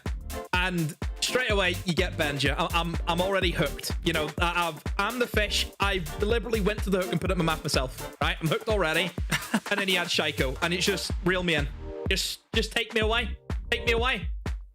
You're cool. On paper, I mean, yes, incredible players, but we need to see that translate into the game. And that is always going to be the big worry. How are they going to mesh? That's what it comes down to. We have a little bit of a pause, if you haven't told. We get a little bit more of a breath and a moment, but it's also in the other element, you know, with the conversations of mesh, with the conversations of caliber, with the conversations of the fact that the Skies' camera gives us 1 pixel every now and again. You're looking at Virtus Pro having to step up in the response. You're looking at what we know to be huge players finding a mesh, finding an angle, but there's always a honeymoon period with a lot of these teams, especially a team with a lot of excitement. When they hit the server with excitement, suddenly things connect in an even more powerful way. And that's something that they have to go against. But what we have to go against is no more waiting. We are back in Consulate like we've never left. Demo, will it start as explosively as it did before? Well, I mean, this is like very high preference for both teams. I mean, this is a map that G2 love going to. It's always one of their high preferences. And VP, again, it's the same. I mean, I think in terms of VP, the high preference comes from, we know that VP kind of last year already had limited map pull. You know, I think that was apparent. Whereas, obviously, with VP making You know, also a huge change, as much as we're going to talk about G2, even VP moving away from a Russian-speaking side is already massive. You know, you think about that team since the Team Empire days. They've always had that core. They've always spoke that one language. And to see them open up and actually go English-speaking was already a massive shot, because you thought, well, they'll never do it. But I also think there's an element where, in terms of the Russian pool of players that you could get, it is very limited. And certainly Rorik was going to be the obvious choice, you know, a player who's been around the scene for quite a while inside of Tier 2 and Tier 3. But then you also bring in, you know, the new players. You bring in Skies, you bring in Napo, and look, they're going to bring their own element to it. You know, obviously in different teams compared to VP. We've seen them, of course, with Ents and then on to Gen G. It should be this new team with a lot of new ideas, bouncing off each other, and we just have to see what works for them. At this point, it's still kind of taking a second to sink in of seeing Shaiko in a G2 jersey, right? You're still there's this element of like, this isn't real. Pengu's punching the air. Somewhere he sat on a chair like stroking a cat. Like, how has this happened? All part of the plan. Maybe. Who knows? Maybe this is a setup to get him on 5 years down the road. This is all Vin. It's so many payoffs. And I hope what we get is the payoff on the lead in here too. But it starts as it often does on this map, on the top floor. Hold. Now the limitation to the clash and keep a thrower gone. You won't get those extensions, as we talked about multiple times throughout the day, both when both those operators are on board and when they're not. And then on the split, no bees, no blitz, limiting the pace that can be applied here from the side of G2. In terms of the lineup for VP, it's going to be pretty fast in the youthful dump. We've got the Ying and the Glaz. Of course, that shield. In terms of G2, still got the Denial, smoking the Chanka. So in terms of that kind of quick window push that we're used to seeing, should have that covered. Certainly for VP, it's just doing the drone work and seeing where the weaknesses are going to be. I mean, they're still going down like the traditional way of clearing away util, opening up an exterior reinforced wall, for example. So certainly not like the fastest of rushes that we're maybe used to seeing. Still a little bit more of an added element to it. And open up that wall, it'll just kind of create that divide, won't it, between the two bomb sites. I still think that the kind of yellow side is going to be the end goal here from VP, just based on where they're setting things up. You have the gridlock for the flank protection too. So Banja may have a tough time attempting a flank. Still could maybe go below and use that C4. Don't forget how destructible this bomb site is from below.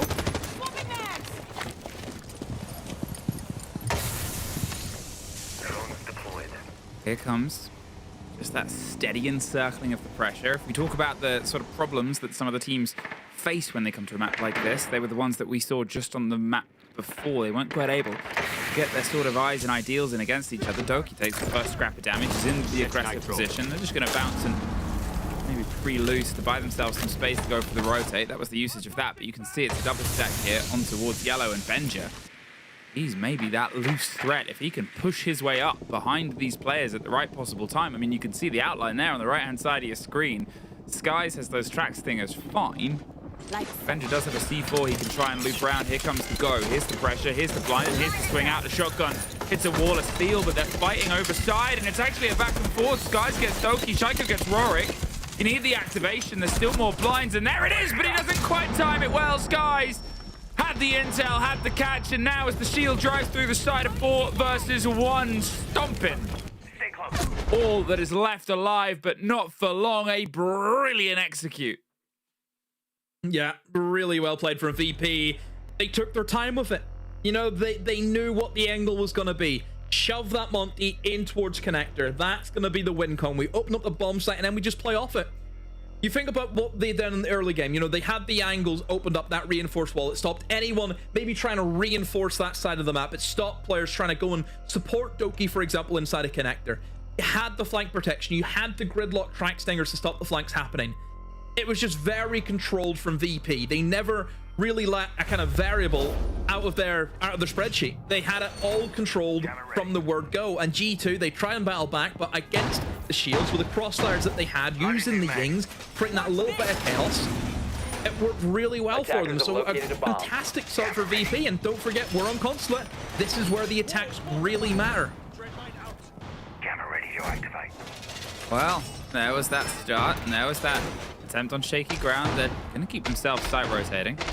Drop down and towards the mid-floor and see where they can sort of go from here on the pressure. The extension above, get that full lockdown. They know what they're trying to do, and it's a big vertical game with the mirror windows, with that stretch, with that pressure that can apply elsewhere. Virtus Pro were given time to cook in the previous round, I think it's fair to say. We had a lot of G2 players ready to operate and ready to activate, but seemingly not quite able to do it just at the right time. Led by Skies, obviously getting the triple kill on towards that top of yellow stairs position, and wondering if G2 might see if they can try and lean out a little bit. There's so many things that we can say about the brilliance of the gun skill on this team, but it sometimes takes time to work together. Sometimes it takes time to build the car that can sort of take you over the finish line with the pace of the gun skill that you know can be delivered here. Still just do the busy work. Virtus Pro are always Virtus Pro in the many forms that they have taken. And that will start with thorough busy work.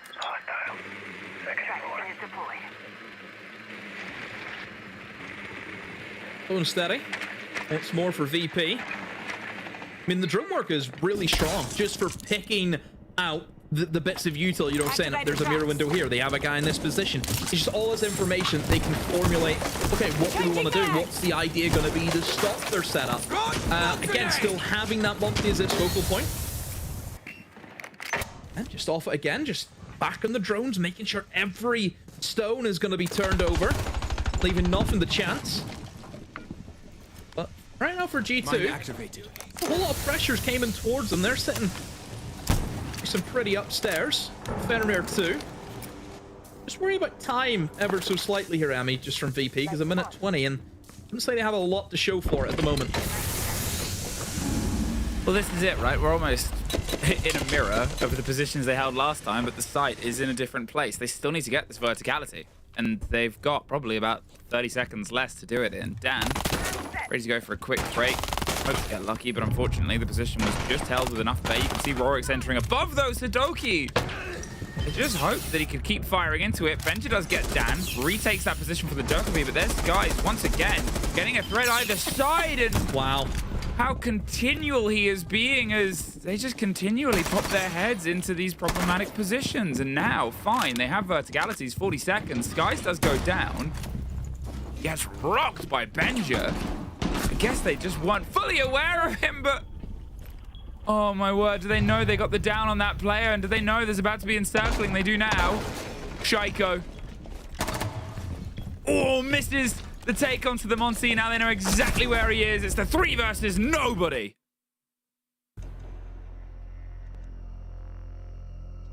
Powerful stuff right from the get-go for VP.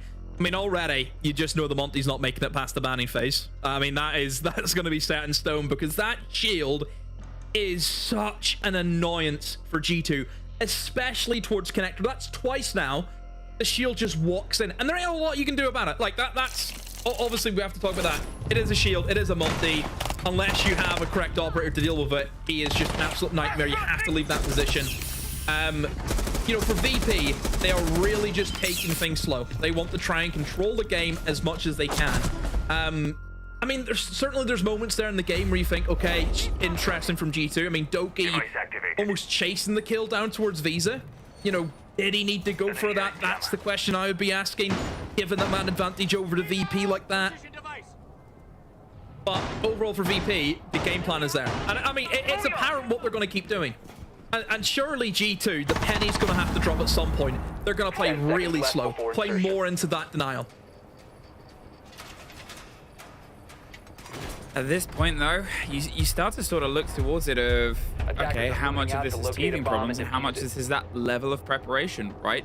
There's an element that comes from formula. There's an element of scientific theory of when you have all these explosive elements together, you can't quite know as well as you do if you have something a little bit more balanced. The changes to G2, I think it's pretty comfortable to argue, are some of the biggest of any roster anywhere else. You have some of the most storied players, you have returning players, fine, but then you also have Shaiko joining this roster.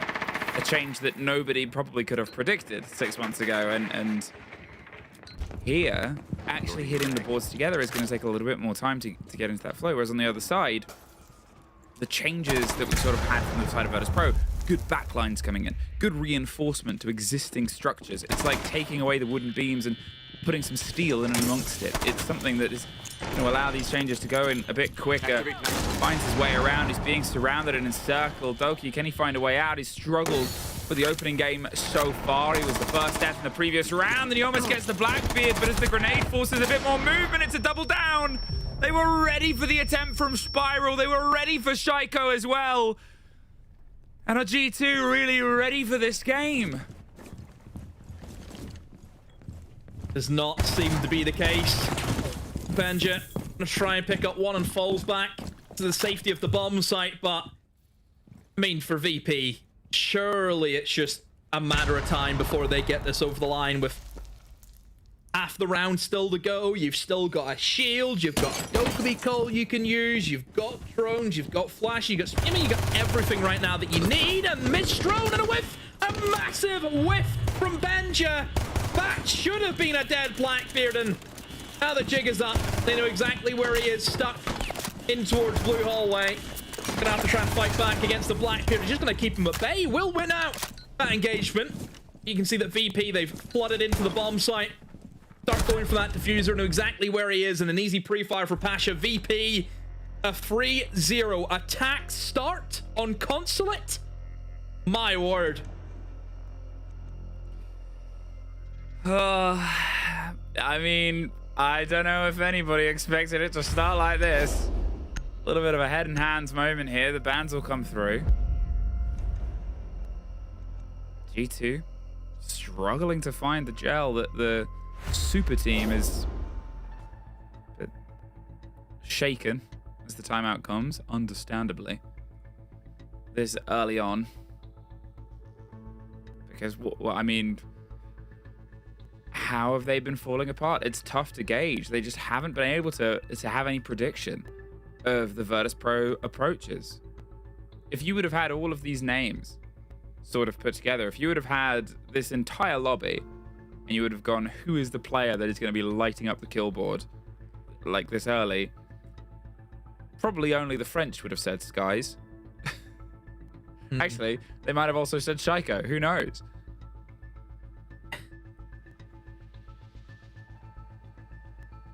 Oh, I mean, I didn't expect this. Don't think anyone expected this. I mean, if someone predicted that VP would go 3-0 up on the attack half, get yourself down and get yourself a ticket. Because that is quite the prediction. I mean, for G2, it just seems a little bit disjointed. Are we in the element where you lose those first 2 rounds and now they're almost chasing to get some kills? I mean, Stomp and Doki and Alamau yet to get a kill. Is at the point now where they're, okay, I need to do something here. And so, I mean, I'm sure everyone's experienced this. Whenever you're having a bit of an off start, whenever you're kind of chasing the kills, they're not going to come to you. It's going to get even worse.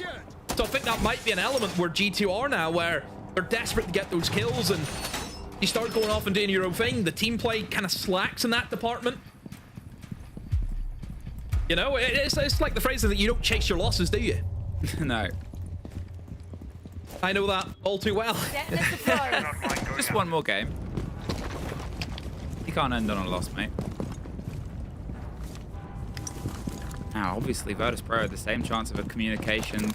The Mirror and the Monty ban sort of add some limitation towards these approaches too. But again, the bans feel cyclical. Everything is through a prediction when you're at the start of the year, right? When you're at the start of the year with the roster mania and the shuffling that we've had throughout this, the things that make things feel steady are always the first to be thrown off the ship.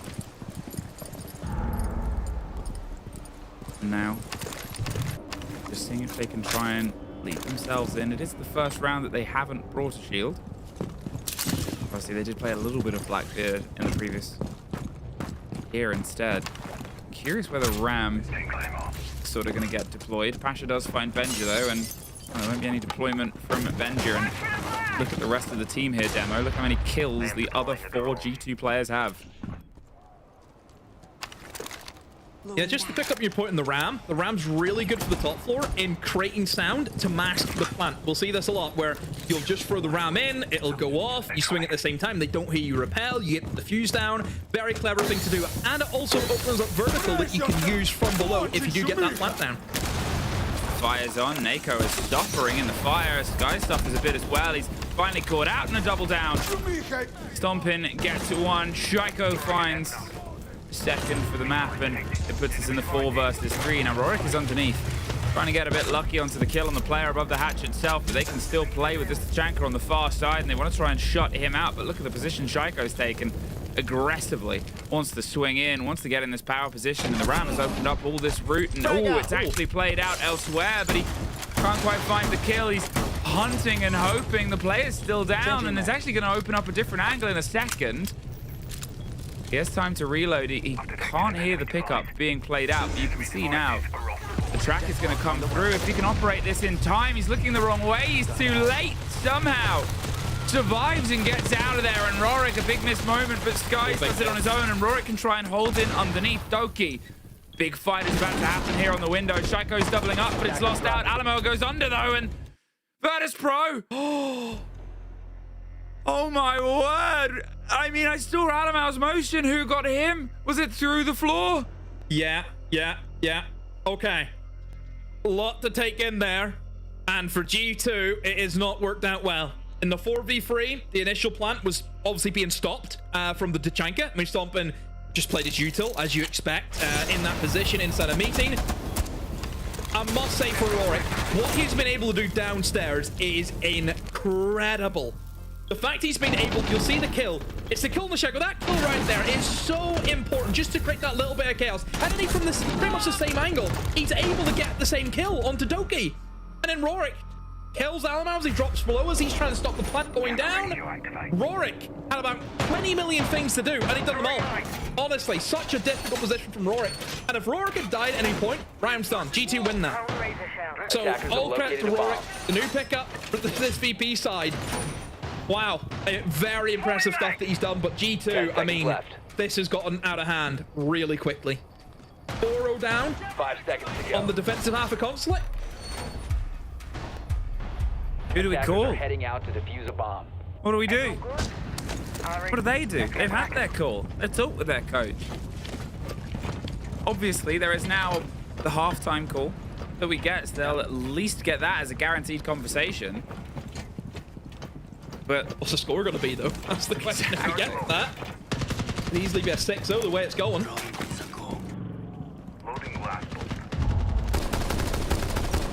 Well, Leo might need to re-look his EML player rating graphic. Repulsion device planted. At this point, Virtus Pro so locked in, so driven on towards these positions. As you said, Rorik being able to get himself in. The fact that there's just so little kills coming against them. Alamo, Doki, and Stompin.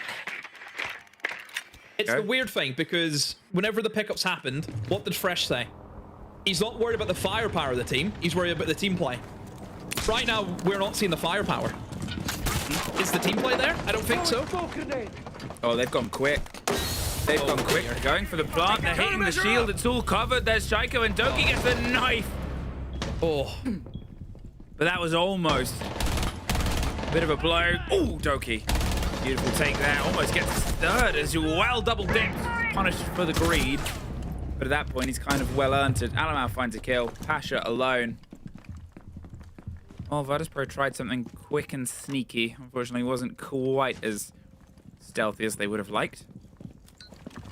And now, with the kid in the position it is, everything revealed on a default. G2 just need to play this smart. They have 2 C4s as well.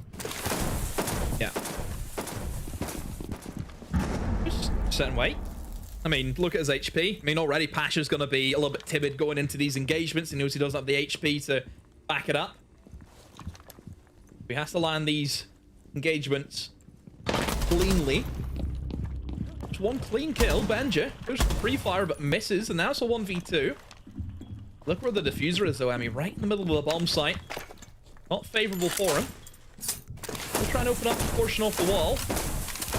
I'm liking the fact that Alamau is in back, trying to assist the Stomp if he can, or actually it's the other way around. Stompin's come back to assist Alamau. As long as they can just play this crossfire, it should be fine. Smokes go in, but Asha, it'll be a matter of time. And there is Alamau with a swing. Yeah, better from G2. I mean, obviously for VP, they've tried something pretty flashy there, which is not what we're used to seeing. It's usually a much more slower paced round. They were in there immediately. Thankfully, somebody was there to capitalize on the opportunity. I mean, I'm pretty sure Doki just ran through the smoke and stabbed as he went for the plant. Well, they had that bulletproof that we saw at the very end there. So, yeah, there it is. Attackers have dropped the bomb diffuser. And then I was going to sort of say at the start of the round, you had Venger and Shaiko being able to get kills. Stompin started the round with 1, but that was 1 kill between the 3 standing players of the roster. Right, that was 1 kill across the 3 of them, and now on the other end of it, by attackers. suddenly you're getting some Dokis, suddenly you're getting some Alamau. They might be able to get themselves a second round, still nowhere near what they would have liked, but having a buffer gives them room to grow with. They've already done a massive work just getting the single one, because it did feel like a little bit far away. As you said, Virtus.pro tried something that they don't usually try. Yeah. 10 seconds left. Here though, on the continuation, they've got a chance at a bit of a roam here. Stomp in on towards the Solus. They're playing that split site that you like, Demo. It is the split. Now, the important thing to note with the split is plenty of self-destruction. You know, you think about that entire Tellers bomb site. Every bit of that floor can be shot from below, and that's, you know, typically how we see teams defend it. The defenders will sit in the basement bomb site, and then they'll just play the vertical. So trying to plant in that mid-floor bomb site is going to be really difficult. I mean, you can see, obviously, the Solus comes in to give that information if someone does try and go in for the plant. I'm curious to see for VP how they want to approach it, because certainly we've seen teams try and kind of take from the secret wall and work their way in through the basement. That's also an opportunity for them. But obviously for VP, I mean, if they want the top floor, they can have it. G2 have no interest in roaming in towards that top floor. But as we know for VP, hopefully they go back to what they had done previously before the last round, use the drone work. You know, that's been a real strong point for them, and it's good to see them doing that again. They've got the drones in, making sure everything's going to be clear. They're not letting anything catch them by surprise. Rorik, just in and out he goes, checking, I think, for some traps, perhaps. Just take a bit of damage, though, from Lounge right now. There'll be actually 2 players towards that side. Oh, there's the first. Stompin's able to find a body, only the 3rd time over this half that they've been able to get it, but every other time they haven't netted the results. Shaiko gets a follow through as Dan does get Doki. Look at what they've removed there. The Maverick's gone, as well as the Blackbeard. The limitations now on the shield approach, the limitations on what hasn't already been burnt open, but the fact that Rorik is, not Rorik even, Nako is holding aggressively on towards this position, well, they have nothing to get that single wall open. They've got nothing to add. A bit of split pressure. They're otherwise just opening in towards the door. Dan gets Shaiko. Not entirely sure why he was trying to fight his way out of that situation, but I'm never going to question really what Shaiko's doing. He knows better than I do. At this point, stomping on the Solus could be that big deciding factor, and how do they approach this position? Because they can't really get themselves other routes through. They have to either force the vertical fight or find the fight elsewhere. You can see Alamau's waiting below. There's just an easy swing, but it's traded right back out. Recollects the kit. You've still got 1 C4 in pocket, and as you can see there, you've still got the Solus.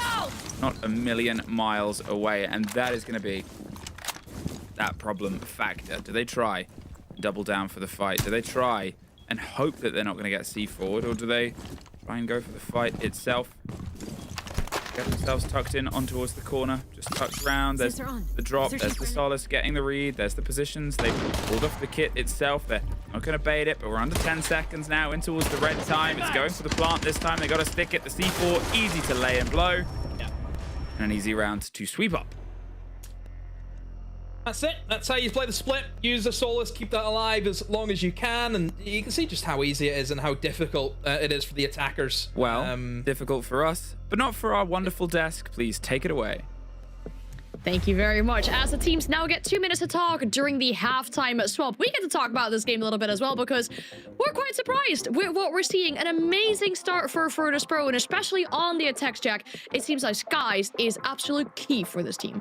Yeah, he's been absolutely key to the success on the attack, has been Skies. I think he's played a lot of the gridlock, as you can see, on his main operator, played 8 kills, 4 deaths. He's been the one that's been holding down the flanks, holding those cut-off points. G2 are an aggressive team. They're going to peak a lot, and he's been so good at doing that. If we take a look at some of the rounds that have played out for Skies, he is basically, I've started dubbing him the king of yellow stairs because he has been that good on the yellow stairs cut-off. Look at this. For holding the Monty, but it's this intuition here. Knows that he's in the face of 2 players, but also manages to hold the flank down as well. Picks up Benjo on the flank when he eventually gets there. He's been so vital to his team's success in terms of getting those attacks over the line on Consulate. And that was just round 1 and round 2, by the way, and most people would just go and follow the Monty. Instead, he chose to stay behind and just punish the swings. And it's something that we've seen from VP. It's both the use of the Ying, the use of the shields, that as an execute, the utility to win the gunfight. And then after a full rotations, when they go 3-0, G2 starts adapting. They bring the Fenrir, they bring the Thorn, they bring the traps to try and basically stop this late round executes. The thing is, VP adapts. They manage to have Doric downstairs, for example, with the Deimos killing those trap operators. So I love to see that. I don't think it's really G2 playing poorly. I think it's VP playing amazingly well so far. Yeah. Now G2, they're fighting back. 2 defensive rounds. They're still in the pocket. They can switch to attack. You know, it's not all done yet. All I want to see now is carry on that adaptation and that momentum they're gaining into the attack side. Yeah, the issue is the attack is definitely the more difficult side on this map though. G2 have their work cut out for them. The second half starts now. And we are back, and Demo, sorry to rudely interrupt. Please continue. Oh, I forget now. I'm so sorry. Listen, okay, let me just pull you aside for a second. I was going to say like an extra 3 words, by the way. Oh, were you? Yeah, I was. Okay, listen. Do you know what happens? I get Q to throw, and I've got to send it, and if I don't, yeah, Anne she like does that gesture where she looks at me from across the internet. She runs her thumb across her throat, and she threatens me if I don't get those throws quick. And you know, I don't want to mess with Anne. She's fast. It's in her name. I can't outrun her. Nowhere's safe. Obviously, Twitch chat, this is not true. I can't besmirch Anne. It's true. Anyway, we're doing a wonderful new thing where we get to talk in the middle of games. I say we, they. It's good. It's good to see them do a bit of work, isn't it? Hey, they've got to do something, right? Yeah. We're here for hours. What do they do? Lord over us. Occasionally in the studio as well. The TV. Throws arrows. I like how I'm just gonna keep rinsing them. Obviously, we're doing this first section online, getting it all together. The studio team, the wonderful production team, they're all obviously still in the studio. And the other day, yesterday, as like a start, they had cake, and it was great for them. But this is a world that you and I have inhabited for a while. Wait, did you not get any? Shut up. These messages will exist in the group chat, and usually our desk is like, "Yeah, we get cake," and now Leo is like, "Oh, now I really wish I was there." I was like, "Welcome to our world. Welcome to you spoiled." We've got cake at home. You don't need it. We got cake at home. Anyway, enough about my joking rant. Let's get into the serious video games. The boss G. Loose on the top floor. Rorik's about to find his first fight. He's going to try and fight his way out because the longer he sits in waits, the more likely he's going to be to get surrounded. Alamau on the Ash as the lines go in. He can also try and waste time, but seems like the Ash doesn't want the immediate smoke right now. Alamau's going to pull out, wait for some approach, because look, you've got Bender on one side on the wing, like sort of holding on. You've got this track comes through, but it's on the other person. Pasha's here for some modicum of support. As well as Nako, they're fully surrounding this position of Alamau. They're like, you want to surround us? We'll surround you. And it's turned into another bit of a showdown here, Demo. Oh, this still could be called, though. That's going to be big. It should alert Alamau that someone was in towards Spiral, and Stompin is well aware that someone's on his door. It's going to be that Boss G. That's one shell rip. Pulls out the SMG. Stompin not wanting to move, and here we go. Oof. Double down. They're either side, and I mean, they closed it, right? What else can you sort of say? Shut the door. Does take a two. Well, it leaves us with a minute left. Another call comes together. But at this point, think about where the site is here, Demo. We talked about this. Sometimes you have to play the risk and reward. If the two roamers get caught out, what do? You turtle and let them set up around you, or you try and find a way to lean back in. First, bro. They're going to keep themselves back at the site, Demo. Yeah. Don't know if that's going to be the best play. Mostly because G2, they still got vertical operators. You know, Benji can open up a lot of the angles and just stops any flow in towards the bomb site. So just playing from above would be an easy pause for Benji to play. And really for G2, I mean, they can drop hatch if they wanted. They can work yellow if they want to. They've got tons of options right now in terms of where they can go. This feels like a matter of time. I'm assuming that it's going to be the hatch drop from Doki and maybe try and go for the plant on the reinforced wall. Push the drop, and it was opened up, so instead has to move towards the concrete. But look, I mean, 5 players that he has to try and find, and there's a flawless for G2 on their first outing on the attack. I mean, that was just clinical, right? That was surgical. We've always known that G2 could be a roster that plays very, very well on the attack, but that was team play, and that was team play with a capital T. They really had it nailed. It was just everything was locked in at the parts they needed to get it done. Everyone was aware of where the others were doing. The fact that Alamo went in and then pulled back shows that they were aware of the threat that was coming towards them as well. They sort of sensed the sharks in the water and didn't want to give away that first opportunity. Very, very well-weighted approach towards their opening attack here, and we're not going to go back down towards the basement, instead off towards the top floor.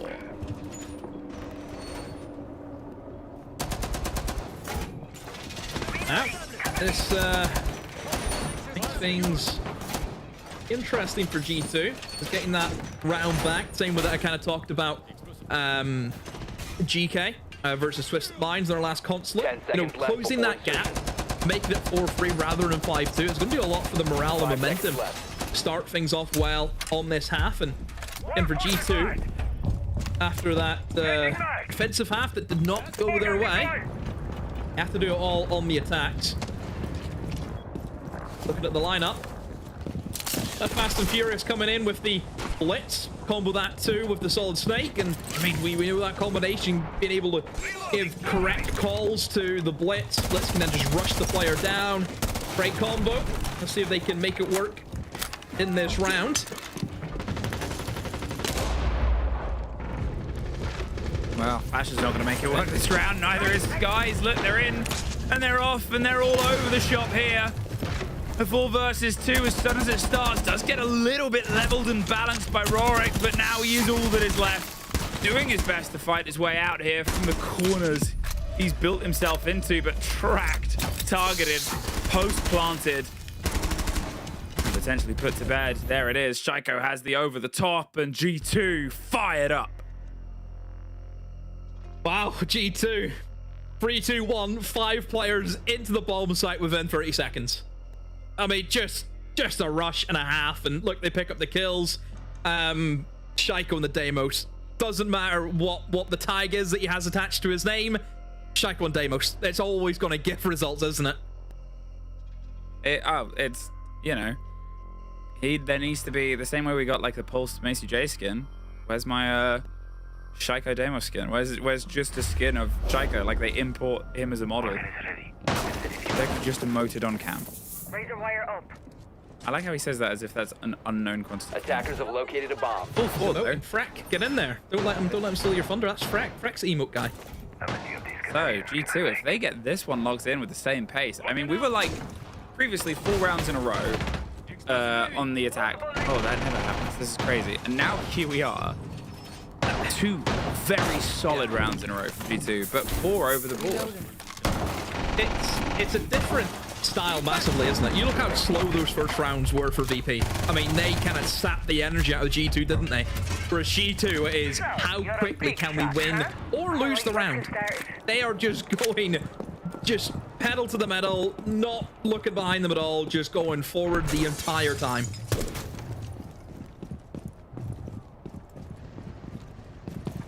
They've got themselves this continual drive, and we've obviously got Shaiko on the Deimos once again, but now we've actually mentioned it. It might be something that gets pulled away. It always becomes this tricky element as well. The side of Virtus Pro, what do you ban to remove? They've done the Grim, they've done the King, and yeah, you could do the Deimos, it's been used well, but so is the Dokkaebi. So is the approach that they've sort of lit there on. It feels hard to pull anything out of this lineup right now. And there's the reveal, the steady on catch. They've got a decent vertical hold here, as to be expected.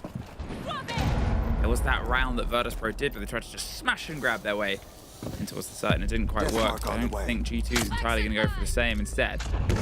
Pressure over the top. Here's the calls, here's the scans, here's a thorn trap to force them back, and well, all the pressure's in, but Rory actually gets the opener in the second. Will he find himself a third? Basher gets dropped in the meantime. There's 2 quick backs, and now he desperately wants this one to keep things leveled up. Doing his best, holding onto the narrow angles, but gonna pull back and double up with his teammate here. Good work to get them off to the right foot in the races, but at the same sort of time, a great response. Got eyes on him. Oh, Shaiko has a track. However, big old piano on the way. Can't thread the needle onto the shot, though. And let's see the challenge back, though. I mean, a minute 10, a 3v3.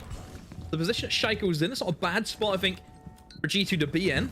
Something can maybe try and work his way in towards connector and maybe try and use that hatch to try and assault those players inside a piano. That could be the game changer.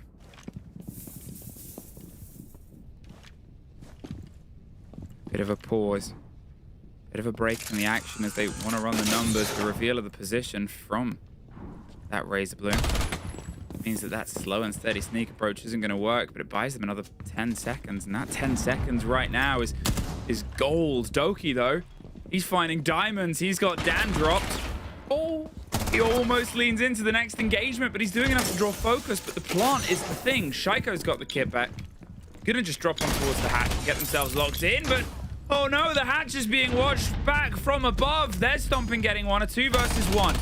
They have the pings in the player. Unbelievable swing there on towards that last location. Pulls off the plant. Oh no, that could have been the moment. Shaiko's gonna have to just stick this one round, but they know exactly where he is. Can he get it locked in time? He can, but he can't get any further. A monumental clutch from Nako. He played yellow. You know, he already started off well in towards the top floor, but in that second half, whenever he had to fall back from that top floor, he just sat on yellow stairs because he knew, if I can try and hold on to the connector and stop a player from G2 playing that hatch, my guys inside have a chance. They have a fighting chance that they're not going to get picked off. We've seen the traps. We've seen him put up a fight. He tried to stop players getting in towards connector. He stopped Stump from doing so. Whenever he lost his kind of only player in the bomb site, at that point, he said, okay, I'll fall back and then maybe play a retake. And then as soon as Stompin drops that hatch, immediately Nako's like, okay, I know all 3 of them in the mid floor. I can go straight upstairs and play that hatch. And you look at the value that he got from that. And he just put them in such a difficult position. You know, G2 worked their way in through that top floor. They were able to, you know, use the verticality. They challenged on the players in towards piano. But because they all left the top floor, it then allowed that retake to happen. And we know trying to plant in that bomb site is difficult if you have all the vertical angles opened above you. And that was the issue that Shaiko had. But, I mean, a massive for Nako, I think, to get his team back into this half. Because you could have very easily have went down the route of, you've just built that snowball that G2 started. You've just made it even bigger. So it's really important he's been able to stop that.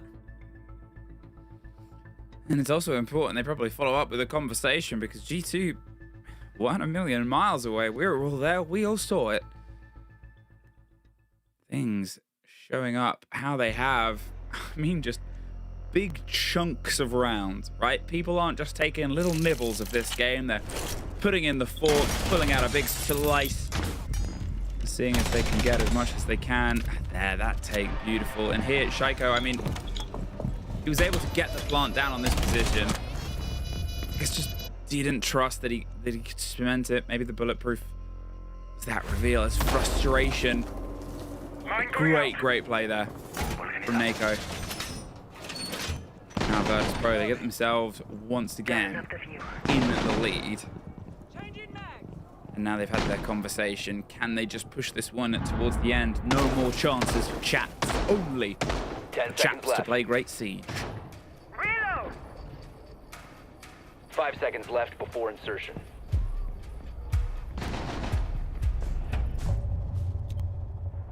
Here we go. Basement defense.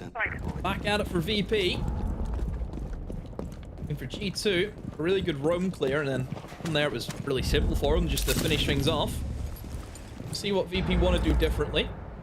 And you have got the roamers upstairs again, and I think it was Doki found two, didn't he? He came in from the exact same position he is now, in through admin. He's able to get a cut-off, find two of them. But for VP, they're going to hope that doesn't happen again and put up more of a fight upstairs. I do like the addition of the pulse, because look at this information that Nako's been able to feed over towards Pasha. He can call out saying, yes, one guy outside of Visa. If Doki maybe wants to go towards the rappel, again, can feed that information through. So a good pickup. And maybe that's something that VP were, maybe they said, you know, we're lacking this. Maybe we're lacking that kind of constant information that we can get from these different operators like the pulse. So see if it brings them any value, which I think it already has.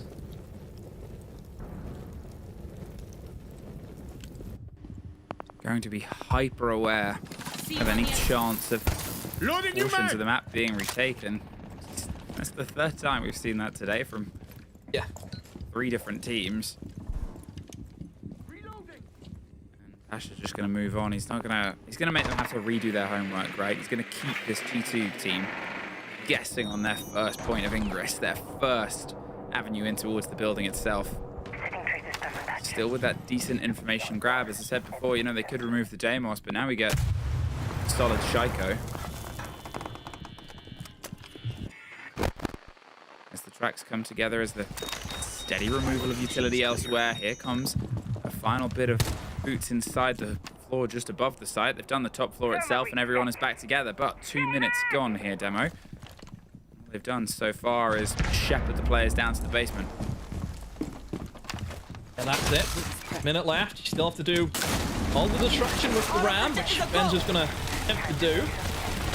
Don't forget, there's still denial. You still got Goyos, and Les Alamau has been kicking him off. Didn't see. Gonna have to try and get his pitch thrown in, and just hear a pop of some form of Goyo canister. Even Nako still giving this information out. If it's C4 too, he's going to let her rip, and Benji just shrugs it off. 30 seconds left. G2, where are they going to plant? Is it going to be towards yellow? Is it going to be another hatch drop? That's the question. Shaiko gets Rorik, 5 versus 3. Things are starting to sort of peel away at this point. But with only 10 seconds, as we scream in towards the red time, there still has to be this collapse. The plant is being secured, attempted, swung round. Just takes a second to score here, and the score is actually showing up entirely for the side of G2. They knew exactly where that last man was. Pasha, gone, game, tied. 2 rounds to go. Good from G2, making that execute work with, again, really only a minute left at the time they got themselves in towards Piano. Started opening up the vertical angles. Still had enough time to remove utility, start gearing up for that hatch drop, try and get that diffuser down again. Then still having that backstab element. And you've got Stomp, and he's just a nightmare, isn't he, to go up against in that Dokkaebi, I feel, for VP. He's just here, there, and everywhere. And then, look, I mean, Shaiko as well, the Solid Snake. Just that constant information at late game. Not only does it obviously give information for G2, knowing exactly where the remaining defenders are. I mean, if you've got like 20 seconds to go and you're going to get pinged by Solid Snake, you are going to be like, well, death is upon me. What am I supposed to do? Exactly where I am. There is that element too where VP, if you kind of get pinged in the late game, you think there's nowhere else I can go. All the angles are opened up above me. I just have to accept what's going to happen to me. 10 seconds remaining. Yeah, G2. Important round. Square it up. You do not allow VP onto that match point. VP towards that top floor is where they go.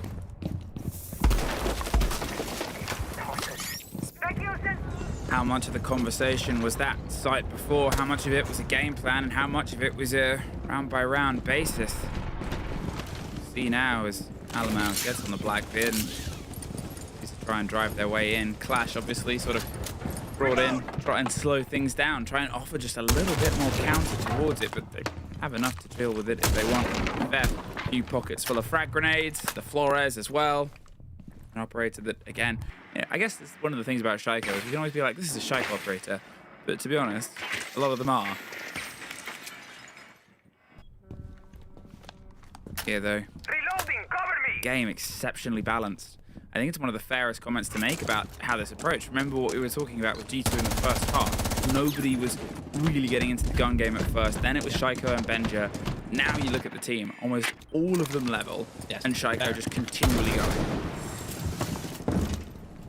BP. Starting shock drone. Smash comes in to try and disrupt this G2 side. And G2 gonna go for a different approach to what they did last time, where it was just a quick rush in through yellow. The admin clear is what they're attempting. They have good operators to do it with, and the Flores comes in for that very reason. Great at clearing away vending, and then also in towards the front desk. You can remove the all the wood towards that desk. It looks as though it's already been done by VP. That's really good information as well from the Flores. Nobody in towards the front desk. You know, you can basically just take long for free, and nobody's really going to be able to challenge you. You have that clash, but yeah, just push her back with the Flores. Really pushing him from Spiral, I think, is going to be a pretty big position that G2 need to try and take. And yeah, here we go. Doki's in along with Stomping behind him, and this is where he can just open up onto the bomb site. And oh, using the Goyo, getting rid of the clash, using the flames. Rorik just about alive. I mean, he was lucky to swing out there. You can see they've done the Kivas to make sure nobody can chase from the back. But at this point, the pressure they put onto the site and the shepherding work they've done to force them further and further back, and the removal of that Goyo, the Blackbeard should be able to suck himself in and get a plant in just a second. Look, the pressure keeps going, but there is still Nako not too far away. But what can he do, really, to prevent this plant? Nothing other than just going for the swing and hoping nobody's covering it. Somebody is covering it. They waited for the contact and got him on the pinch. Stomping gets another. And the clash might set up. They do get one more kill on the side of it, and they're going to see if they can slip their way back. That's that player on the back end. There's destruction from underneath. The statistic that we have coming to this round, Demo, that outside of the first, the entry kill has dictated the result every single time, and that has not changed since. Yeah, great stuff from G2. I mean, Shaiko being able to use the Flores to see that nobody's in towards the front desk, not contesting that side of the map. And what did G2 do? We'll take that straight away. Player pushing up Spiral, coming in from long corridor. And once you take that, this part here, this kill from Doki is so important because it establishes that foothold. And if you're in that position, you can then hold that cross in towards me and just go for a simple plant. You know, that is so important that G2 got themselves into that position. So again, it's just analyzing those weaknesses and calling off the back of it. G2, match point on their first outing. Not bad if they can get this over the line. Connection established. I mean, they've sort of gone through the ringer of emotions, right? They were 0-4. They were, yeah. Again, the softest way of putting it, struggling. But also at the same time, you know, Virtus Pro, they're still trying to find their feet as well. They're trying to get themselves set up. And they're just, in their own way, struggling now. But I think it's a different kind of thing, right? Where I'd love to be able to see the sort of stats on how they've operated since half and who might have been able to drop off or who might have been able to get a position, because, well, they're all pretty much level as well. But if it had been the other way, right? If we'd have started on G2 on attack, what names from Virtus Pro might be the ones looking towards it? 4 plants in a row. Nako obviously got a 3K on the round that they did win. And as I said before, the entry kill has been a guideline, that first little flag of like, okay, we know which way this will swing. Which, to be honest, just sort of shows how well both teams are playing the trade game. How important the entry is.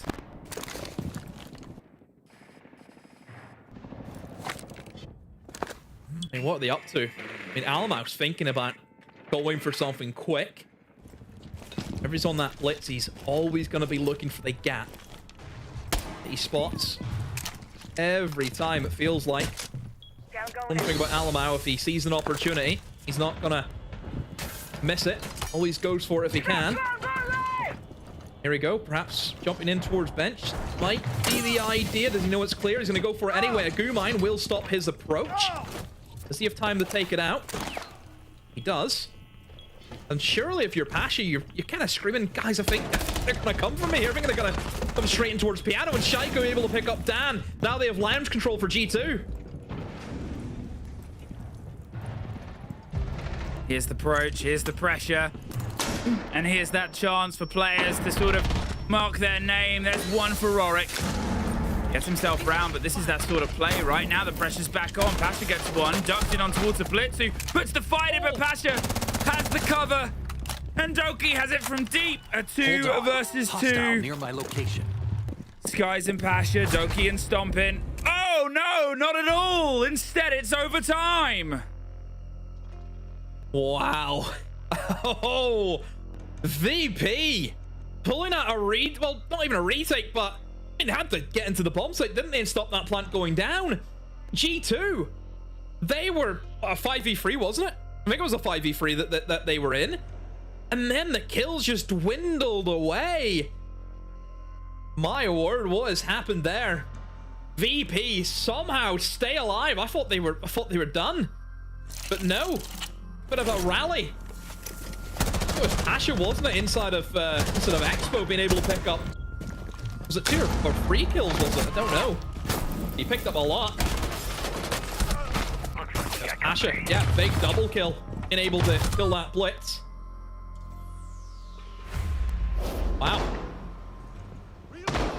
It's weird how Expo has been the strongest side for defenders throughout this entire game. Of the 4 times it was played, the attackers have only won it once. Now you see me, now you don't. Maybe there's something there. I don't know. Attackers have Maybe it's just the risk and bomb. reward. It was where we saw Virtus 10 Pro lose seconds their left first before attack round. insertion. They tried something risky and weren't rewarded for it. G2 almost were because they got themselves off to a decent start, but then Asher pointedly pulls back 3 kills. On towards Cafe Garage though, and well, G2 are on their attack. Wouldn't always be like it's the preferred side for a map like Consulate, but here very much is. Drone active. Both teams have found 4 rounds in their attack.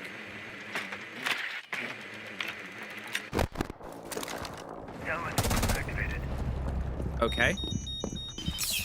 Fronts and fronts violence. Goodbye, Skies. Wait, enemy. Wait, enemy. Again, just for Shaiko, it's like, you know, you ban away the Deimos. And usually it was, oh, you ban away the Deimos, he'll just play like Nomad. You know, he doesn't care. I think Solid Snakes is new secondary, is new backup. Oh, yeah, I mean, why not, right? Transferable skills. I can find people and I can shoot them in the face. Shaiko has that ability and that power. Asher obviously was almost caught out earlier on, but he's able to escape, and that's the most important part because he can still utilize that C4. He can still utilize that last Tiburao canister if he needs to. Rorik, though, ooh, has this gone uncontested? It seems like they're aware, but Benja has to play this Titan, right? And he doesn't win the fight. Oh. Rorik removes the head of Benja, and now they have all the pressure above, so they have to put it inside the site as well and say, look, we have this man advantage. Oh, it's a game of chicken. And VP winning out either side. There's at least one for Alamar, but he's going to be surrounded somehow. Target to target. But as Doki goes down, it is just the blitz left, and Virtus Pro peel that one back. Wow. I mean, the fight back from VP. I mean, VP, it feels as though they do give like a lot of ground away, don't they, on the defense? Yeah. You know, it's not as though they're going really heavy into the roam game. You know, they're very much comfortable with letting G2 kind of set up, which is surprising as well for that basement, because we've seen G2 have a really good time in that basement attack. Because G2 play it like pretty standard, pretty default, don't they? They just go above, they play the soft destruction, they drop in, they go for the plant. You know, that was a different approach for G2, where it was more focused on, okay, let's move in and try and get these kills. Let's try and take the backside. You know, they sacked off going for the soft destruction. You kind of sit there and think, why change now? You know, they did very well in this basement, going with a slow and steady approach. They tried to go fast. They tried to go aggressive, and this time it hasn't worked for them.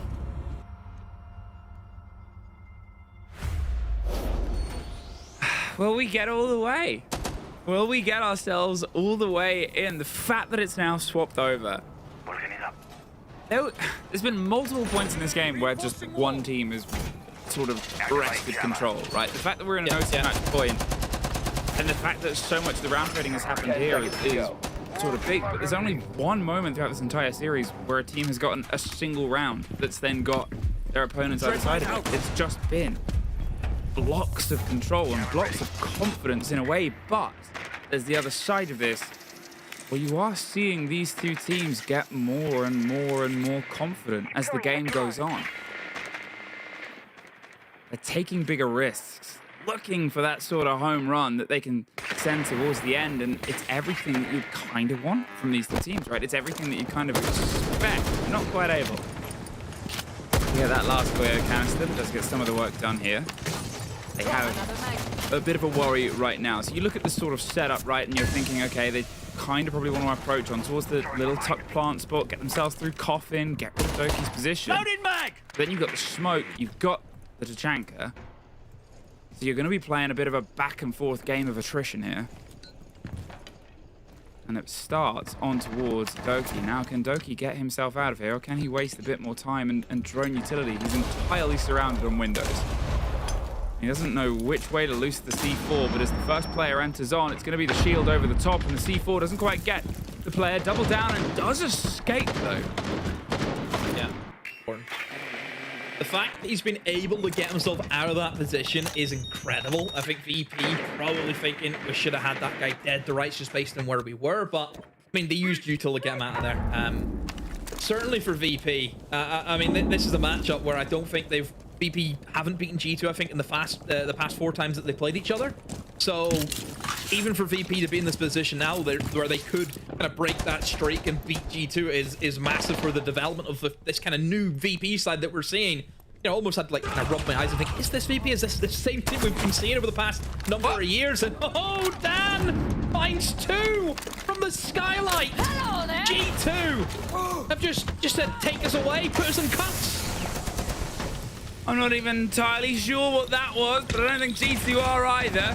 I said it was a game of attrition, but when you're able to just pierce the side of the site and get a couple of kills, you're going to try and find the reward at the end of it. Benja, though, gets one.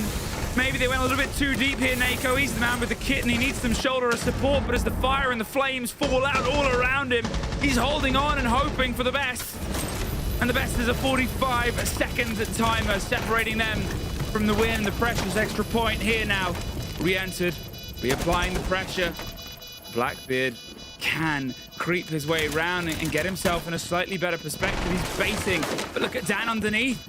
Uses the explosion, gets the angle on towards the kit and the plant. They've now got to clear the multi-story, and they get at least one, but Basha gets one right back. 18 seconds, none of it seen. Virtus Pro at one point looked calm and collected, then things got a little bit touch and go. Then the dying throws, they're able to find it their way. And that is their win to take, Demo. Yeah, big from VP. Finally getting a win over G2. It's been quite a while since we've seen Pasha and Dan beat this side. So they'll feel very good about that. And this new roster, I mean, it is cooking for VP right now. And what have they cooked? You'll have to go and look in your kitchen in this quick break before you bring it back for our wonderful desk.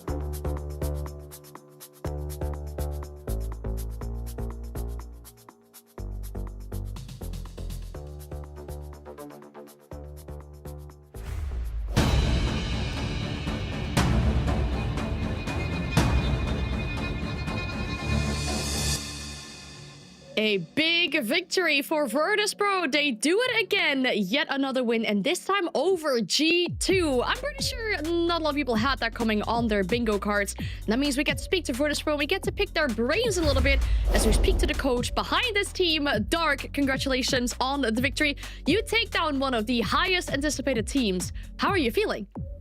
Yeah, really good, to be honest. It's the first week for we testing this team on the games, right? And was a good week. I think today we have a lot of things can do better, but was a good way to start the first few games, right?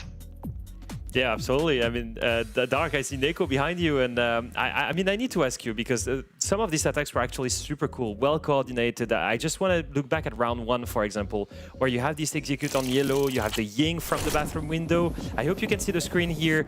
I love this preset plan, and I'm wondering how much of that comes from your brain or from Neko's brain. Is that you bringing that playstyle? Is it Neko calling it? Yeah, kind of both, you know. Like in Constellate, everyone knows a hard map to attack, and you cannot play default things slow. So I love to use these things before too, and I don't remember. I think this idea maybe was something old we use, but in the same way, Neko and Skies use the same in GNG, so they already know how to play together. You can see both rounds, we have a Neko and Shield and the Skies behind. They play really well together, you know? So always the Skies kill the guy when contacting the Shield. They play a very long time in that position, so that's a good thing for them. Dark, how proud are you of the team today? Because they showed a lot of resilience, especially after going 4-0 up, the potential comeback going into overtime, but then being able to see out the game. Yeah, like we have a lot of good points. They show a lot of good things for sure. Like we are starting to understand how these 5 players gonna work together in officials. But like I was saying in the beginning, I have a lot of things we can fix because make 4 attacks in Consolate is a dream, but in defense we really don't play well. We respect too much, we give space, they make a bans like G2 make a really good plan about the smoke and Tachanka, and we cannot give space, we cannot focus execution, and we play a lot of rounds in defense like that, right? So have a things to improve, but at least we get more 2 points, right? Yeah, nice. And then just for you, this is your 3rd region now in terms of coaching, right? How are you finding it with comparisons to Brazil and APAC as well? I think, you know, when you're talking about the top level teams, we are already played this in big tournaments, right? So nothing new, to be honest. The difference is for sure in the other teams, but you know, I play against G2 many times the last 3 years, and also have a long time I don't lose. That's awesome. It's great to hear from you, Dark. I wish we could ask you so many more questions. We have to move on as well. So thank you so much for your time and best of luck with what you're cooking with Virtus.pro. Thank you, guys, and thanks everyone for supporting us. Valeu a todos os brasileiros, tamo junto aí. A gente se vê nos próximos jogos. Thank you so much again, Dark, and great to have these insights on who really is that big voice behind the team, but also when the team is playing. And we're seeing that come to fruition perfectly inside this game. I actually feel like, you know, thinking back about that interview, you know, they won a game, they beat G2, Jack, and still he's like, yeah, there's so much we need to fix on defense. You know, we're giving them too much space. He seems harsh, but I feel like they have big ambitions with this roster then. Yeah, I think so. I think it's important to celebrate the fact that they got the victory, but they actually could have got a full 3 points today. And I think, you know, he realizes that. He realizes that the team are still new. It's still in its infancy in terms of experience, in terms of playing together. So they are going to have these types of days. Even when they win, it's important that they still have the learnings. Clearly, these players want to be playing at the top. They've clearly got what it takes to go to the top. So it's important for them that, yes, they still celebrate, but yes, they also learn as well. And I don't think that was clear before this roster came to fruition, because on one side you've got Rorik the rookie, on the other side you've got Neko and Skies. The first international event they went to was EWC last year. We've never seen them on a big stage, at a major or at SI. So the only 2 players really that had the potential to contend for grand finals were Dan and Pasha. And now you look at this roster, you look at the evolution, you look at the resilience in that first BO1 against G2, and you think, yeah, maybe the ceiling is higher. Maybe Dark is right. Maybe they should not be happy with only winning 8-6. They could have closed this earlier. And so I'm starting to believe that VP can really become that top 4 team that we were missing last year, the consistent one, right? We have the top 3 in Falcons, Secret, and G2. Maybe we have a 4th team challenging it right now. Might be early to call it, but so far they have that potential and they've showed it. Yeah, they could have closed it earlier if it wasn't for Shaiko's entries in that second half. He was absolutely showing off. Maybe a bit of a slower start for him, first time in this G2 jersey. He's putting up fights, but against Rorik, I think, Leo, it just seemed a little bit impossible today. Again, what another game for this rookie player. we said today was going to be a test because now is the moment he's facing the la creme de la creme, right? The top of esports and of EML especially. He's doing so well there. Important frags all along. And that triple kill on the room with Vigil was key, by the way, to go all the way in overtime. Shaiko on the other side, I mean, he always delivers. First pro play, first game with G2 at the top level, and he delivers. 14 kills, 5 opening kills, and despite that, G2 cannot win. He was the main reason these guys were still in the race, and he brought them all the way in overtime. Not enough today, but honestly, it's not so much G2 not playing well. It is VP playing incredibly well. Yeah, I think for Shaiko, that's the quality that G2 have bought and paid for, right? They know that they get a proven fragger that's going to get kills regardless of the situation, whether they're 0-4 down, whether they're 4-0 up. He's just going to keep getting those kills, and that's exactly what they got. But yeah, I think both me and you, Leo, we are the biggest fans of the Rorik fan club right now. We are the founding members, right? Because he's been going absolutely crazy. You know, it's now the third time we've highlighted him just on today's broadcast, but he has been so instrumental in that victory today. Star of tomorrow. Yeah, you love to see it. I mean, it's not the last time we're seeing French players on today's broadcast either. In fact, we have a kind of a French party coming up after the break. The final game of the day, Rebels versus Falcons.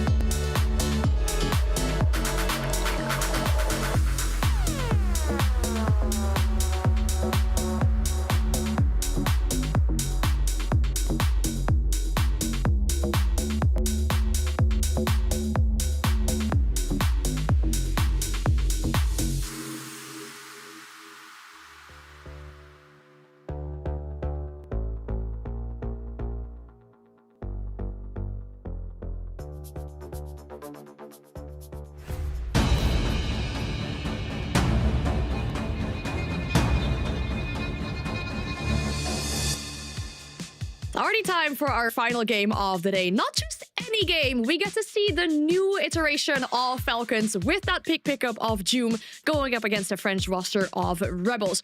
Big things to talk about. Let's dive into Falcons first. They do have that interesting pickup coming in here, picking up a player that showed his worth during a 6 Invitational Grand Final. But in general, Leo, we know this roster is up to cooking things, right? Themselves, the core of this roster, also got 3rd at the 6 Invitational. That is not just anything to quickly brush over. No, I mean, we look at Falcons as the most dominating team in recent history in EML, and on international stages, no one has achieved the level of consistency that they've had.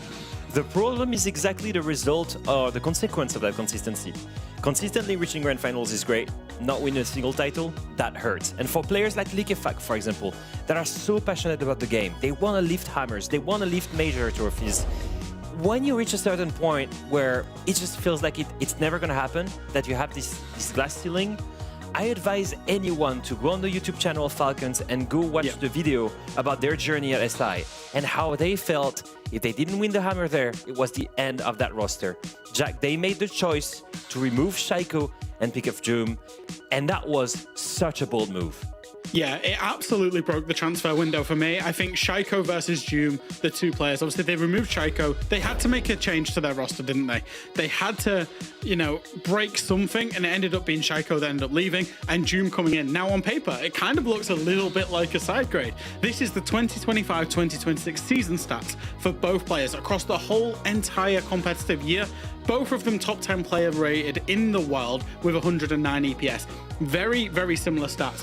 But I think importantly, I think Joom brings a new life, a new blood to Falcons, but he also brings a lot of flexibility in his operator pool and the way that he plays, whereas Shaiko was a little bit more limited in that regard. So, you know, I think this is a massive transfer. And the key thing for me in my mind is Joom comes from Team Secret as well. So not only Falcons buffing themselves, they're also significantly weakening a direct rival in Team Secret.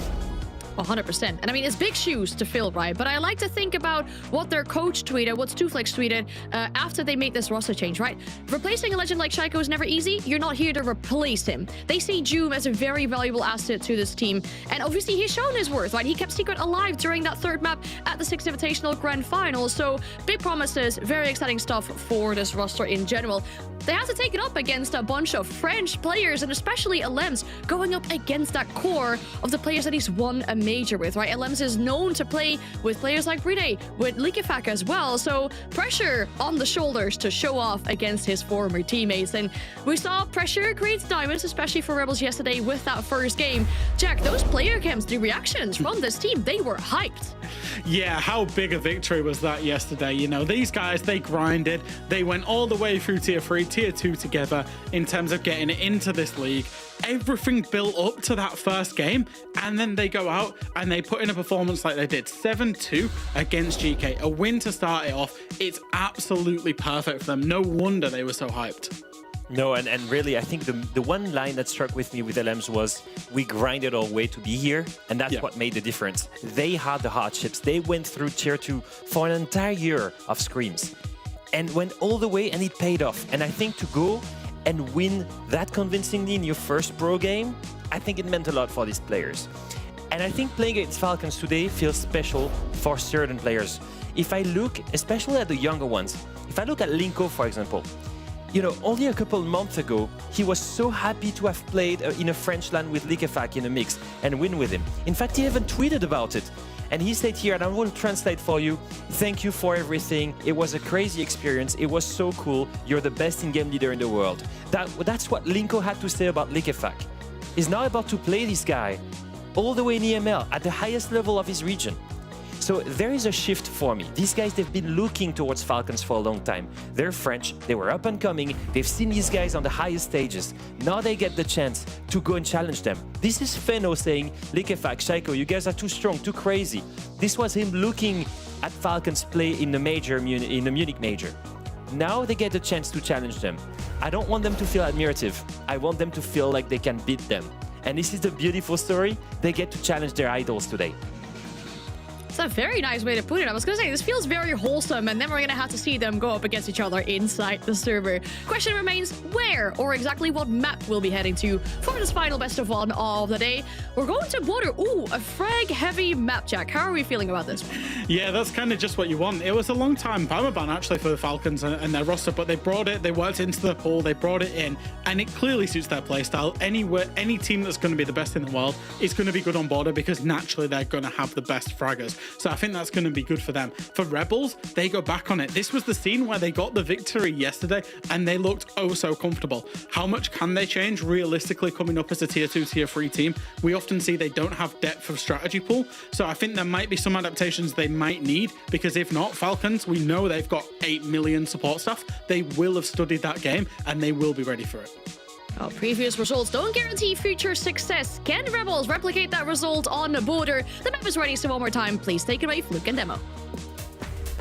Thank you very much, Anna and the team on the desk. And we have our French brawl ahead of us with a couple of guests, and probably all eyes on Joom as the most special invitee towards Falcons roster. Changed Demo. Dun dun dun. Yeah, I mean, Jack kind of said it. It's a side grade. I think that was always one thing that certainly we kind of looked at Falcons and said, right, if this team ever makes a change, you can't really upgrade. You know, you look at that throughout all the majors, the runner-up places that they've had. You're never going to find an upgrade for those 5 players, but you will find side grades. And you've seen the comparison pretty much like for like between Jim and Shaiko.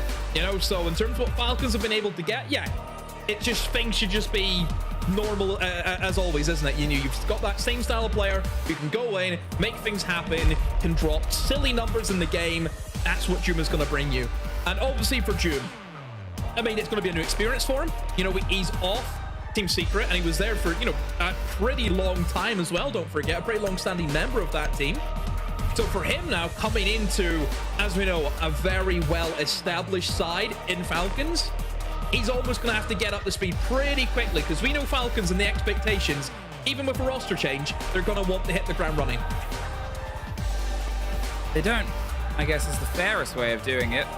Do what their previous teammate Draco did, where they didn't really hit the ground running. They barely hit it walking. I think it started off as a bit of a crawl, as G2 got battered around a bit before they found their feet in towards the game itself on their defense. And now Falcons, let's see if they can try and get the change round. But the opponents, a team that is built brick by brick and had a brilliant showing here last time round. But 5 seconds left when we talked about the game, and obviously I got to cast the game yesterday, and it really was a bit of a shutdown, but it wasn't that anything was too crazy, right? We saw some great control. It was great team play. It was sort of the elements that were missing from the side of their opponents. Geekay, here, Falcons, you assume, will have that a little bit more down and unlocked. They'll have themselves a bit more set up. So the tricks that were the trade yesterday might be something that they're trying to barter a bit better with this time around.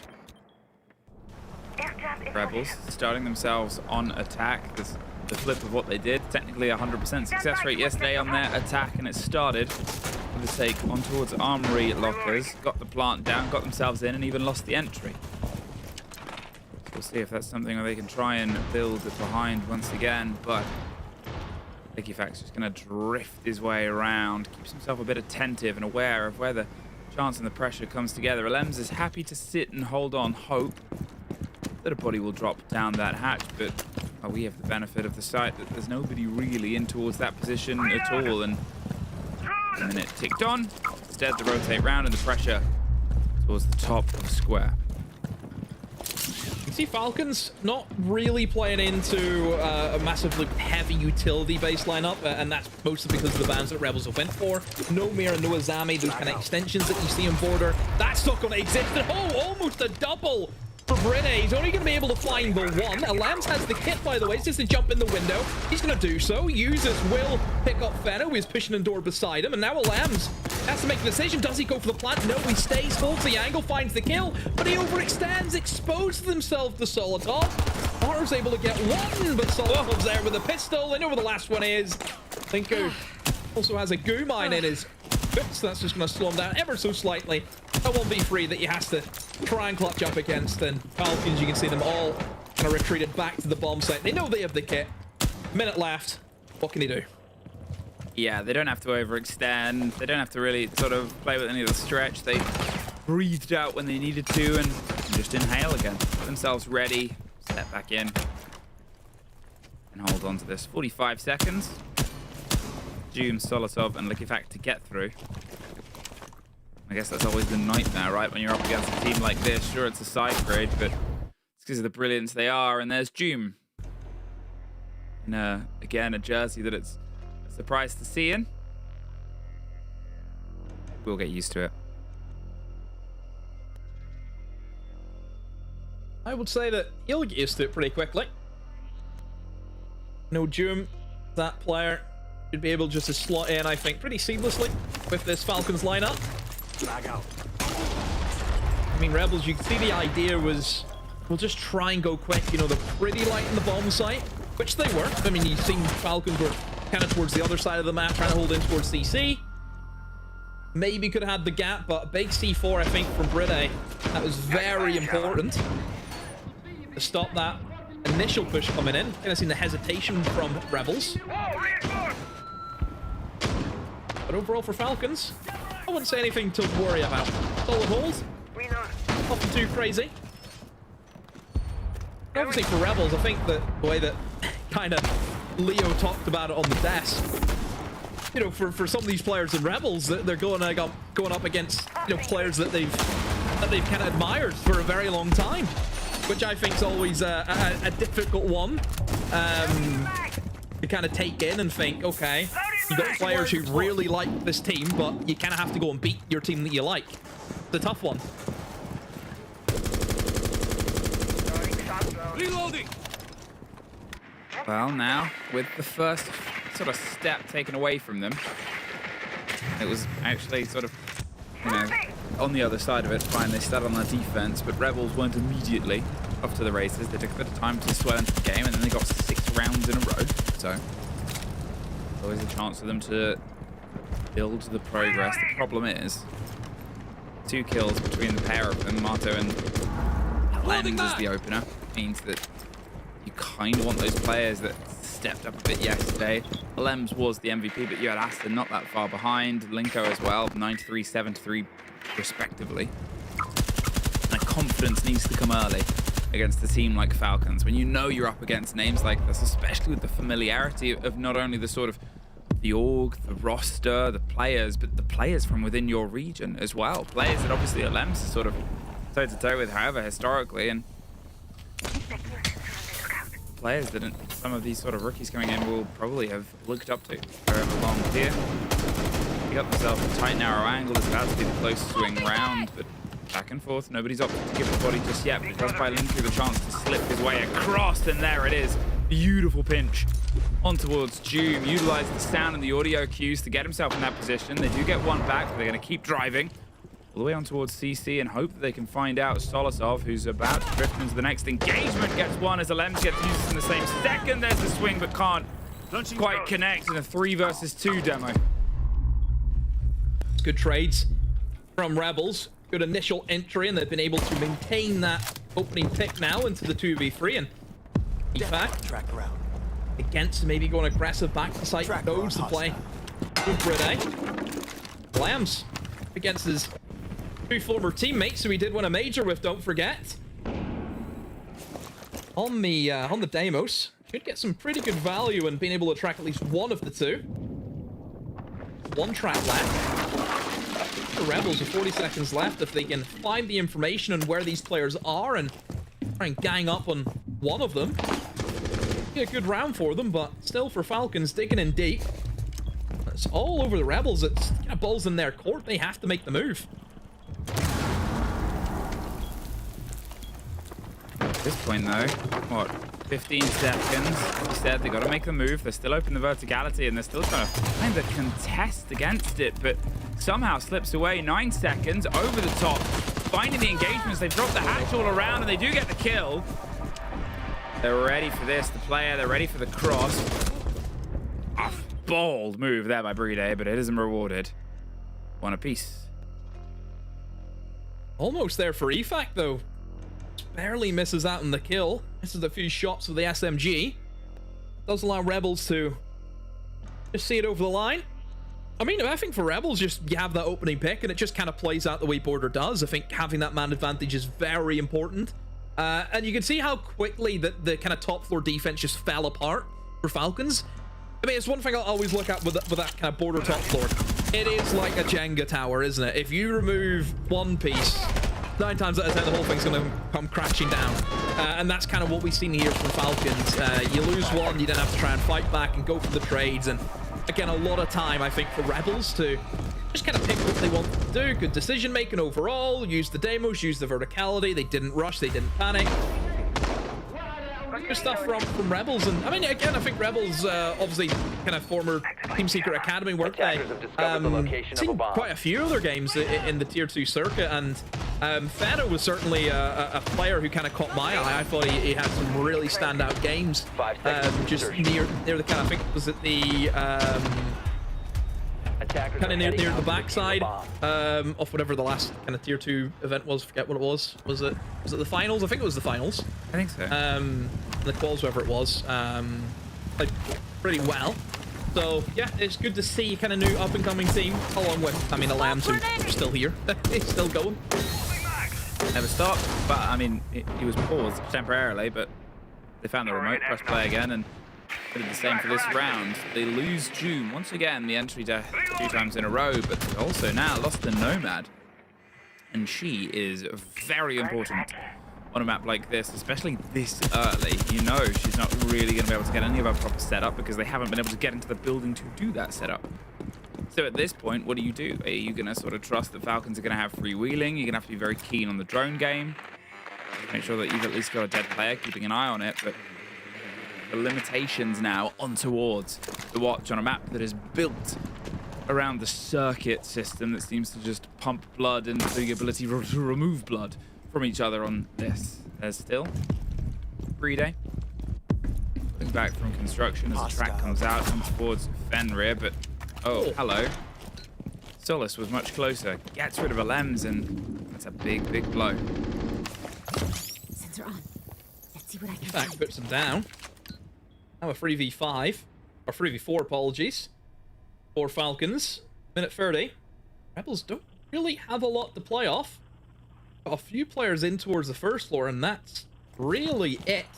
No top floor control at all. Typically, you'd want to try and get yourselves in towards that office. Utilize the hatch.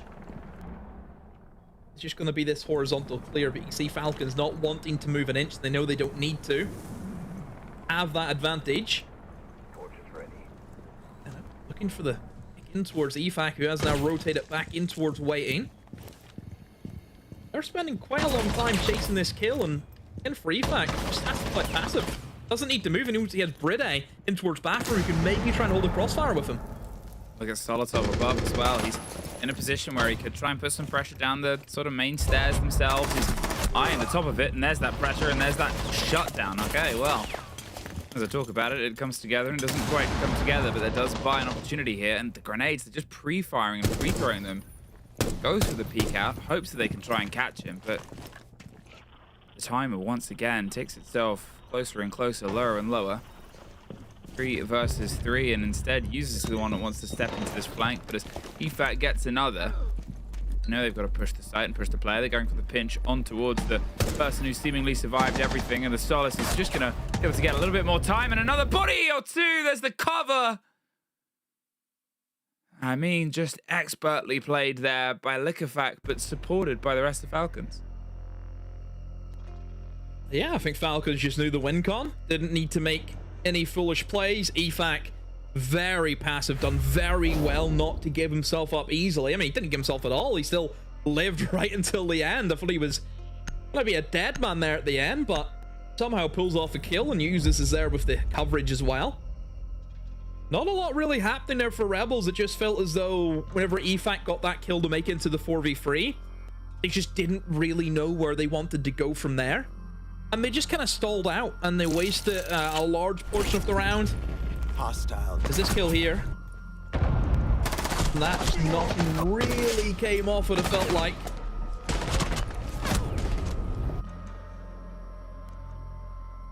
Falcons. Certainly EFAC's happy with that round. And we know whenever he gets animated, we're always in for a good time, aren't we? Oh, yeah. I mean, we get clips. And that's why we're all here, right? For the short. I mean, it's also the passion that goes both ways.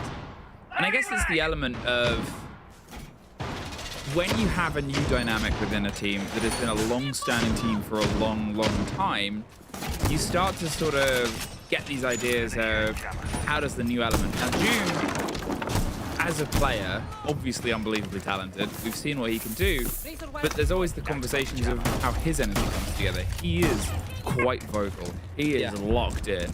We've all seen the clips of him as well and the expressions he plays when he beats his opponents and they crush the little statues.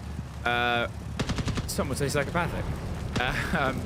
But it's this element of if you have someone else that has the fire that matches Liquefact, because the others not so much, right? Solotov can be very passionate. 3 days, been having a lot of fun with it, and users as cool as anything. You might be able to have a little bit more fire with your fire, and they say you don't fight fire with fire, but if you want to make a bigger fire, there's nothing I recommend more than, yeah, you guessed it, more fire. I mean, even to follow up on your point, think about who he's replaced, Shaiko. Shaiko didn't really get animated apart from times where he was getting frustrated. That's really the only times we would have seen a lot of emotion coming in from Shaiko. So even in terms of just having more energy and switching out a player like Shaiko, we didn't really see that from, that's also going to be really important. Lambs, opening pick, takes down Usus at a long angle. I believe that's pretty much the exact same position that Usus died in the last time they were up here. That's a good start.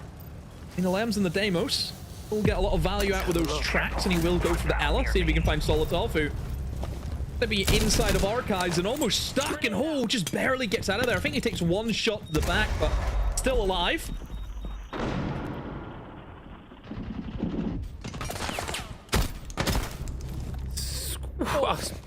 I was about to say scrappy fights, and then something like that gets pulled out, takes the head off. Alems gets 3-day on the trade round, pre-places the C4. There's the edge up trying to put the pressure on, and the gym pulse. Caught out. Marto's all that's left.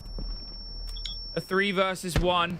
They have the cam as well. They knew he was coming, and now he's going.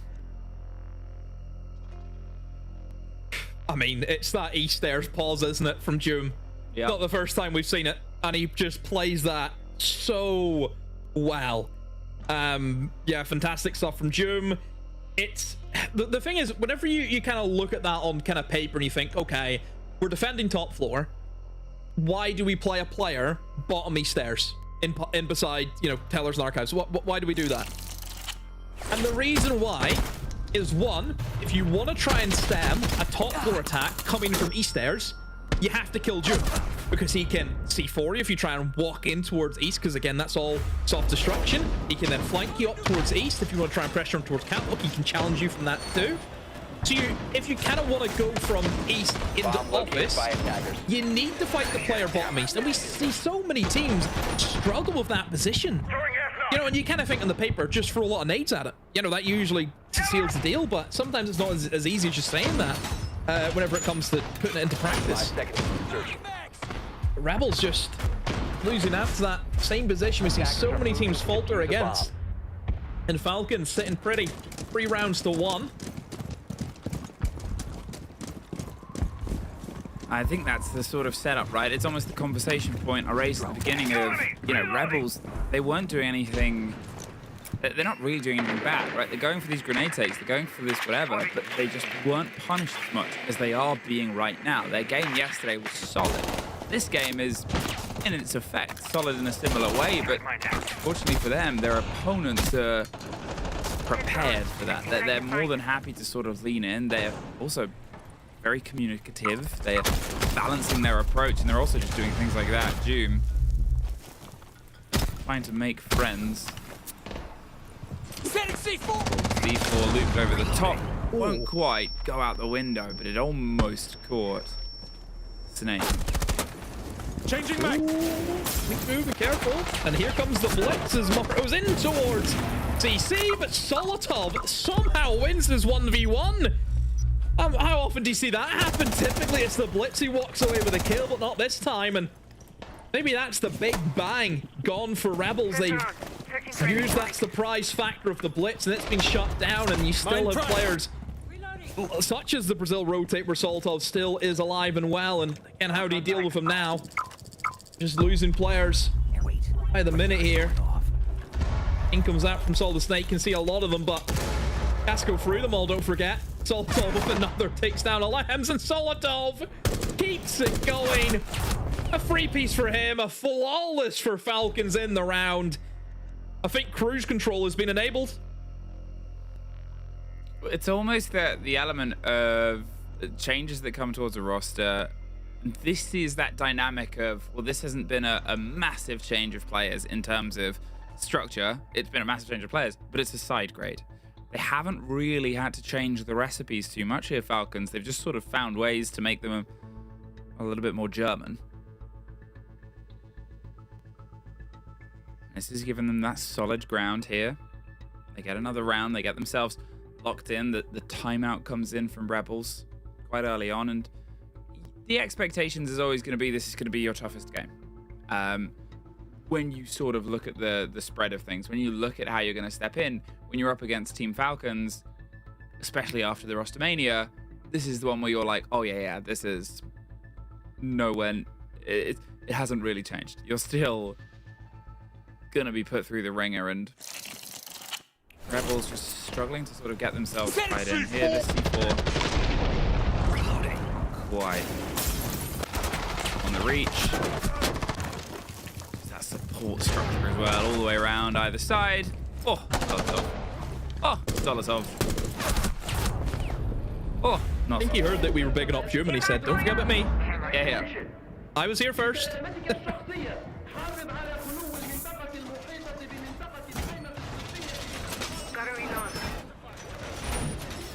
Well, I mean, a different approach here from Rebels, with the kind of Monty being brought in. I mean, this screams like an East take now. Like, usually with a Monty, you try and walk your way in towards East, establish control in towards Office. I mean, last time from Bathroom Tellers, it was just a bit flat, wasn't it, from Rebels, where they didn't have the man advantage early on, and they just really couldn't get themselves back into the round.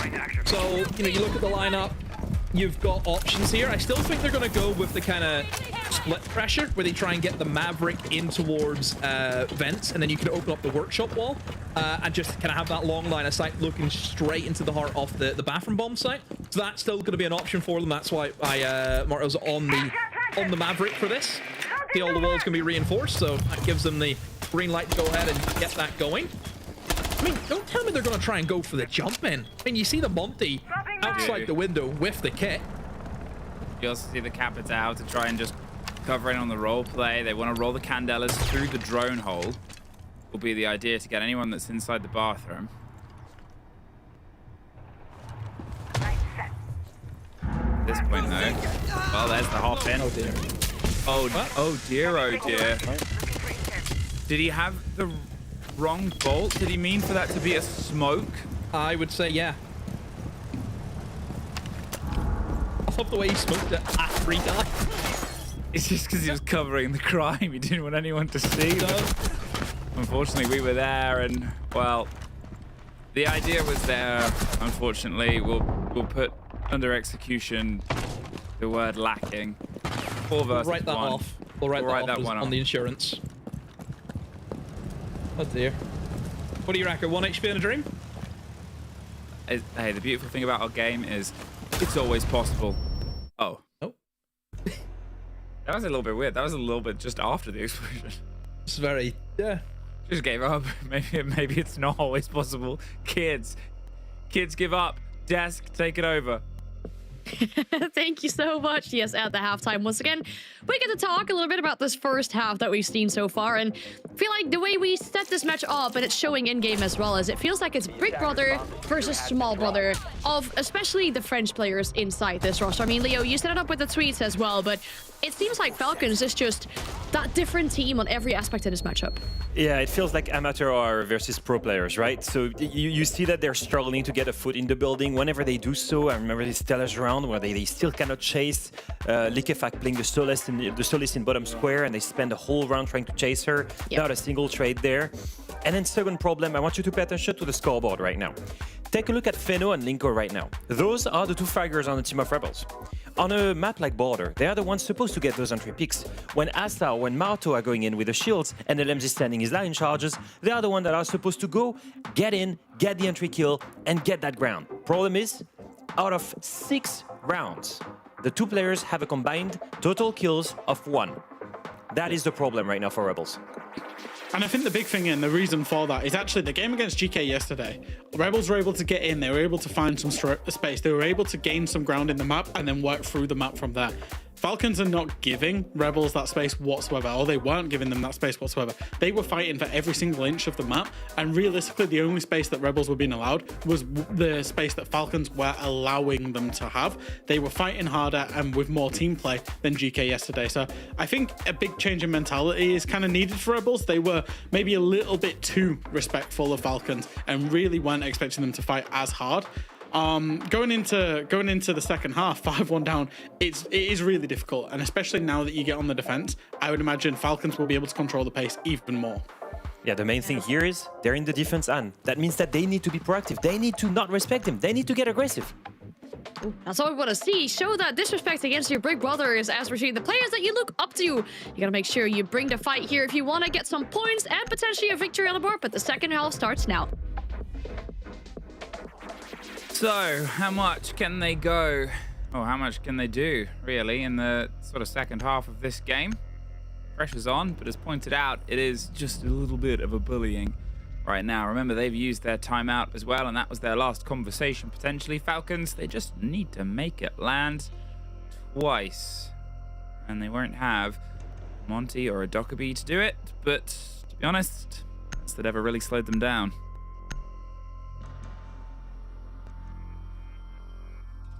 Rebels need to do a bit of soul searching to get themselves back into the game. There's Falcons. There's no stress. Just relaxed in their lane, unbothered. Shoot it if you need it. Looking like fresh in a pool. Yeah. Just comfy, isn't it? And I think Taro in a that's turtleneck. There's another one. And Taro in a leather jacket. He loves leather jacket, doesn't he, Oldham Taro? Yeah. And big bushy hair.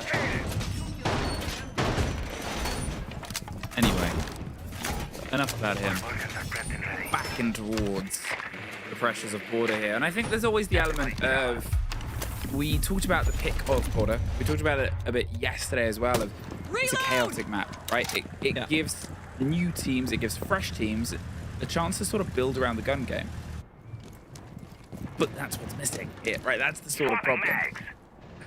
And you've gone against Falcons on this. And yeah, it's a map that they didn't used to love, but it's always going to be a tough matchup, isn't it? Because it's Falcons. Yeah. Doom's thinking, maybe somebody might stick their head out for a peek. Well, Linku doesn't look as though he's up for that at the moment. I'm curious to see where Falcons want to try and stem their attack from. Looks as though that is going to be in towards that east. That is, yeah, a Mozzie-controlled drone as well. I don't think Briddy's actually clocked it. I think maybe he has now, as he's just been red pinged by the drone. Well, yeah, it's certainly an east take here from Falcons. A lot of info, though, for the Deimos to use. I mean, Doom could probably go below and do quite a bit of work. He's going to ping a lambs on the Mozzie. Down he goes. Towards bottom floor, and Solitov will open up with the first pick. Takes down that L that we've seen in towards CCTV. A good start for Falcons. Sit with the man advantage. Well, that's one, but there's a response on the door and a double down as EFAC gets caught out by Lems as well. Never shut down two of those big sort of fraggers, but when you've still got these three on the board, you know it can always explode. The problem is that man advantage. You just have to make sure They keep that threat of the trade game. They have to make sure that they're paying clear and clean attention towards this approach, because if they're not, then that's where there might be those sort of slip-throughs, which they're always good at finding and exploiting. Falcons. They can look for opportunity, and Doom's actually going to try and get himself underneath. Obviously, there's 2 Deimos tracks, and there is somebody that's just on the bottom of the metal stairs. Filters his way back up, but Lems isn't shy of the engagement, and in fact, oh, he's more than happy to clean it up. Swapping bags. Uses. Trying to use that fire extinguisher and maybe go for a quick peek, but thankfully Moro not going to swing for it. However, Benno does. That's going to be Fountain opened up, perhaps, or uses to try and walk in towards. Metal stairs, though, is his worry. You see him peering over towards it. 2 players actually drop downstairs, leaving only 1 player in the bomb site. Bride could maybe try and go for a plant as well. Nobody's in a great position. That's the C4, but I don't think that's going to be any luck. No, wrong plant position. Somehow, Moro's been downed as well. Did he get down via the flames? I don't know what's happened there. Uses has found 2 with a pistol. Don't tell me he's going to find another one. Yes, he is. Where has that came from? Don't you grin? You know what you did? It's the rare user's grin. He's grinning. Went full yeehaw. Like, what was that? That was John Wick mode. Someone plays them hard like DMB and just throw it over that clip. That was insane. We've seen some weird rounds tonight, haven't we? Like, yeah. I've never seen a border round like that play out. Did he get down to a Goyo canister? Is that how one of the players got downed? Honestly, don't know. Was he not trying to plant? Yeah, it must have. He got down by the flames, yeah. Because Bride was planting, he couldn't have killed him. I don't know what's happened there. That's a strange one.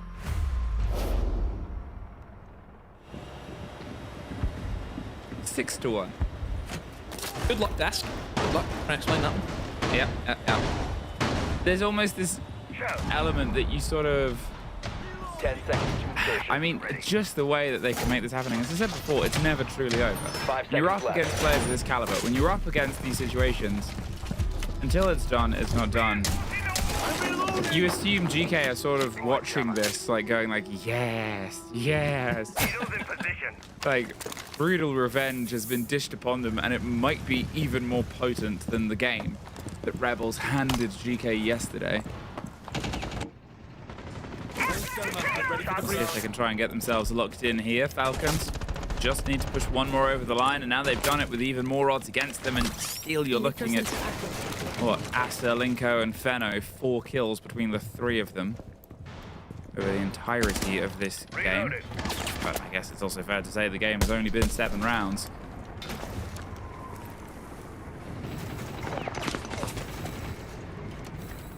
Falcon stemming in from that east. Bride didn't really do much last round apart from just get the plant down, which I suppose was the important thing. Still not Blackbeard. It's there to establish kind of foothold, take that ground as best as you can. Bit of a run out as well. Just get tagged up just a little bit. And that Boss G trying to tag onto that Blackbeard, but I think Moro actually takes more than what he's dished out. He drops in towards that first floor now as slowly but surely Falcons are just steadily making this approach, aren't they? They're not moving fast, they're just moving enough. Well, they have the man advantage. They do almost get themselves level. The fact taking a bit of a damage, but instead, look, Bride just drives on through. They know the position that they want. They're not quite aware of the positions they don't have, though. Great take there over the top. Does get themselves level. There's a second and a break. Uses is isolated from the other 2. They're just taking it sort of step by step. Now, there is somebody obviously trapped in this situation, but the worry is this. As soon as they go one way, there'll be a support structure that comes from somewhere else. The hand of Asta gets shot. Oh, and then the rest of him follows through. Do they know that he's down? That's going to be the sort of read-through. The grenade will bounce its way around, and there's the end of him. This great bit of movement there from Linko. Not quite happy for this to be done just yet. Gets himself his third for the round, and that's all the players that have been caught out, but no more as Doom drifts on in. Lems, the old steady hand is all that is left to try and grab this round and have our play day and keep it moving.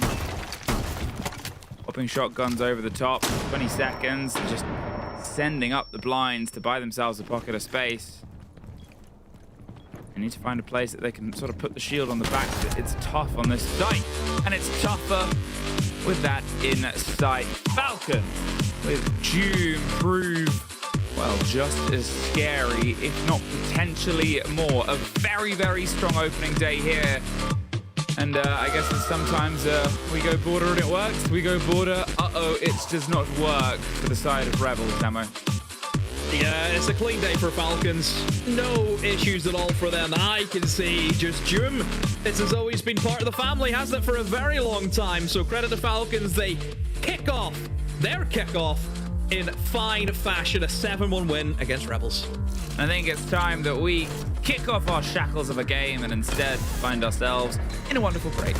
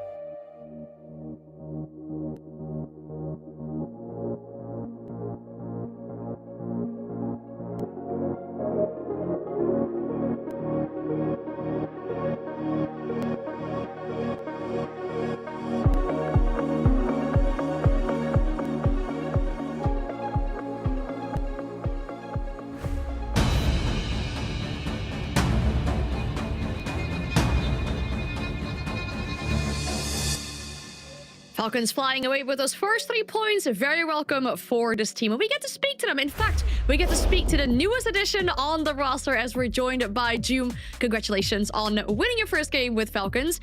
And from your interview last stage, we know that you really care about the stats. So how would you rate your debut with Falcons going 11-3? I'd say it was pretty good. I don't know if you saw on the stream how I died that one round. I literally got wallbanged. I was so pissed. Literally mid falling down, he just wallbanged me.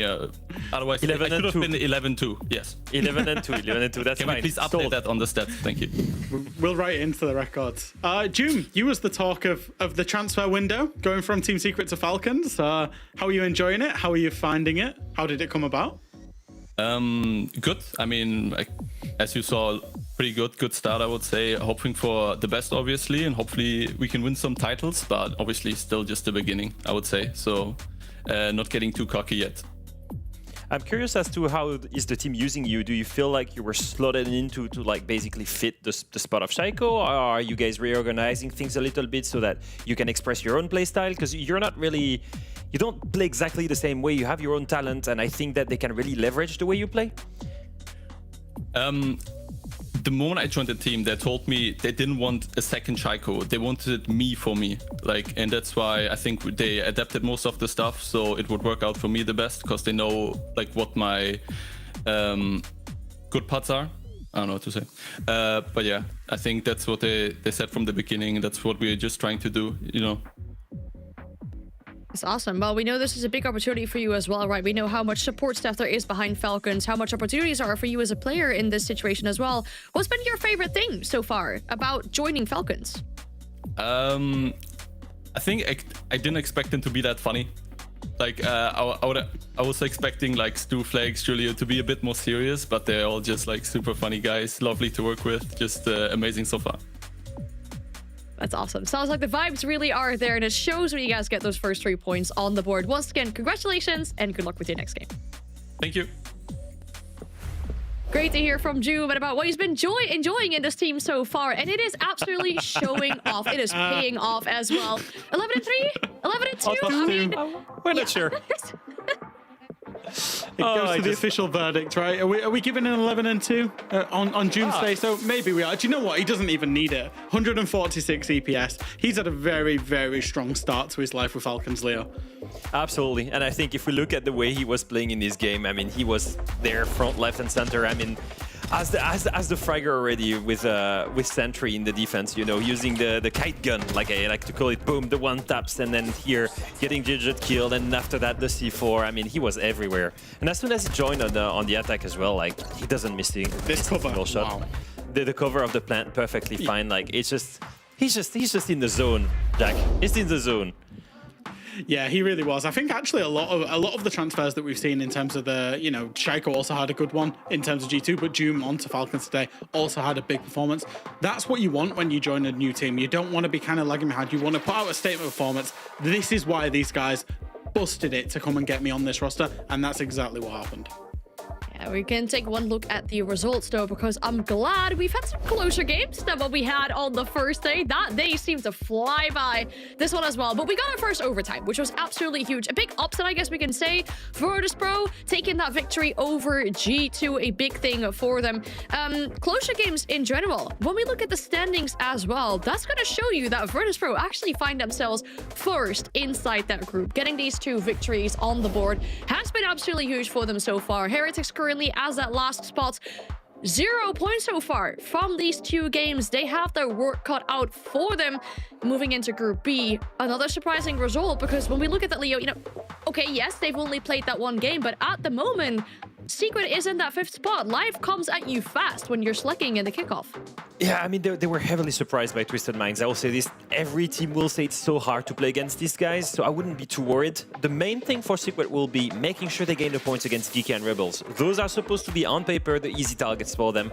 We'll need to wait for next week to see that, but they have a full time to just basically rewatch what went wrong, rework everything, and make sure they get those wins and those points that they desperately need as soon as Kickoff starts again. Yeah, speaking of next week, though, Secret do have that game against Geekay, one of the easier targets, as you mentioned. A big fight at the bottom of that group there. G2 taking up against Heretics, a rematch or a rechance, I guess, for G2. Heretics maybe an opportunity to get those first points on the board there. Looking at this in general, Jack, any game that really speaks to your mind for next week, Monday? Ooh, I think Falcons Twisted Mind's a big one. I think any game in Group B really is a big one. GK Secret, as we just saw with the standings, like that group is going to be uber competitive. I think anybody could make it out. Anybody could get left behind. I think, you know, I'm excited to see Falcons and Doom again, but then also the GK Secret game. If Secret have a bad result in that one, it could go very south. So yeah, those two games for me, definitely. We're absolutely flying through it here at the very final phases of the second day at the EML Kickoff, but that isn't without a reason. If you're a Siege Endurer, you're in luck, because in just a few minutes, quite literally, in about 25 minutes, the first game of the SAL Kickoff will start as well. We'll keep you entertained with some more action there. First game on that, FaZe versus Lowe's, current world champion, going up against the rebuild of that Lowe's roster. Exciting stuff, so make sure you get some drinks, make sure you get some snacks, be refilled for those games to start. We thank you for watching here at the EML. We see you next week on Monday, 6 p.m. CEST for our next game. For now, enjoy the SAL and thank you for watching.